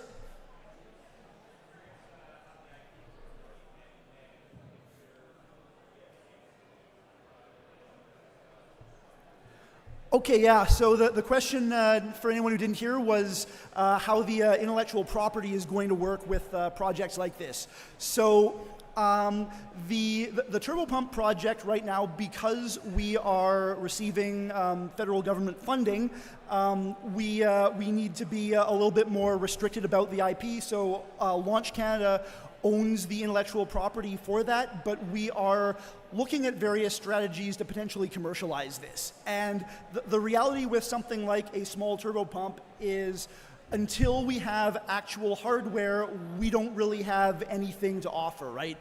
Talk is cheap. Paper rockets are usually not worth the paper they're written on. So we're aiming with this project to get to the point where we can talk actual numbers. What can this machine do? What does it weigh? What does it cost? And hopefully that will at least show us that either we've got something that is potentially commercializable, or there's a clear pathway from where we're at to refining it to the point where it would be. And at that point, we're looking at a few possible options for how we might commercialize it. One of those would be to work with a partner to license the IP and develop it that way. Obviously, for something like this that would be suited for in-space propulsion systems, we would probably be looking to move towards a flight test as soon as we could. So we would be very interested in partner opportunities to help us get there. Another possibility would be for Launch Canada to spin off a for-profit arm that could actually go and start commercializing these technologies. So it all starts with refining the technology so we've got something real to offer, but we're very actively looking at where we can take it. Any other questions?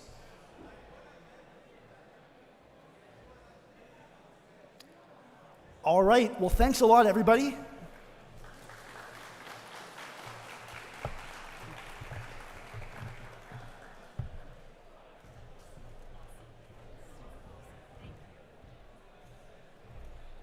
Okay, thank you so much, Adam and Ariana, for sharing these very exciting projects with us, and thank you both also for your excellent leadership. We're now going to take a break until 3:45 and then return for our keynote presentation by MDA Space.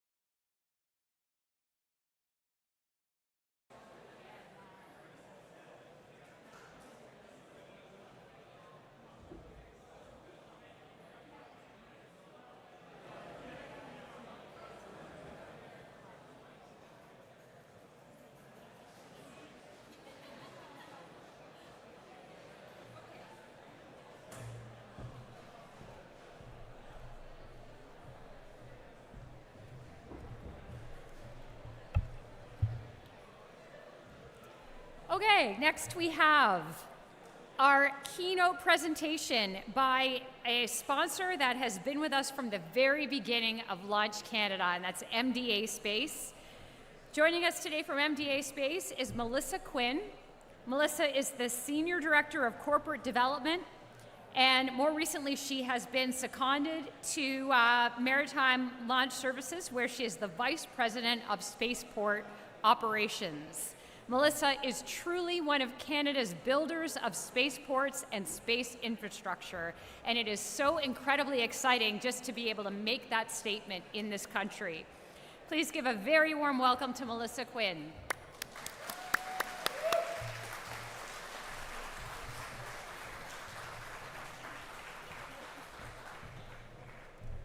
Oh my goodness, I'm so excited to be here. I met Adam a few years ago.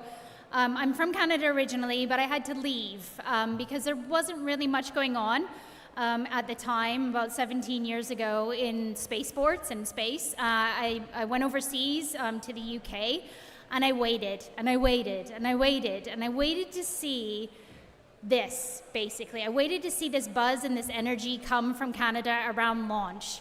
And so a few years ago, I was invited to come and speak at one of Nordspace's conferences in Ottawa, and the first person I met was Adam, and I was like, yeah, this is what I'm talking about. This energy, this excitement and enthusiasm and passion for launch is exactly what this country needs. And he told me about Timmins, and he told me about what you guys get up to here, and here I am. So it's my first time here in Timmins, my first time at Launch Canada, and already, I cannot wait to see the rest of this week. So thank you so much for having me and for inviting us at MDA Space to be part of this. So, I can't see my screen. Am I supposed to be able to see my screen somewhere? Thank you. Today I'm going to tell you a few little stories, because I walk around out there, and just like Adam, I see your passion, I see your energy for rockets. And I want you to use this talk as a bit of a rallying cry to use that passion towards a critical need that we have in Canada right now. And it's something that MDA really, really needs, and it's something that the rest of our country needs. And so I really hope by the end of this talk that you take that passion and enthusiasm for your rockets, and you understand how you and your technology will fit into a much, much bigger picture. But let's just start with where this all began. I think sometimes we forget that we've always looked up. And having lived outside of Canada for a long time, when I tell people, and I get asked a lot, like, why are you interested in space? What was that spark for you?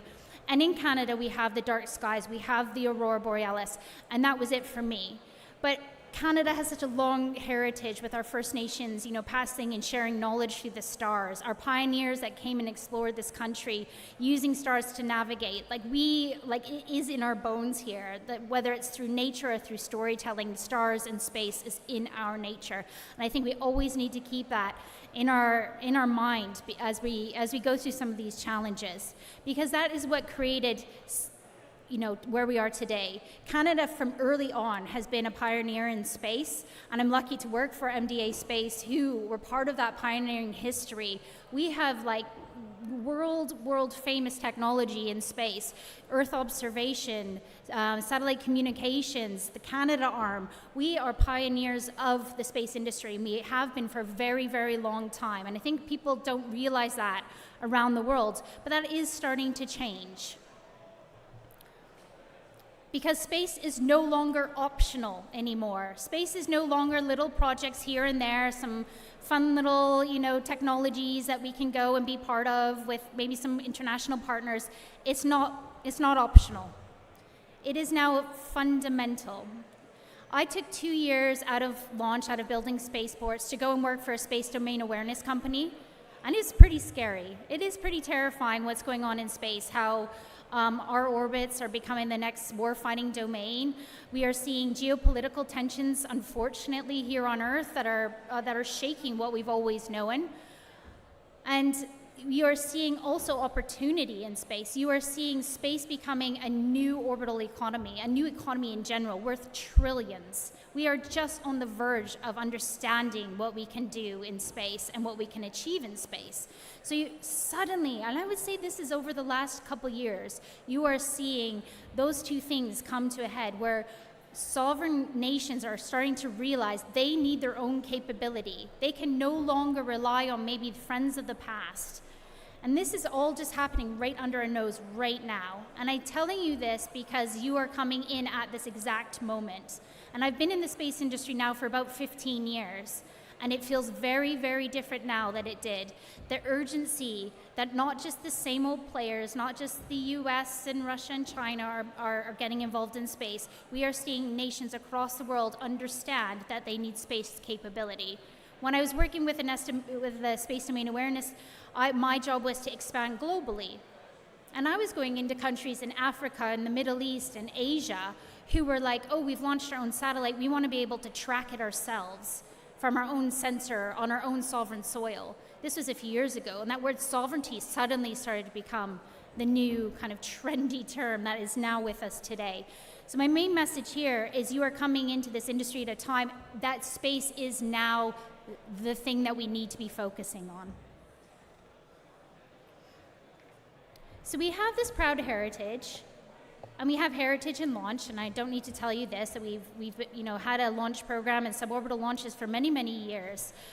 But today, with that new urgency that we have, there is a missing link.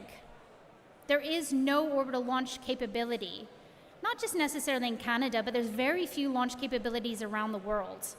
And so we're reliant on only a handful of places that we can actually launch from. That is not good.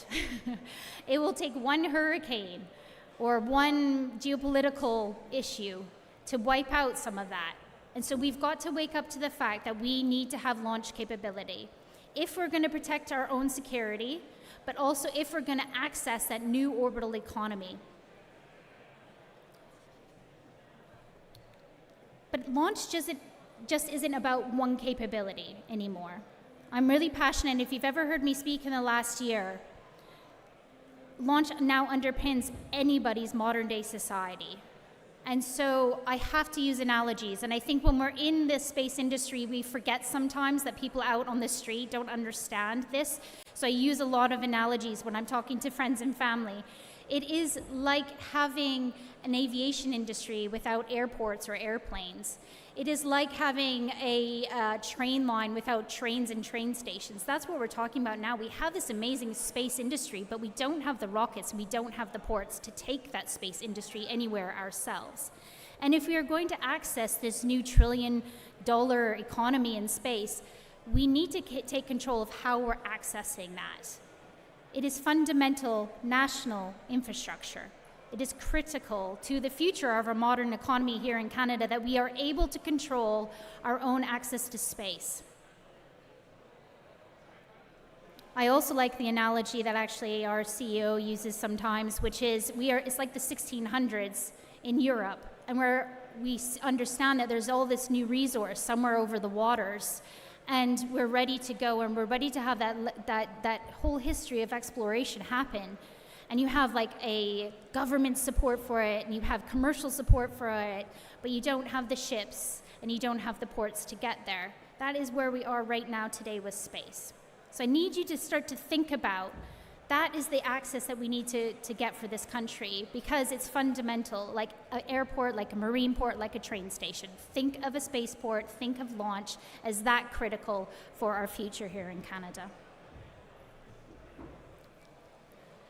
And for MDA, it is bigger than rockets. MDA is the largest space company in Canada, and we have goals to be one of the largest in the world. Canada having a space prime here.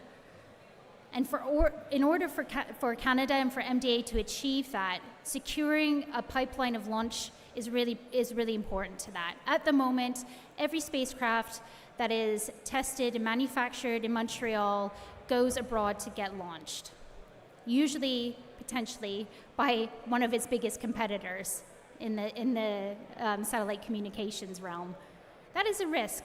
to any business if you start to think about it. If you're going to seriously want to be one of the leading space companies in the world, you need to consider your entire vertical, and launch, again, is one of that missing pieces. So for MDA, they decided about 6-7 months ago now to start to invest in launch. And so MDA did a strategic investment in maritime launch services, 10 million. Jarkko talked about it a little bit earlier today. And that was to start to understand what could it look like if MDA could ship one of its spacecraft down the road from Montreal to Halifax and to Nova Scotia to launch instead of going over a border. And part of that investment was me. So I was brought over to help MDA with this kind of exploration into launch, into a spaceport. And I'm really fortunate enough to be building a spaceport in Canada with maritime launch at Spaceport Nova Scotia. And that's a picture of it there. We're back on site, as Jarkko was saying earlier. In 2 weeks, construction starts again. We're building out ESAR Aerospace, a launch company from Germany's launch pad. We have the Department of National Defense's launch pad going there at the moment, and we'll have an additional 3 launch pads ready for any of you guys at the back there who want to launch in the future. But what gives me this right to stand up here and talk to you about why launch is important and why sovereign launch is important? Well, I've done it. I did it in the UK. So I spent 10 years as the head of Spaceport Cornwall, where I was tasked with developing the first ever launch capability from UK soil. I partnered with Sir Richard Branson's rocket company, Virgin Orbit, and it was a roller coaster ride of creating the legislation, the infrastructure, bringing ITAR restricted technology from the US to the UK, and it culminated in the first ever launch from orbital launch from UK soil, from European soil actually, in continental Europe, in 2023.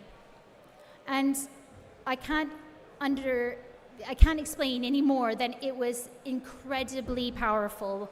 It enabled so much more than just a rocket going into space. We created an entire ecosystem, an entire cluster in quite a rural part of the UK. I know the format, I know how this can work. It works with the community, bringing them along, outreach, inspiring the next generation. With a rocket, it's really easy to do. We built a piece of infrastructure that then brought in another additional 20 space businesses to somewhere that never had any sort of space industry before. So I was really proud to do that in the UK. It was incredibly motivating for me when I heard that there's an opportunity to now come back to Canada and do this here. Because launch does create belief. It is the exciting end of the industry, I understand that, but it creates an entire country to get behind you. And do not underestimate the power of that first orbital launch from Canada and what that will unlock and how you can then leverage that. We have the Prime Minister very passionate about launch right now. We have this opportunity for the government to align with businesses like MDA Space, with organizations like Launch Canada. It is the perfect moment to capture that. And we had that in the UK. We had this perfect alignment of government, business, investors, military, all moving in the same direction, where we got a launch done. And that moment doesn't last forever. So I'm always pleading that we've got to get this right. We've got to do it. We've got to stick it here. And moments like this, what you guys are going to be doing over the next week, is incredibly important to that. We didn't have anything like this in the UK. So don't underestimate how powerful it is what you do here, because it gets into the news and it gets into the government and it helps us as industry continue to move the launch agenda forward. But I do want to talk to you about something that I still struggle to talk about, because it does create failure. Launch is incredibly difficult. You will fail. Launches fail.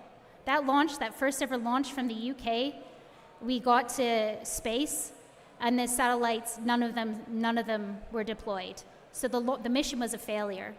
And I woke up the next morning with my face on the front page of every newspaper in the UK. If you know the UK media, it's not a pleasant experience, with the word failure. Like, the Americans that we were working with, they were like, oh yeah, we'll go again, no worries, it's not a big deal. But for the UK, who had never launched before like this, that was it. They were like, we can't do this anymore. This is way too scary. This is too risky for us. And so I think it's really important as you're going through your career journeys, as you're failing, as your rockets maybe aren't working the way that you want them to, the resilience that you need to hold on to go again, and to encourage everybody to keep doing it is so, so crucially important. We all know the stories of Elon. We all know the stories of what everybody in the US have gone through to get to where they are today. Failure is part of it. That cannot be it. And I don't mean it just from a technical side. Please, my other plea is from a business sustainability perspective. You get your technology right, of course. That is only just part of building a successful rocket business. Partner with a really good business person who understands business models and the market. You know, price per kilo to orbit. What is that? What does the market actually need? You've got an amazing customer sat in this front row from MDA Space, and a lot of the rocket companies that are out there right now, hardly any of them came up and said, what would you pay? Like, what are you comfortable paying? Like, think of your customer. Think of what that end market is going to be, please. I'm an aerospace economist, so obviously I'm a bit biased towards this, but if you are heavily engineering and working on their technology, great. Keep that going, but also please focus on the business side if you're going to start a rocket business, because business failure is actually much harder to come back from. And a few weeks after the rocket failed, Virgin Orbit went bankrupt. So it's hard, not just the technology, but also the business. But obviously the reward is also massive. So just please keep those two things in mind, because we need you. So you heard from Mark earlier from T-. We've been doing suborbital campaigns for them. It's really interesting when you hear of sovereign launch capability. Well, what does sovereign mean? Is it a Canadian rocket from a Canadian spaceport with everybody working on it is Canadian? No, it's still partnerships with our allies. It's still that is what Canada Strong is. It's finding those allied partnerships where we share the same beliefs of what is right and what is how we're going to go about doing this, working together. We do not have to start everything from scratch. There's so much expertise and technical capability out there that we can still bring into this country. And our partnership with T- has been incredible for us to go through our paces, for them to go through ours. That is what Canada Strong is to us. But now it's your turn. It really is. I was out there earlier talking to a few students. I don't think you're aware of this crucial time that you are at. You are coming into this at the exact right moment where you've got Canadian rocket companies. You've got foreign rocket companies. ESAR Aerospace are moving out to Nova Scotia, creating over 30 jobs instantly in Nova Scotia in rockets. You've got our company at MDA, you've got Maritime Launch Services, everybody's starting to hire now in and around rocket developments and spaceport developments and space infrastructure. This never happened before, not even a few years ago. So you guys are coming in at the exact moment. Grasp this opportunity because we really, truly need you. We really do. We're only scratching the surface of what this is going to be, and we're already starting to run into skills. So you are needed. Go and encourage others who may be thinking of other industries. Like, talk to them about space. It's way more fun. As an industry, it's incredibly welcoming. It's still it feels small. You'll go around the world and you'll all know each other. You will come across all the major players everywhere you go.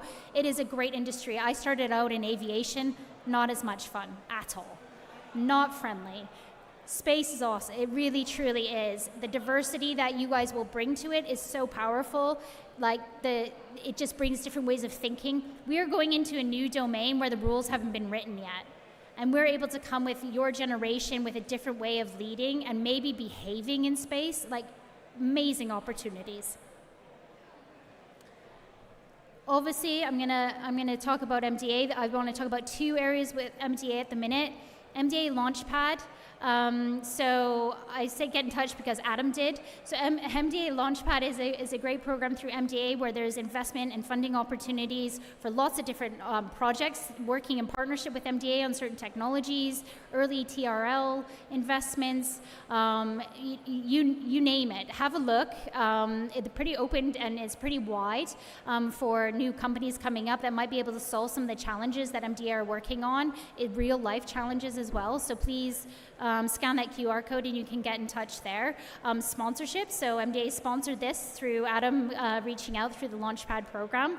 And it's something that we want to do more and more of, because we do see that it's critical for, you know, what MDA is now and where we want to go in the future to support things like this and support, you know, you guys. And then the second thing is our co-op program. So what was it, 250 about a year? And about 70% of our co-op students go on to work for MDA. And some of them are here today, and MDA has a stand at the back. You can go and have a chat with them. MDA are like such an exciting, every day there's like a new article, the acquisitions that they're doing, all the new technology, all the programs that they're winning right now, they are on the journey to becoming one of the biggest space companies in the world, not just Canada, and that is amazing. So you've got the team here, please come and have a chat to them. And thank you so much. I think my main message really is, this is it. This is the time. This is the time for Canada to launch. We're working really, really hard in the launch part of the industry to get this going in Canada, because we understand that this doesn't come around that often, to have all that support from all levels of stakeholders. And we also understand the critical nature of getting rockets to space from Canada and ensuring that future is there for you guys. But we do need your help. We do need you to keep pushing forward, be resilient, push through any failures that you might see, and obviously come up and speak to anybody in the industry. We are so excited to see you all, to meet you all. Every day somebody reaches out to me asking how they can get involved in the industry. Do not be afraid to speak to people in this industry, because we need you, so we're excited to speak to you. Thank you so much, Adam. Thank you, Launch Canada, and good luck to everybody this week. Thanks.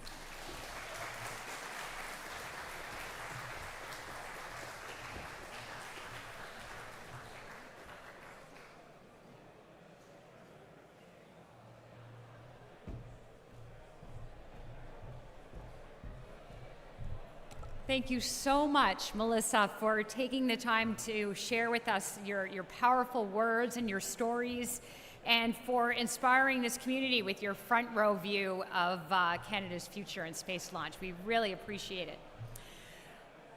Okay, our last conference event for today is our mandatory range safety information session, which will start at 4:30. So Ariana, when you're ready to come up and start gathering everybody, let's all meet here at 4:30.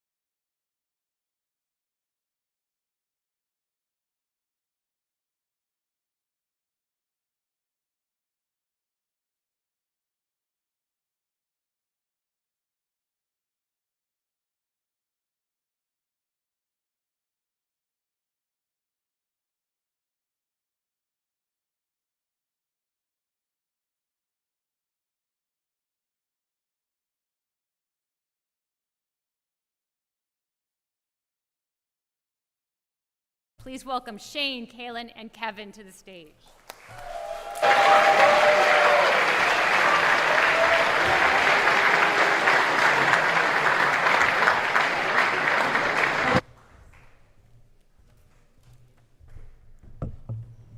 Hello, everyone. I'm just going to get directly into the safety spiel. We might as well bring Peter up here because he's going to remind me of things that I don't think of. So this is our safety briefing. I'm going to give you the first overview of the basic safety is just don't do anything stupid. It really boils down to that. You're all smart people, make intelligent decisions. But let's go through the slides and see what's in them. So, am I controlling this or is someone controlling it for me? Thank you. Okay, so if you are flying at the restricted pad or the sport pad, it's going to be me you're going to be dealing with. If you're flying at the advanced pad, it'll be Peter. And I'm sure everyone that's over at the advanced pad knows this. Basically, your rockets are going to get inspected. It may not be us that look at the rockets. It may not be us that you're dealing with when you're at the pads. You may be dealing with pad managers. But if at any point you object to what you're being told, your only course of action is to talk to Peter and I. Do not argue with your inspectors. Do not argue with your pad managers. If you do not like what Peter or I tell you, tough, that's the way it is. While I'm on this topic, I do want to bring up something else. We've been told about incidents in the past that I didn't know happened at the time, where flyers, whether it was competition flyers or sport flyers, it's irrelevant, have given people a hard time, whether it's pad managers, whether it's other volunteers. If you see something or you feel that somebody is not treating you with the respect you deserve, let us know. We will deal with it. If we decide somebody is being, as Peter says, a jackass, there's a very real possibility we will remove you from the launch. So keep that in mind when you're conducting yourself. And like I said, it doesn't matter whether you're talking to other people, like other flyers, whether it's volunteers, or whether it's staff or anyone else. Treat people with respect. Okay? So every morning, there will be a safety briefing. Do you want to do yours? So Peter will do a safety briefing at advanced. I will do one at restricted. I believe it's planned for 8 a.m. Yes, 8 a.m. I only expect to see the team captains. I don't really need to see 500 people all try to crowd around the C-can. That's where it'll be held for restricted.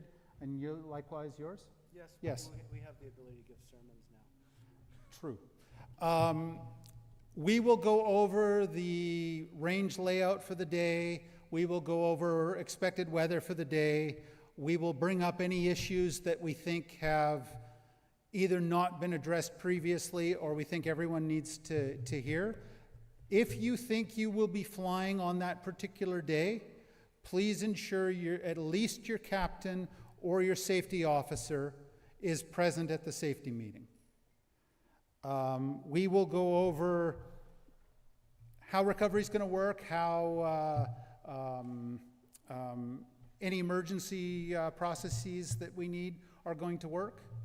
So it's very important that your team at least, like I said, your captain or your safety officer shows up for that and then communicates that information with the rest of the team. Okay?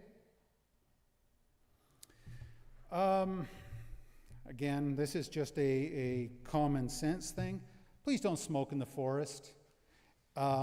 If you're going to smoke, there will be designated areas. Please don't start fires. I mean, Yeah. There will be muster zones. So one of the things that's important about the muster zones, especially at Peter's Range at Advanced, park your cars in such a way that if you have to evacuate, they're pointed out. I expect, especially on Monday, especially on Monday, that we're going to have the most teams there. The staging areas are going to be somewhat crowded. Please don't triple park people in or park such that, 5 cars have to all reverse out for somebody to get out. If we have to evacuate the area, we want to do it orderly, we want to be able to do it quickly. So try to park your cars so that you're pointed towards the exits. Yeah, that's really the gist of that. Let's go on. So there is a handbook. It does have maps of the range layout and the entire launch area. Please look at it, make sure you understand it. There will be places that you're going to go that may have road control in place. Pay attention to that. Please, if road control is talking to you when you're traveling around, make sure that you follow the instructions. If road control is active between restricted and advanced, it's because we're expecting a flight that the road is in the ballistic zone. So the idea is you need to get to where you're going and get out of that area. If something goes wrong, a rocket could come down on that road. We will do our best to not operate the range if we know somebody's on it, but if stuff happens and it's possible we won't know you're there, so it's on you to make sure you're not in those places. And while I'm talking on the roads, the road in has been recently graded, which means it's great in the sense that there isn't sinkholes and stuff in the middle of the road anymore, but there are still oil pan eating boulders out there. There are still some really honkin' big rocks on the gravel road. Drive within your ability. If you come up behind somebody that is clearly not as comfortable on these roads as you are, give them some grace. Don't tailgate them and flash your lights at them and have a fit. This is not the city. This is a rural gravel road. Treat it as such. If you are not a comfortable driver in a rural setting like this, if you're used to driving in the city, it's a very different environment, especially if you're in a small car.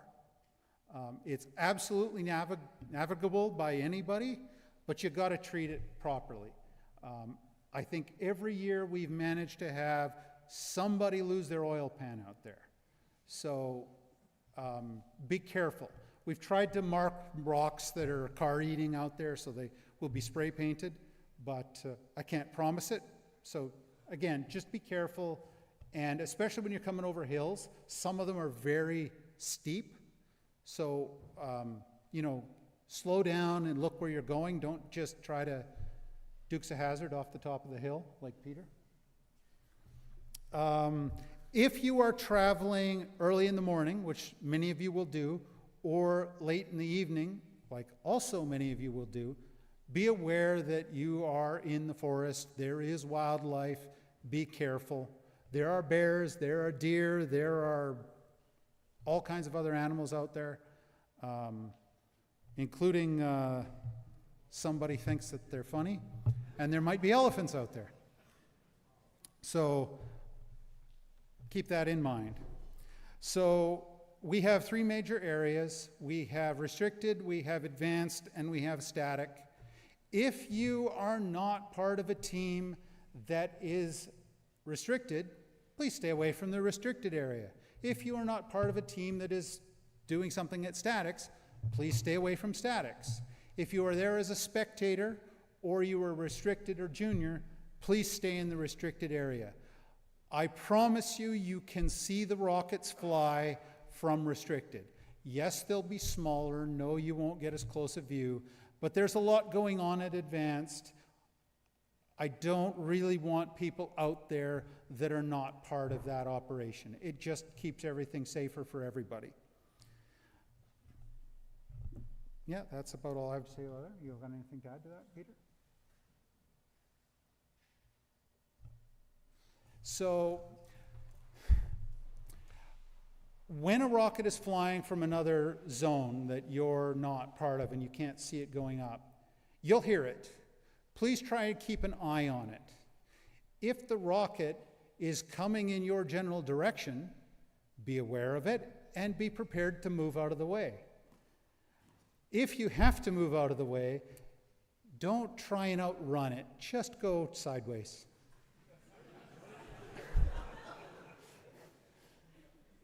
Good with that? You want to do a practice? Sure, Peter would like to do a practice. Okay, everyone stand up. We have our rocket. What's the first rule about rockets? Keep your eye on it, point to it, and what do you not do? Yeah, and what else? Don't catch it. Okay? Okay, here's our rocket. Thanks to Brampton Innovation. Okay. There you go. That's all you have to do.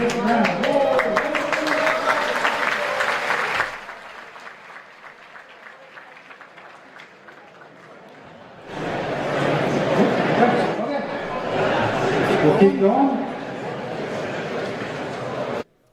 So, yeah. So our ballistic zones are a little bit different this year than they've been in previous years. We've done some analysis on what's out there, and we've decided to swing the lower altitude flights in a different direction. So if you are at restricted and your flight is going to, and you're a competition rocket, and you're flying below 25,000 feet, you will be flying from pad 1 or 2, and you will be flying basically southeast. If you are at the restricted pad and you are exceeding 25,000 feet, then you will be flying on pad 3 and you will be flying at 280 degrees, which is just a little bit north of west. This is just to facilitate not having to deal with closing the roads as often as we had in the past. If you're on the sport pads and you're going below 7,000 feet, you will be flying at 280 as well. If you are on the sport pads and you are going above 7,000 feet, we're going to swing you back and go southeast. If you are at advanced, you will be flying due west. Okay, apparently he's pointed to another different direction. You'll listen to Peter. The azimuths and the angles of all the rails are set by either him or me, depending on what pad you're at. If you have a case where you think you should be going a different direction, in terms of azimuth, I probably won't change it anyway, but if you want to take a different angle than I normally would give, talk to me and convince me. If you convince me, I might change your angle. If you don't convince me, I don't want to hear an argument about it. If anything happens, let our LCO know immediately. That's Chris. If you don't know him, he'll be on top of the C-can, easy to find. Similarly, probably let Peter know at advanced if something happens. If you can't find Chris, I don't know how that would be, let me know. Anyone in range safety will work. If you can't find one of us, we'll all be wearing high-vis vests, so we should be pretty easy to spot. And then amongst us, one of us will coordinate what's going to go on, probably Chris, because he's got the loudspeaker. We have fire safety on site. They will move back and forth between whichever pads are active. If we need to prioritize, we'll probably prioritize the more explosive pads, because we can probably handle solids without them immediately present. But generally speaking, the fire truck will be where we're flying. Additionally, there will be first aid on site, some provided by the fire department and some provided by volunteers. So if you have a first aid incident, let us know. We've got all that necessary on site. If something happens and a hospital is necessary, I believe Timmins is the closest. So that's about, well, you're all going to find out. Driving like a maniac, it's probably an hour. Driving reasonably, it's an hour and a half. Okay, let's keep going. Same thing, similar thing with fire. Big thing with fire is if you see something you think is a fire, you see smoke in the forest, something like that, do not think to yourself, I'm sure they know about that. Make sure you tell somebody, because the last thing we need to do is start a forest fire out here. If we have an out-of-control fire, that's probably the end of Launch Canada. So, and not to mention all the property and people that could be at risk. So it's critically important. If you see smoke or you see something like that, please, please let somebody know. Everything I said earlier about evacuations and muster points and everything else similarly applies to this. Okay. So the sight lines are better than we've had in previous years. We've been able to clear the ground a bit more completely. So you should be able to see quite well, but be aware that there are lots of places where the ground is extremely soft. If you're in a car and not even in a 4x4, I wouldn't necessarily recommend just driving anywhere, but don't drive places where you haven't seen tire tracks where people have gone. Be aware that it's very, very soft. We are expecting to get some rain tomorrow, so expect it to be muddy and greasy as well. Just basically be careful. Make sure that you dress for being in the forest. Don't be out there, especially if you're on recovery, but in general, keep yourself covered, wear boots. I know it's hot, I know you want to be in shorts and sandals and so forth, but if you have to go anywhere that isn't immediately in the staging area, you'll want to be covered properly. And there are a lot of spots out there that are surprise water. It's boggy, it's muskeggy, especially if you have to go on recovery. You're going to get all kinds of terrain. It takes an awful long time to cover ground out there. So be prepared. Okay? Do you want to talk about recovery? Okay. So as you just mentioned, it's quite diverse out there. You got sandy, muddy, you got very densely packed bush, as well as relatively clear bush, what it looks like clear bush, but when you step into it, you sink halfway to your knee. So do yourself a favor, essentially wear appropriate gear. What that looks like will depend on the individual, but not ideally, but you must wear closed-toe shoes, and ideally give yourself some kind of ankle support for going out there, because even if it looks clear, because this is a logged area, oftentimes there's a lot of dead bush and dead logs left over. It's not clear walking. You'll be going over and over, and then you'll hurt your ankles.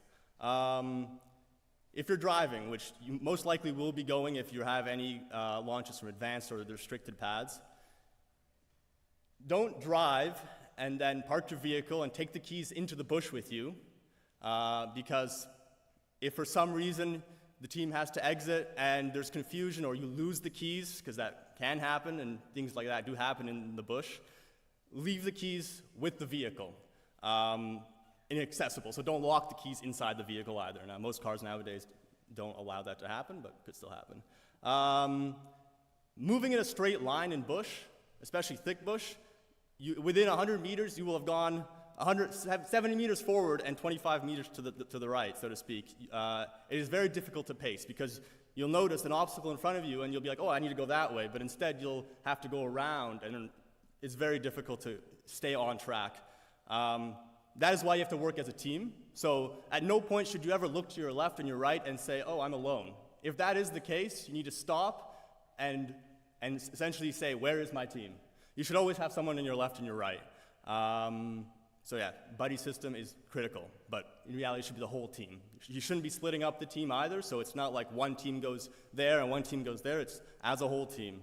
Now of course, as you may have seen in my notes I passed on to the teams, somebody in the team will be designated as kind of a team lead to oversee, the progress. And so they will make sure you stay organized in the mess that is the woods there. Yeah, essentially beyond that, just make sure you notify us of any issues or any problems. And as Peter mentioned, if you see something coming towards you, or if you hear of a rocket going up, keep an eye out. Not only for your own safety, but also if you see it land, you can get a bearing, and then you pass that on to us. That might be vital for the recovery of another team. So any information you can pass on can be very helpful. I think that more or less covers it for recovery. Great, thank you. Do you have anything to add? Just a quick one. Yeah, go for it. Hi everyone, my name's Kaylin. A few things for site security. We have some signs for muster zones and also parking directions. Like Shane was saying about evacuation, it's really important to point your vehicles for everyone, whether you're at advanced or the base camp or being a spectator, point your vehicles in the exit direction. So keep an eye out for signs that tell you what you should be doing, or signs that say not to loiter certain areas. So we make sure roads and roadways or places that the fire trucks will be going or may need to be going can be cleared very quickly. So just keep an eye out for that. Yeah, thank you. And if you see something that looks dangerous or suspicious, whether on the roads or elsewhere, let these folks know or someone else. And make sure you bring your badges to the site and wear them all the time. Thank you. Anyone have any questions on anything that we've talked about?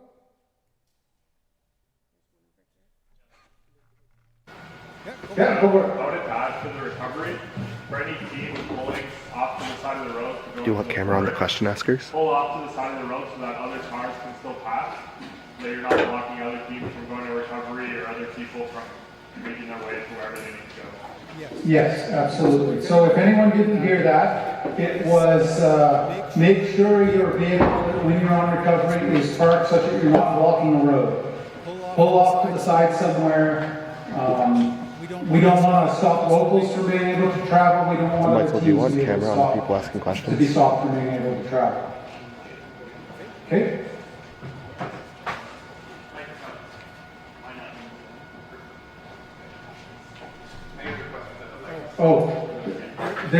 If you've got questions, apparently there's microphones back there. Is that what I'm supposed to be?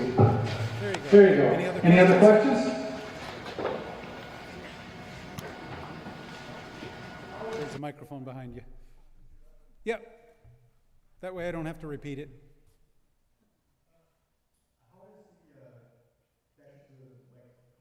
How is that sort of thing?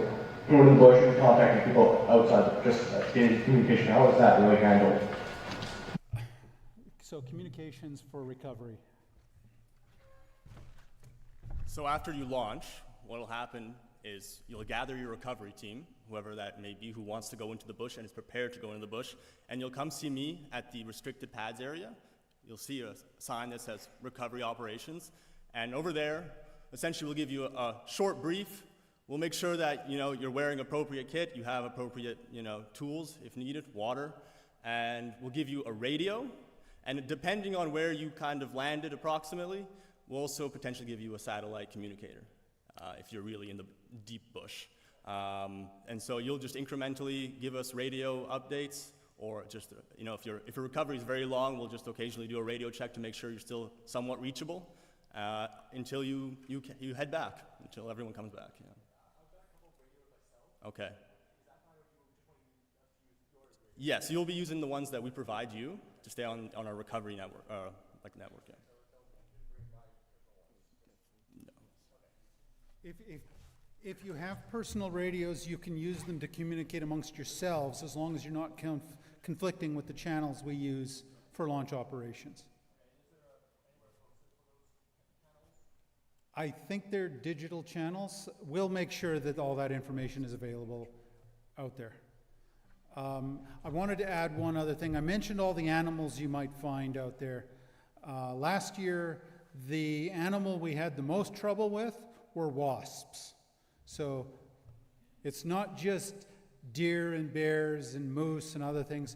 Be prepared for things like wasps and mosquitoes. So far, the mosquitoes haven't been bad during the day, but I suspect once you're out in the bush, all bets are off.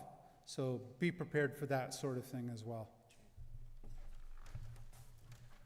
A word of advice that we learned from an unnamed university off your west coast. If you're going off into the bush and you get stung by hornets, we need to know where you went in and where you're likely to come out. So when you're about to come off a road, tell recovery where you are, what intersection you're coming in or entering the woods from. That way I won't have to try to use the Doppler shift of my car horn to figure out where you went in and where you're coming out. Yes. Also, Polytechnic, if you could stop screwing with the hornets before that university comes in, that would be nice too. Anyone else? Okay, the mic's just.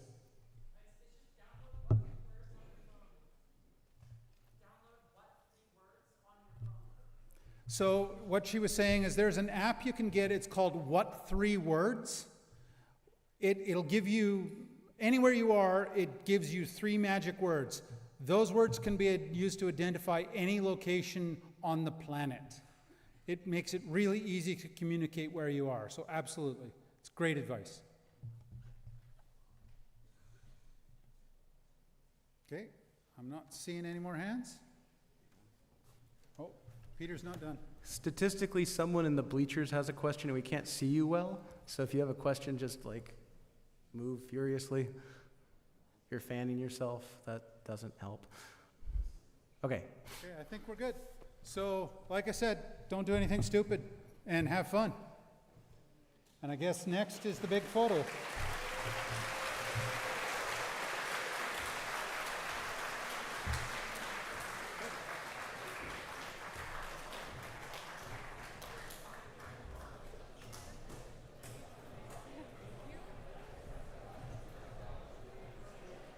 Okay, thank you to our safety team for all your hard work, keeping us safe and well-informed. That was a jam-packed day of excellent talks, so thank you all for being such a great audience, and let's have a big round of applause for all the speakers and volunteers who shared their time with us today.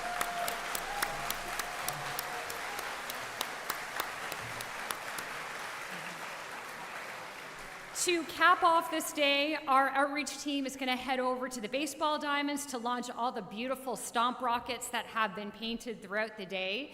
If you can stick around, please head over there at 5:30 and help us out with the countdown. Before we do that, though, your last requirement of the day is to be a part of our annual group photo. So let's please all gather on the other side in front of the Canada flag. Please be patient. It's going to take a lot of takes so we all look good, okay?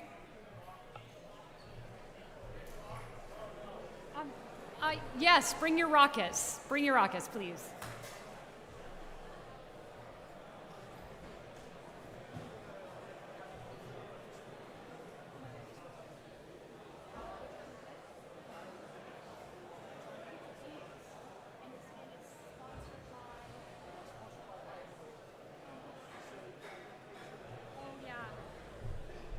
And sorry, one more quick reminder that we have breakfast tomorrow at 8 a.m. sponsored by I Am Gold. So please join us for that.